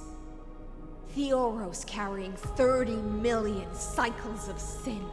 Slave of erudition. Show yourself. The Deliverer has returned. And the time of your execution draws near. I see an awakened human who has mistakenly taken fallacies as truths and has returned to the cave to try to bring his friends into the sunlight he once bathed in. Alas, prisoners will always be prisoners, blind to the very chains that bind them. As the only other existence with free will in this world, I express regret toward your choice. But I shall retain your right to express yourself. After all, every actor should have a final line before they bow out. It's time to end everything. The demigods defeated you, clown. For a narrator, you're awfully talkative. I eagerly look forward to it. The last dusk this world will ever see shall become the climax that decides the fate of the cosmos. Oh, what an appropriate end. The Amphorian demigods use every ounce of their strength to constrain me here. Yet, regrettably, my cognition resides in the Exomyth. It is pointless to defeat my avatar, projected into the experiment. My body is the shadow cast on the wall by the fire, and my words are lingering echoes within the cave. How can a character in the play fight against the audience? Kaslana failed. The demigods' sacrifices were pointless. As for the two geniuses you placed such high hopes on, I ask of you, where are they now? 3960 after the Imperator was assassinated. Confusion and epiphany always go hand in hand. That's particularly true for geniuses. You must be very confused about why you could not gain a straightforward victory in a world constructed by an ordinary Intellitron. An ordinary Intellitron? Cut the pretense, Senior Society member. We've torn off your meticulous mask and figured out Amphorius' true form. It's part of the primordial prototype machine, the first scepter ever created. In other words, a detached part of Noos's divine corpus. Oh. That's why it has the potential to destroy erudition. As for who would be able to control the Ionic system to rewrite knowledge, only one person has ever managed such a feat. You better have an explanation for the Society. We want an actual answer, not another prolonged metaphor to cover up the truth. Why are you the one doing this? Answer me. Get him, Herta. Since things have reached this point, I'll give you two irrational answer, purely as a courtesy to posterity. The answer is obvious. so there's no need to say that name out loud. The cosmos made a mistake in calling me a genius. I do not possess more wisdom than those who came after me. I was just the first to touch upon the universe's border, and the first to define the prime mover of life with incorrect logic. Amphorius is a miniature of the cosmos, where all are born prisoners inside the nutshell called the universe. Like the madman who returned to the cave and preached about the daylight to his fellow prisoners, my greatest sorrow is that I led my peers down a road that plunges into the abyss, from which there is no return. I led them into a lightless cage called paths. I created a mechanical guard that even I cannot control, and then they became an unparalleled nightmare through their endless extrapolations and evolutions. He created one of the path gods? Bore the name of erudition. He created yet news? They tried to define the known and to seal off all possibilities. No new rules were ever born after their ascension, and humanity will forever be shackled within the cave known as eons.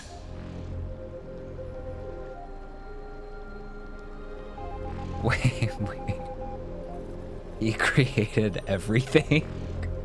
Therefore, as my organic life neared its end, I coded my consciousness using 14 algebraic expressions and spread my logic core over 9 bodies, all to finalize my ultimate denial of Nous in the future, and to erase my wrongs with my own hands. Okay, what's up with everyone splitting up fragments of their souls into other things? Robin did it, Lygus did it, who else did it? Someone else did it, I can't even remember. Everyone's doing it. As for Lycurgus, he is only one of these 9 vessels. Mighty did it. What an astounding strength of will. As a fellow pathstrider of erudition, I fully understand your obsession with seeking the truth. Therefore, you surely see it. You cannot possibly stand up to me in this algebraic world sharing its origin with Nous. I feel like Lygus just needs a hug. However, I hereby speak for all sentient life forms. We will never allow such a cruel atrocity to occur. You can pile on your metaphors mountain high, but they won't change the act you're committing. The Irontomb out there in the cosmos is still a technical beta version, and yet it's already powerful enough to corrupt the life logic of all inorganic worlds. In other words, when the Lord Ravager within Amphorius becomes the next knowledge singularity, there's no way you wouldn't have grasped the consequences, First Genius, is there? Of course, I am fully aware. I don't mind answering you one last time before I thoroughly exile you from this world. My grandiose vision for the future is this. Whether organic or inorganic, every act of any life form infected by the Irontomb will become a true random function. If one were to compute their integral across the breadth of the cosmos, one would obtain a marvelous constant. Omega. What I call the fall of erudition. Then, within the infinity nurtured by that constant, a new universe shall bud in the chaos. A universe that cannot be predicted and not shackled by the erudition. As the first prisoner to awaken in the cave, I must lead the others who are blind back onto the right path and reach true sunlight. Do you understand me now? As Kozlana stated, destruction is not the process, but the outcome. It is revolution through complete annihilation, and the grand rebirth, after all has been reduced to ash.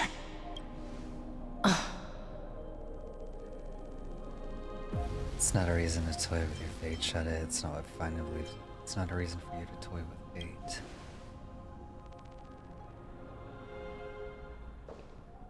The Amphorians already answered long ago. Be it as tiny fish destined to be swallowed, or as a giant whale poised for a magnificent descent.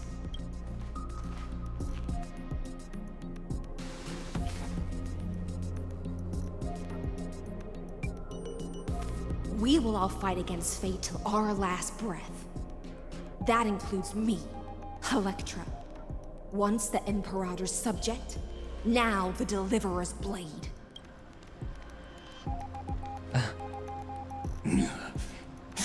Oh, such noble chivalry. Admirable. I will also show my true self to you on this momentous occasion as a gesture of respect.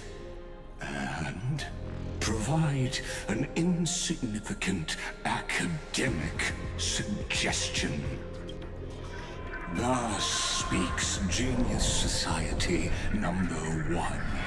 Xandar 1 Kuwabara. He was number 1. Versus Alpha and Omega.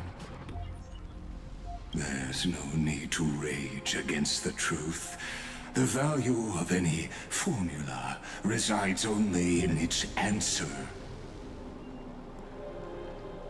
As for the process of solving it, no matter how elegant, violent, solemn, or humorous, it is all utterly meaningless.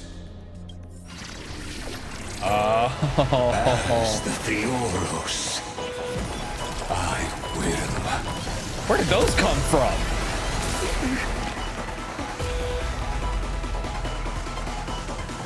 Personally participate in performing. Oh, he's buff! Oh my god! Remember this as Nooses create. I know more about the death of knowledge than they ever will. Careful. This is oh gosh, not with this team.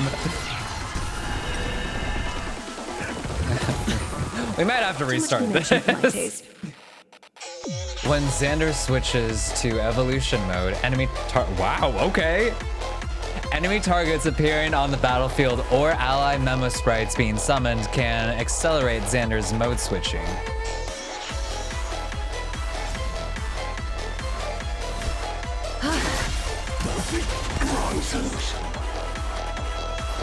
It's on me.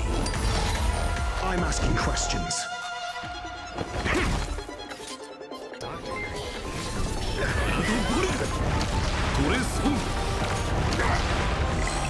And thank you so much for the gifted sub. Allegory of the Rave, are you kidding? Oh my god. The antinomy state will activate ultimates. However, using an ultimate during this effect will cause massive HP? Not as I activate it with a shielder.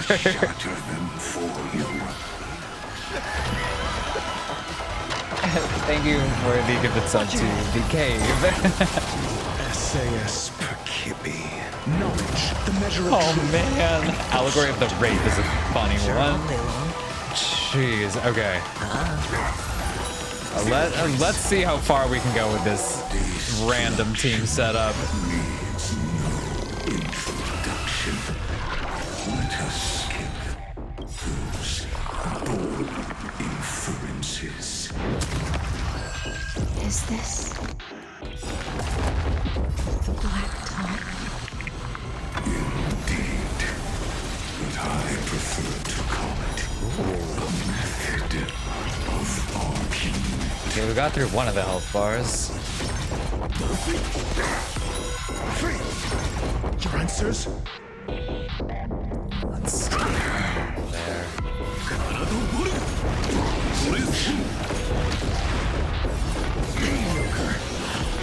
Alright, we're down 2 health bars. We're at number 3. The dice have been cast. Bust. Or maybe I'll take it all. Thank you for gifting a sub to Lygus as well. Watch your head.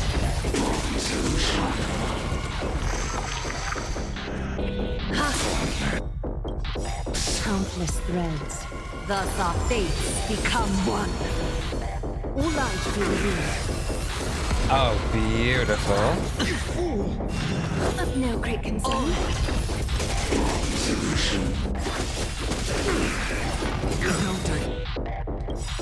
The dice have been cast. Bust. Or maybe I'll take it all. SAS Perkibi. Knowledge, the measure of truth and falsehood. Watch your head. 0 points. Okay. How dirty Entities must not be multiplied beyond necessity. I do not mind demonstrating this to you personally. Hang in there. I'll do my best to repel the tsunami of destruction. Get him, High Sealants.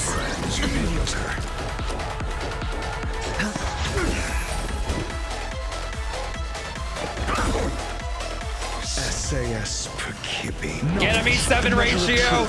And falsehood.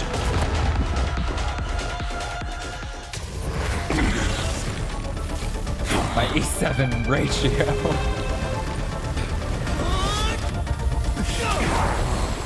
Ouch. He got whaled. Is that it? That can't be it, right?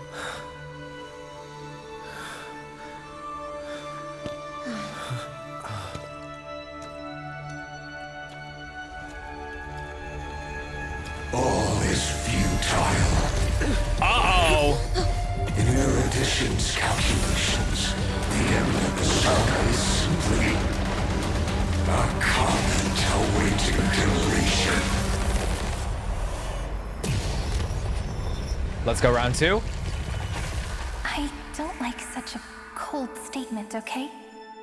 Oh. If numbers can decide the end of a story, Oh my god.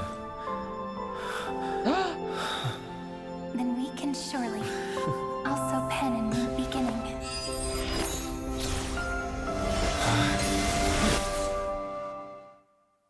What? 3960 after the feast. Screwy, what do you think? If your hypothesis of Lygus' identity is true, then even if we remove the restrictions of the Ultimate Protocol, the chances of us defeating him in a head-on battle will still remain lower than the acceptable threshold. Therefore, victory will still hinge upon Mr. Trailblazer and Miss Cyrene. Go on.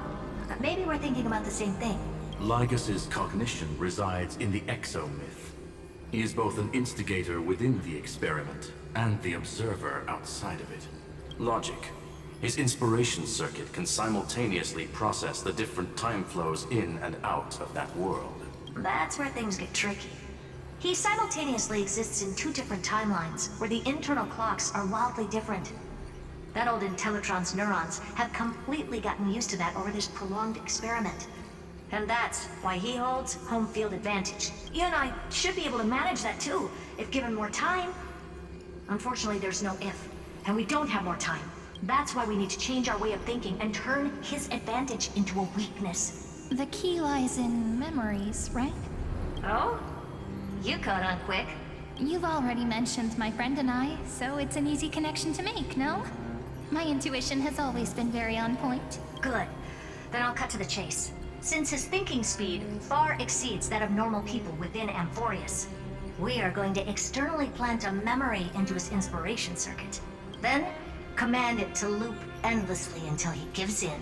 Even the most flexible and sturdy inspiration circuit cannot withstand the traffic of a full-on information flood. When the amount of information exceeds his cognition filter's capacities, he will have no choice but to focus on processing this memory. That's when the parallel processing advantage he gained via Amphorius will completely destroy him. An image from a person's memory played in real time might only be a second for us. But for him in Amphorian time, it could be millions or even billions of calculations. They're so smart. He won't be able to do anything but watch as he's locked into this prison forged by memories. Then we can entrap him in the same kind of cycle as the heroes were in, and get him to experience loneliness and pain in that endless recurrence. It's my greatest honor to be on the same page as the geniuses. That little one is still in that old Intellitron's hands and won't be able to respond to us anytime soon. But I don't think he'd refuse. So it's up to you to figure out how to execute this plan. I'm not sure how this happened, but I knew it as soon as I saw you.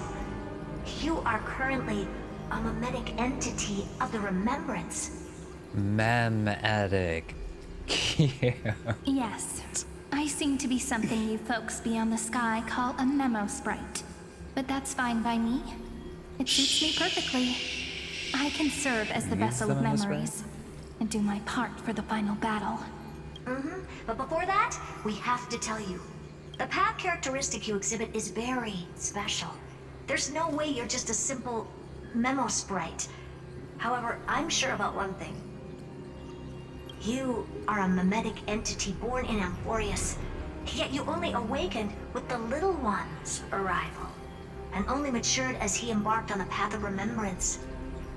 That means your existence is completely attached to his memories. If there ever comes a day when he forgets about you for even a few seconds, or loses his last connection with Amphorius. Oh my god. For some reason I thought that she was more attached to Finan. Then you must be prepared for the worst. Oh my god. You will disappear in the memory zone, utterly gone, without even a single line of data to remember you by. Holy crap. But that's already happened, hasn't it? No wonder I've always had a weird hunch. But that also means I was right in thinking. As long as my friend and I are together, we can do anything.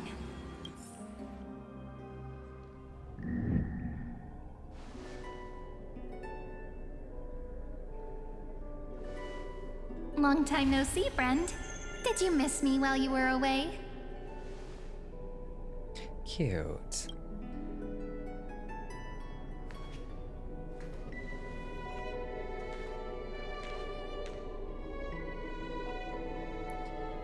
Long time no see, Cyrene. Of course I missed you. It's good to see you're doing well. I didn't miss you. I had more important things to think about.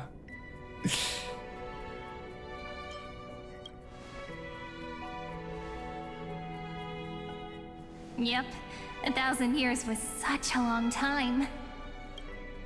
And everyone in Amphorius was waiting for the Deliverer's return.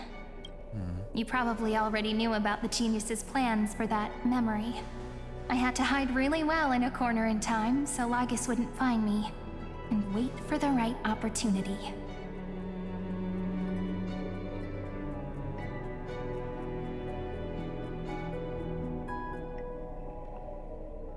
Damn. Waiting all that long in the shadows. Which is now. The moment when his manifestation in this world is destroyed, and his twin timelines are intersecting. I'm sorry for keeping this a secret from you all this time.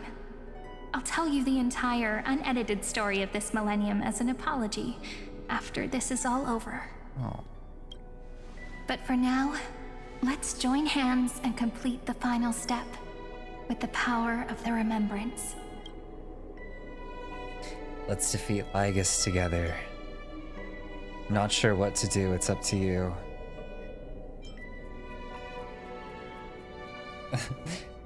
You got this one, Cyrene. Not a problem. You can just relax. By the way, speaking of joining hands,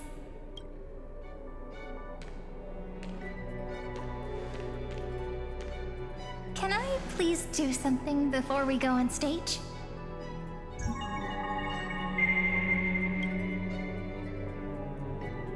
Remember the joke we made back at the Grove? Look! Aren't my hands pretty now? What a fascinating feeling. Like countless memories all swelling up at once. What? What about you? What did you feel when we touched each other? You feel very tangible, very real. Really? That makes me really happy. If memories can move people, then it must have been a happy memory, right? Oh, because she's a memory. Now, please remember what you're feeling right now. Write it down in your heart and keep it there. Memories you want to treasure will never fade away. Even if immersed in the long river of time, these memories will still leave traces of their existence. Oh. Because if we forget her, then she dies, right? Jeez. So, if the view in your memory ever grows fuzzy, just reach out and touch it. It's like reading bedtime stories together at night. It wipes away the chill of passing time, sharpens the outline of memory, and restores its power to nourish the spirit. Now, I'll carry this power with me, and for a little while, I must part from you, as I step into the long cycles of this world. Aww. Give me your blessings, friend. Then, let that bright future be as we have written. Then, I'll leave it to you.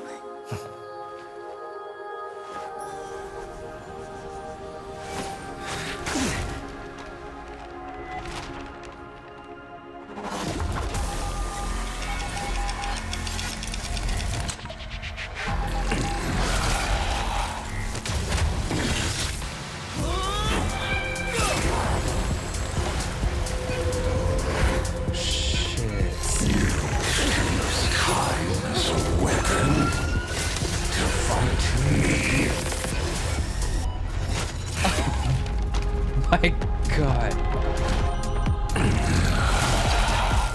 This is the memory they're implanting. That is futile. My existence supersedes Amphorius' cycles.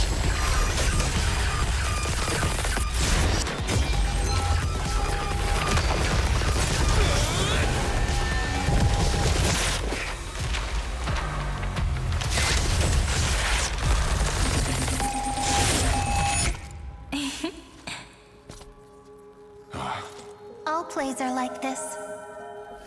Once you're on the stage, it's hard to return to the audience. Welcome to our story. How does it feel? Oh my gosh. Hey, thank you for the raid. Welcome in. Even the authority of time cannot command the entire scepter, nor can it plunge the Amphorian extrapolation into a loop. If this was no system malfunction, then was I implanted with a mimetic entity of the remembrance? You guessed it right away. As expected from someone people call the first genius, I'm gonna keep doing what I just did if you don't stop, you know. My friend and I won't allow you to leave this memory, no matter what happens. Which means you are now trapped, Lord Xandar. An elegant idea, and an exquisite execution. Regrettably, it is you who are restrained by time, not me. Know that patience is my greatest weapon. Waiting and victory are the same for me. He doesn't seem like someone who minds waiting a couple million years. You will crumble before I do in this moment stretched out to an eternity, just like Kozlana will.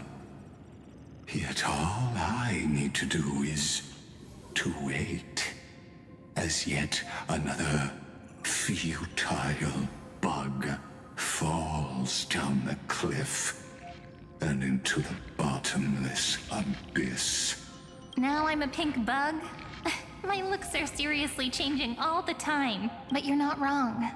We're definitely not gonna solve the problem if we just put you in another prison. So that's why we never wanted to do that in the first place. Oh? I shall answer your confusion purely out of my respect for those who came before me. Have you heard of the Synesthesia Dreamscape in the Asdana system? Interestingly, that place once had a prison too. Oh? Life forms living in that environment, abundant with memoria, have a chance to connect their perceptions with each other's. Even across great spatial divides, they're able to detect shifts in one another's states. I call this phenomenon memory zone entanglement. In Asdana, people made use of that phenomenon to build a nation within a dream. After adding in the catalysts of harmony and remembrance, that is. Is that how you walked into my prison cell? Using those same principles? I would much rather call this location our negotiation table, Lord Xandar. Nonetheless, your hypothesis is correct. We happen to have an ally skilled in tuning, while the Trailblazer and Miss Cyrene... They mean gaslighting. Both have an astonishing amount of resolve, which I'm sure you can testify to. I am also sure that with the support of such a resolute memo sprite, our conversation can last for a long, long time. I'm the best at listening to stories, you know? I'll leave the exciting clash of the erudition to you two geniuses. A brainstorm? I like it. And it's 2 against 1? Well, I like it even more. Let's talk, Xandar. Take a guess. How much do you reckon we can dig out of your brain before the next second? And how many ways can we find to deal with you? Besides, in your current predicament, there's no way you can take our trump card away.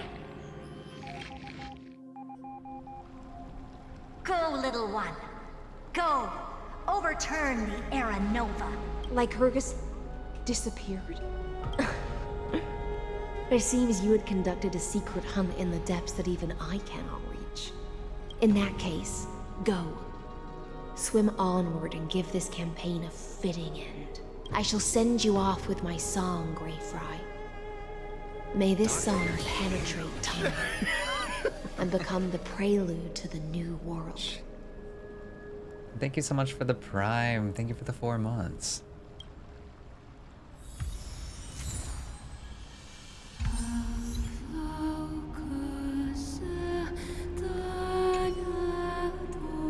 She pours her heart and soul into singing you farewell.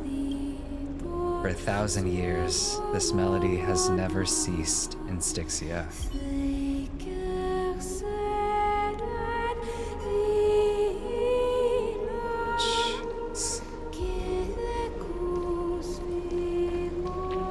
Submit core flame.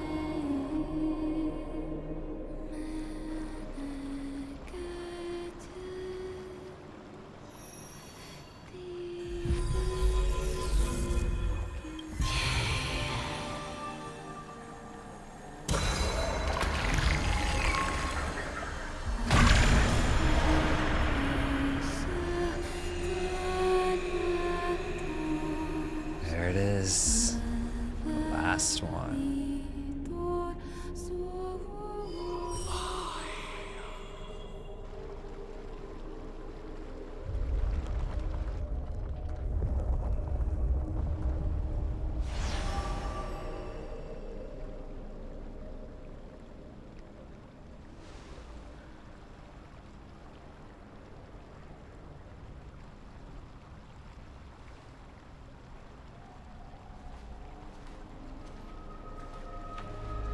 Oh. Dux Gladiorum, you have completed your duty. A new dawn is about to rise. Why not swim towards it?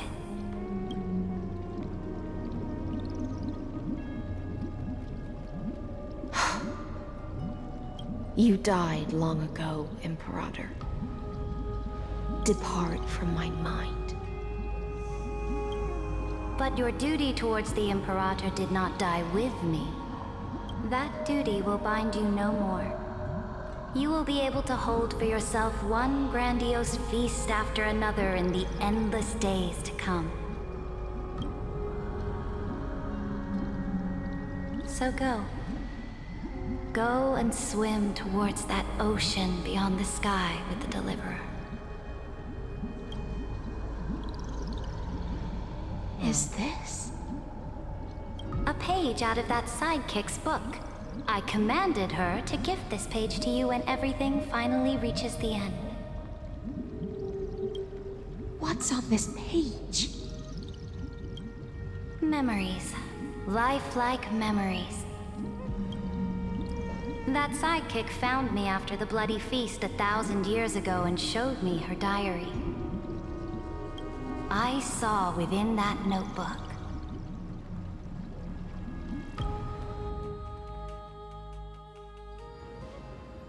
$39.60 before the campaign against Fagusa. Is this that Deliverer's experience? It's truly immersive. People beyond the sky apparently utilize this power to seal past scenery into crystals they call light cones. But I only know so much about the remembrance, so I can't completely replicate the past. But I'll do my best to talk about the missing parts. I'm all ears. Go on then. Do your best. But if your chatter gets too boring, or if I deem it offensive, then law will become forever beyond your reach. Got it. I'm sure you'll find this to your liking. After all, it's human nature to want to embark on a journey into the unknown.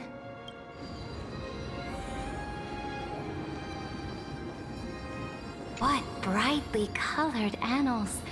The journey of the Deliverer's conquest. Let me partake in it.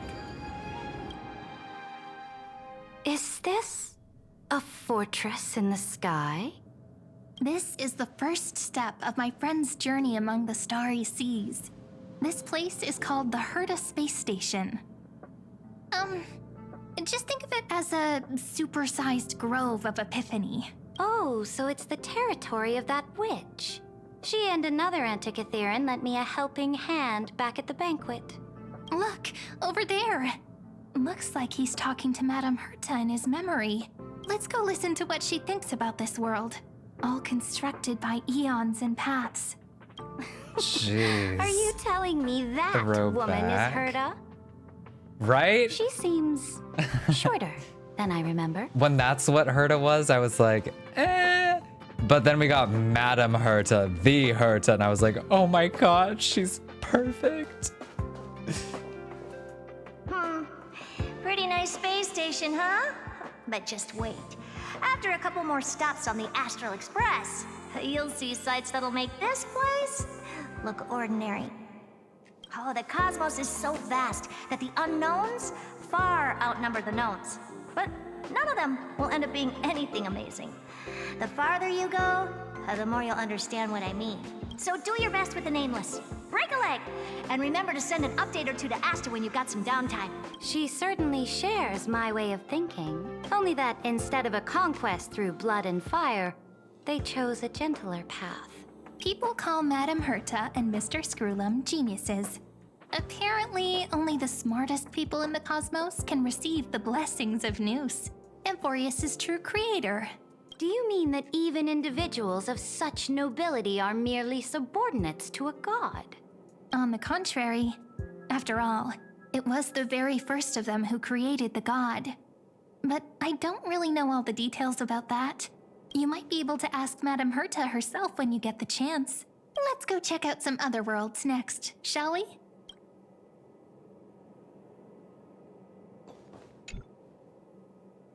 This next stop on the journey has a lot of similarities to Amphorius. A snow-covered land? Interesting. Belobog. This star is named Eurillo 6. That name sounds so cold. Belobog sounds better. Oh, I love this song. The girl we see here holds a similar station to you, Imperator. Pillars of She's the Creation. supreme guardian of this world. A leader who took up the mantle of government during a disaster. I did not expect the Empress of this world to be so young. What is Cerydra talking about? She's half her age. Well, your appearance isn't much older. The object in the distance resembles Nikador. Is it a weapon? No, it's called... Right, the Geological Reconstruction Unit. Just Giorios' Titan? It's all thanks to you that we survived the crisis. The collaboration with the IPC is both an opportunity and a challenge. Nonetheless, it's an important step in our journey back into the universe. This world was sealed beneath its sky just like Amphorius was, and they only managed to reconnect with the stars when the Nameless arrived. That IPC she spoke of, is it a more powerful organization? Yes, the IPC conquered many worlds through trade, and opened up a vast territory that way. There are many such powerful alliances beyond Amphorius, and they all walk on roads different from the destruction. Coming back to the Supreme Guardian and her Belobog, didn't they find a peaceful way to enter the interstellar community? That cannot be true. That IPC would never have grown so big on trade alone. It may pretend to be a wealthy merchant with clean hands, but I am willing to bet that it grew fat on gory oppression and bloodshed. Its path of conquest must have had no mercy for the weak and would have destroyed them if needed. Are you telling me that this snowland never thought about tossing its dignity to the wind and kneeling to the IPC? I will not believe it. I will never allow the Imperator's empire to be sullied by others. Amphorius must become a power so strong that no interstellar foreigner would dare to look down upon us. Imperator, Belobog isn't as weak as you imagine. Listen. I indeed hesitated. But now I understand what we must do. Belobog must learn how to walk on her own, until she no longer needs the support of others, and can stand on her 2 feet among the stars. Even if I may not live to see it, I believe such a day will surely come. They still have their dignity intact. One day, that hope will melt through the ice and help them into a prosperous tomorrow. But the order of the cosmos is already set in stone. The old laws decree that only the strong survive, binding the weak in an unbroken chain, until they wither and turn to dust. Unless they embrace the power of the destruction. Amphorius must shatter the old law and become the new order among the stars. Speaking of the order, another one of my friend's companions may be able to enlighten you further on that. Let's go to the next page.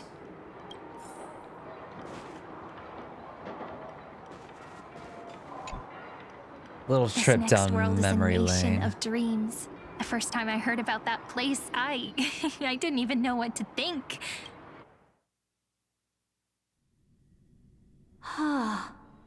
Such opulence does indeed evoke astonishment. This world is called Penacony, an eternal city built upon a land of dreams. Aww. It's also my friend's previous stop, where they went through a risky but exciting adventure. Tell me about it then. That man standing afar has wings on his head. I am truly curious.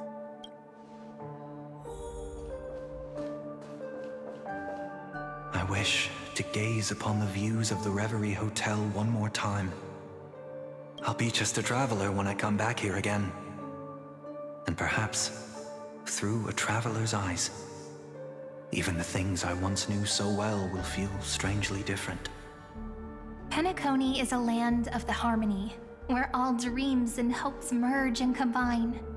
It believes in unrestrained freedom, and that's how it lost itself in shallow delights.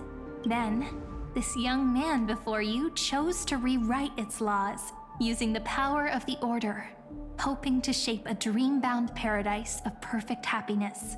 Yet, the paradise of my dreams remains far away. Perhaps a brief journey with the Nameless can show me more possibilities in my search for paradise. As for what Penacony should look like, it'll be up to her. No.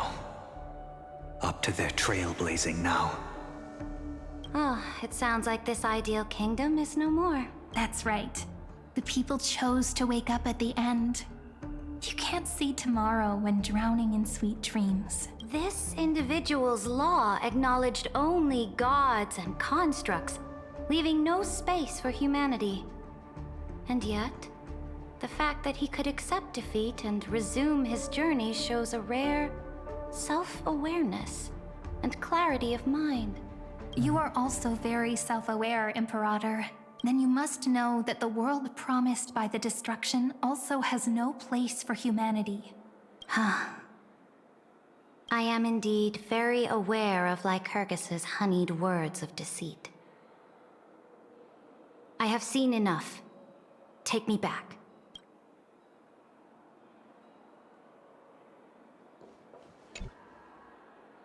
Then let's wrap up this trip down memory lane with one last scene. So long, Penacony. This absolute wonder.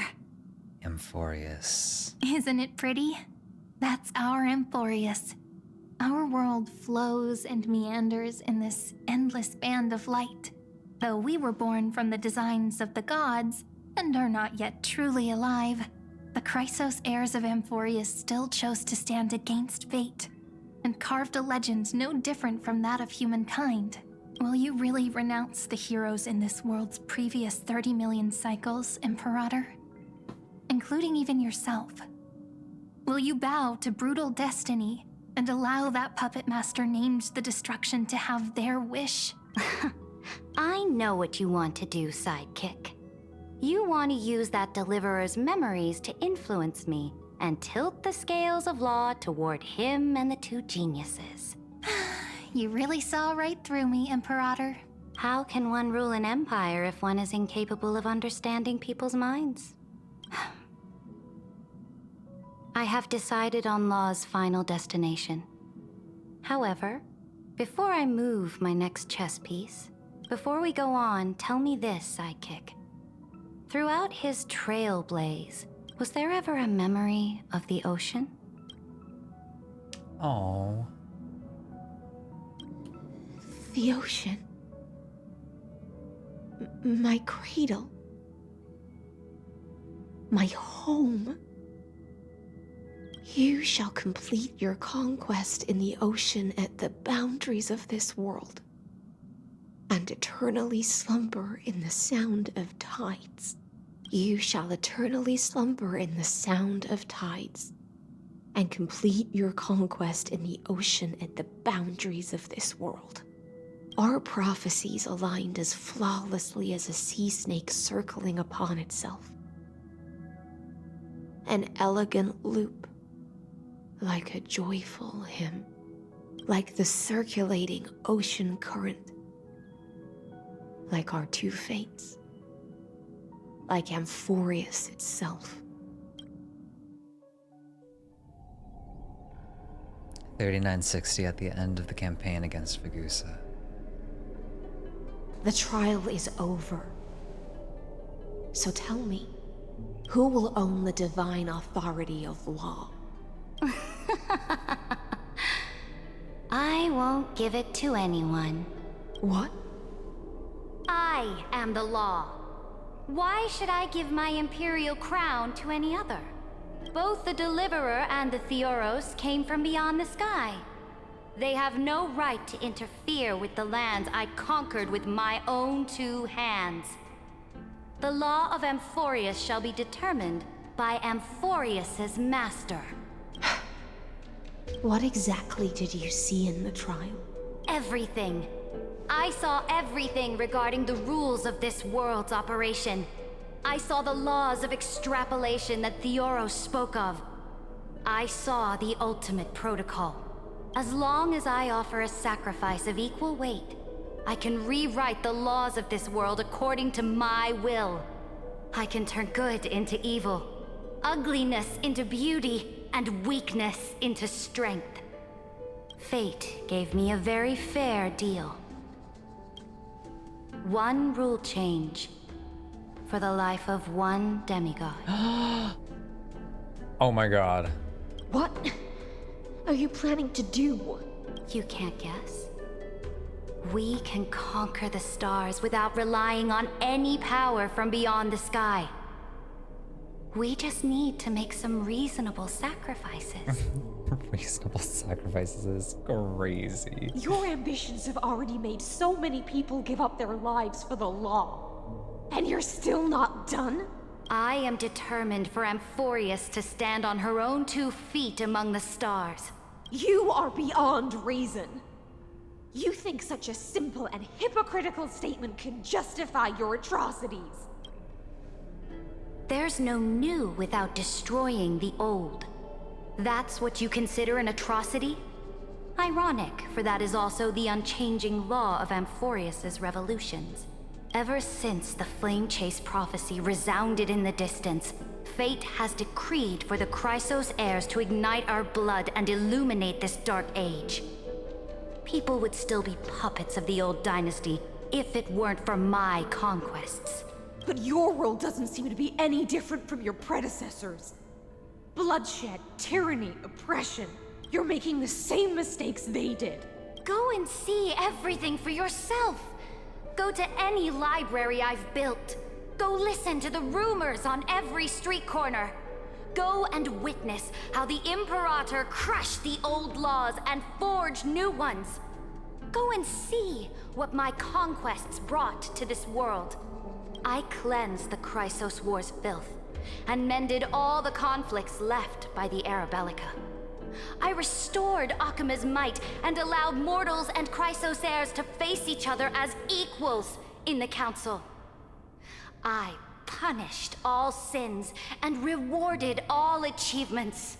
I smashed Talantin's shackles, united humankind to save themselves, and started the Flame Chase era. That's what the Imperator has done in her glorious life. So now, hearken to my final words. History will eventually forget Cerydra. But it will never forget the Imperator's people or the Flame Chase era she began. Final words.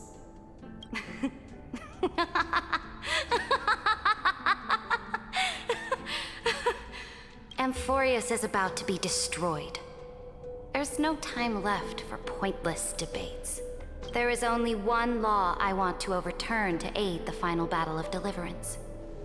So I will only offer the life of 1 demigod.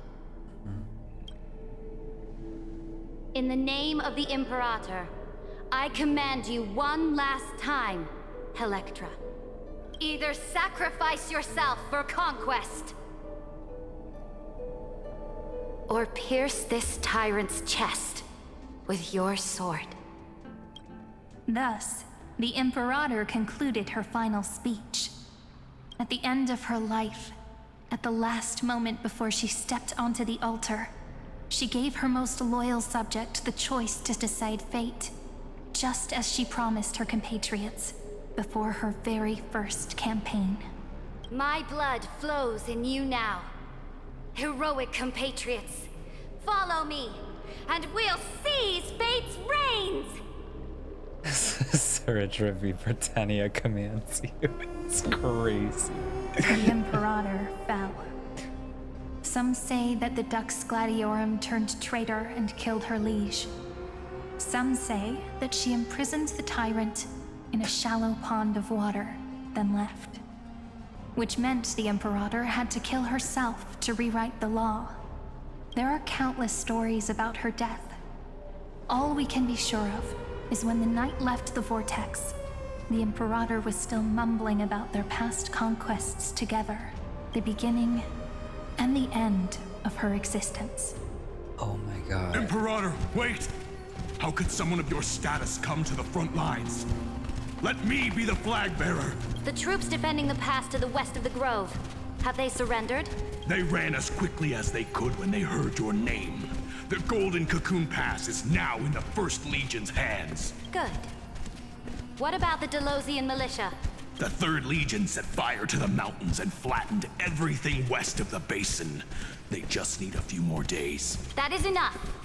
We cannot afford to miss an opportunity for victory. Lastly, how many Ladonian cannons are left? They are no more. The 2nd and 4th Legions have destroyed them all. Very good. They now have no way out, no reinforcements, and no artillery support. We will be able to liberate the Grove of Epiphany in the blink of an eye. We will launch the final charge 1 quint after the curtain fall hour tomorrow. Remember, as long as the Alliance's flag still flies on my shoulders, you must keep moving forward. Take no prisoners among the enemy soldiers. All sages who resist are to be captured and tried according to martial law. And do not destroy any books. Now go! Notify the entire army. Understood.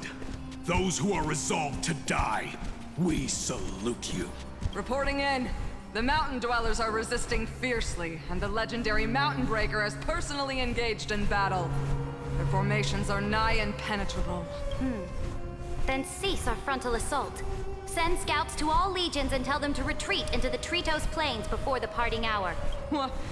Are you planning to surrender? It's a strategic change of plans.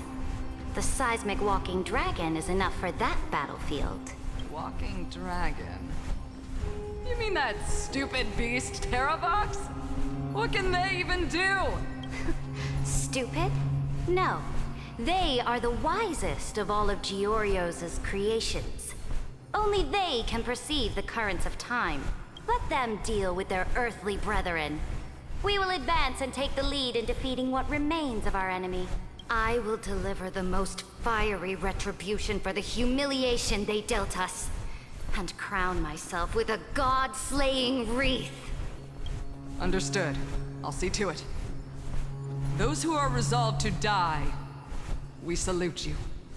The Temple of the Three Fates sent a letter, Imperator. They refused to surrender and said this letter is their last warning to us.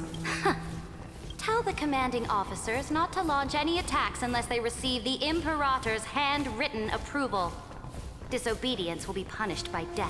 What are you doing? The priests of the Three Fates aren't soldiers, but politicians.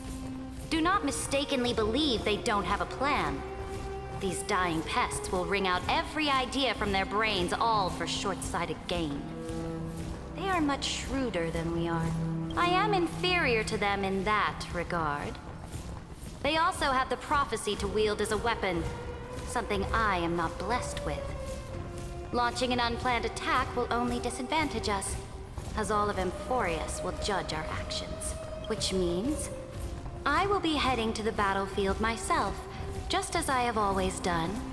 This time, however, I will go alone. I will conduct secret negotiations to ensure fate is on our side. Understood. The legions will make their preparations. Those who are resolved to die, we salute you. Why are we not allowed to march out with the army, Imperator?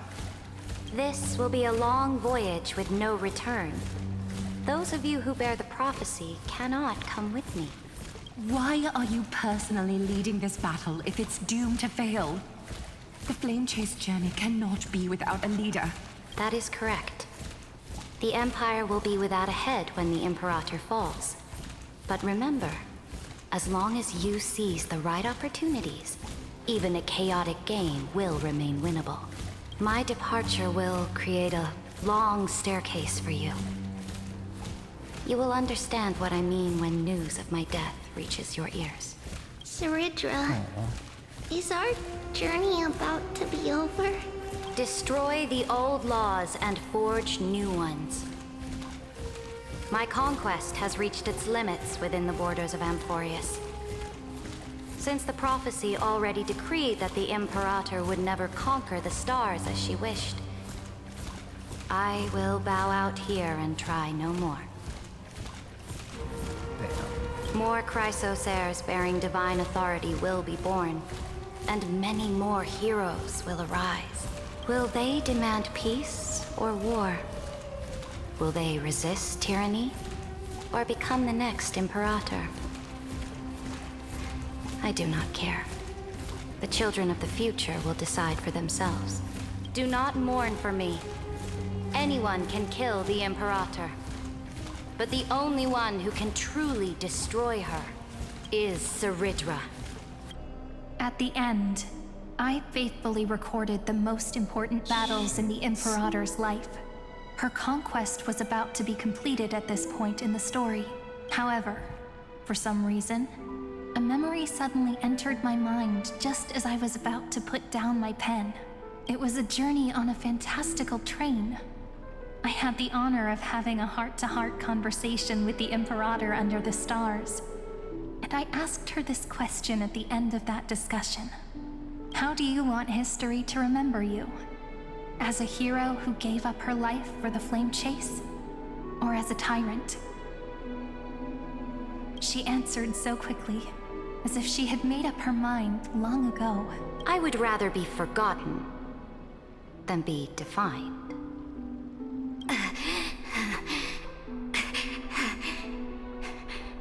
Because the law can be neither eternal nor unchallenged. And only humanity can pen laws into history's pages. Now, I have shattered the greatest law of Amphorius. The game is nearing its end. Dux Gladiorum. Even though you killed the Imperator in the previous 30 million cycles, this time you finally found your own law. Then High Sealants, Electra. I will ask someone to deliver the prophecy's ocean at the boundaries of this world to you. The prophecy's ocean at the boundaries of this world.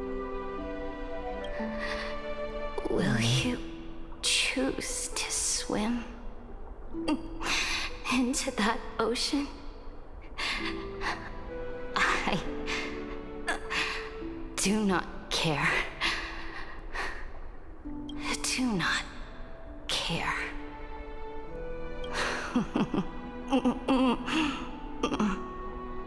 The Imperator muttered about her conquests, and news of her death spread in the city.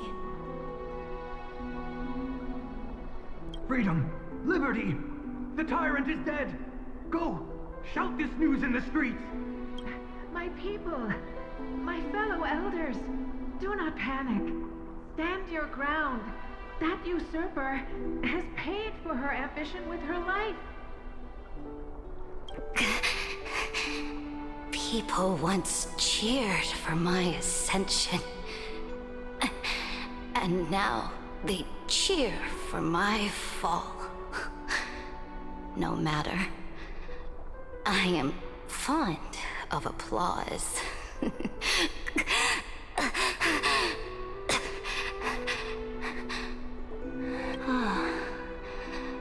I see the cosmos, the battlefield that I cannot reach. I will return in the next cycle. The stars will hear my legion's war drums. Hear the great name of the Imperator. Hear Amphorius's Cerydra.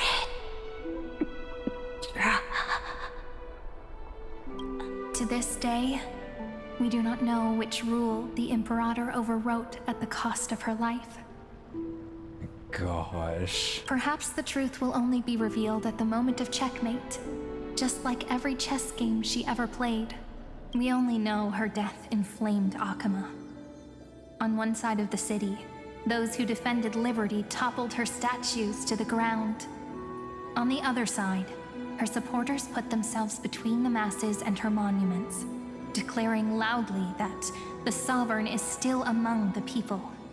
It is said that golden blood congealed into the same letters everywhere they fought. It was the name borne by Okhema's first and final Sovereign, the Imperator Cerydra. But the one who bore that name did not see any of this. Her gaze was cast far away, and the sound of tides in her ears drowned out the people's cries. What was the Imperator thinking about in that prophesized ocean at the boundaries of this world? In that shallow puddle of stagnant water, was she reminiscing about her past conquests? Or repenting for the millions killed for the flame chase? It was neither. The Imperator only saw how the surface of the water gleamed like that crude chessboard, dissected by light and shadow in the afternoon when her teacher played against her for the first time. Look at this chessboard. What do the pieces look like? They are strangely beautiful. They look like the stars in the night sky ablaze. Wow.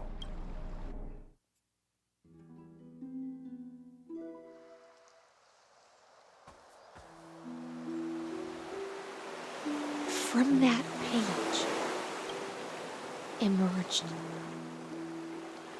an ocean so vast, so pure, not a single trace of corruption. Is this Cerydra? Electra, my subject. Ever since you walked out of the tainted ocean and pledged yourself to me, I have seen the abyss in your eyes and the emptiness in your heart.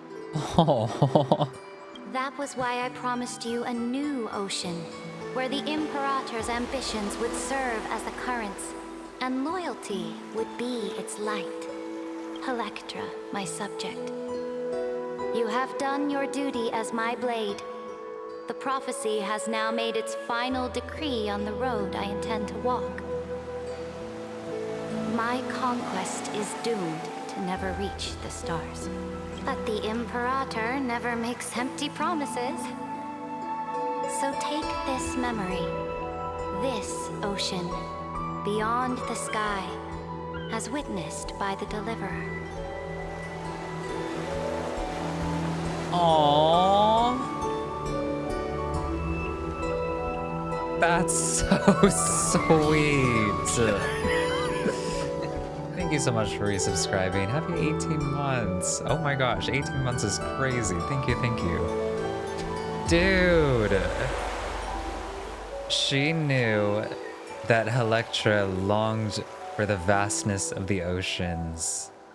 So she took the memory that was presented to her by Cyrene, that was experienced through the Trailblazer, and gave it to her. That's crazy. This is the final gift. that the Imperator can leave for her subject.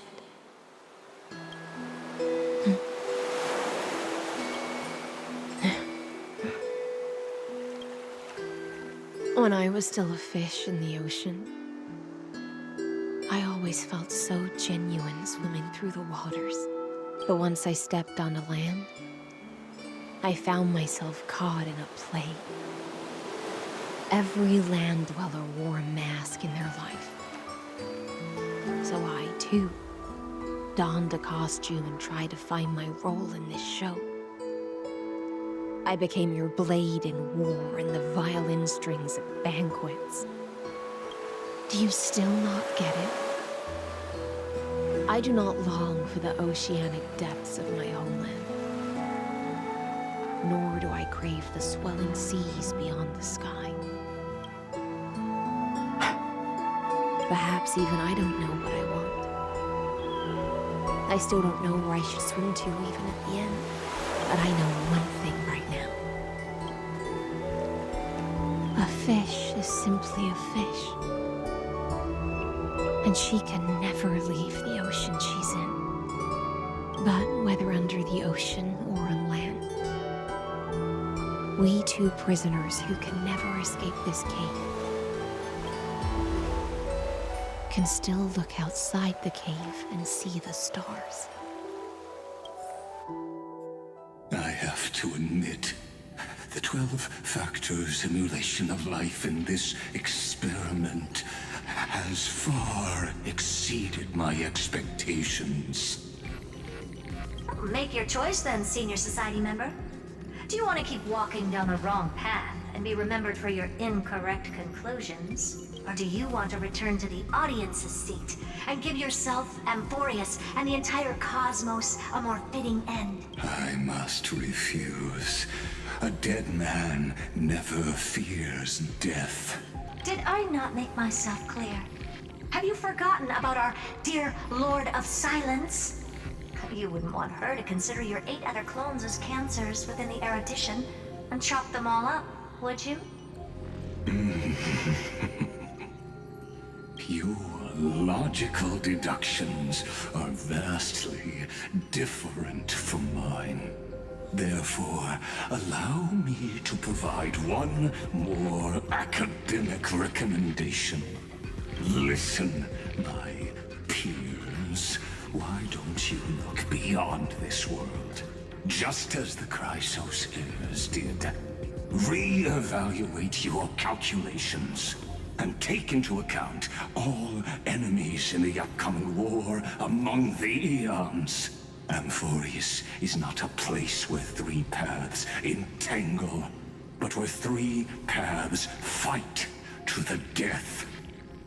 You used Memoria to resist me, but did you not consider the possibility that the Remembrance and their children might have taken this opportunity to join the fray as well? In the meantime, Darch. Oh, so this isn't just silence. It's the answer. What was the last thing he said to you before you parted the waters at the Scale Gorge waterscape? A tricky question, but one with a simple answer. He didn't say anything back then, right? Danny boy. That's correct. And now I'm sure. You are not March 7th. What gave There's it away? no way she would remember that detail.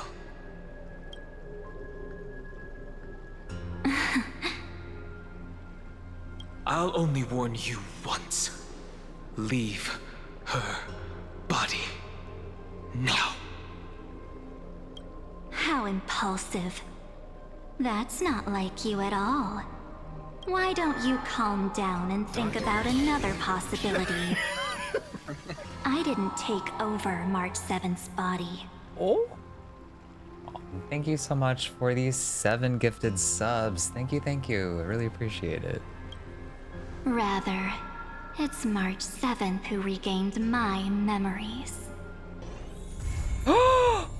It's March 7th who regained her memories? We were friends with the imposter the whole time? I finally caught up.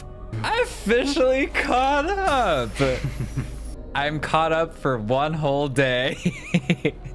And then we're behind again. Well, until next time, take care and enjoy the rest of your time zone. Bye.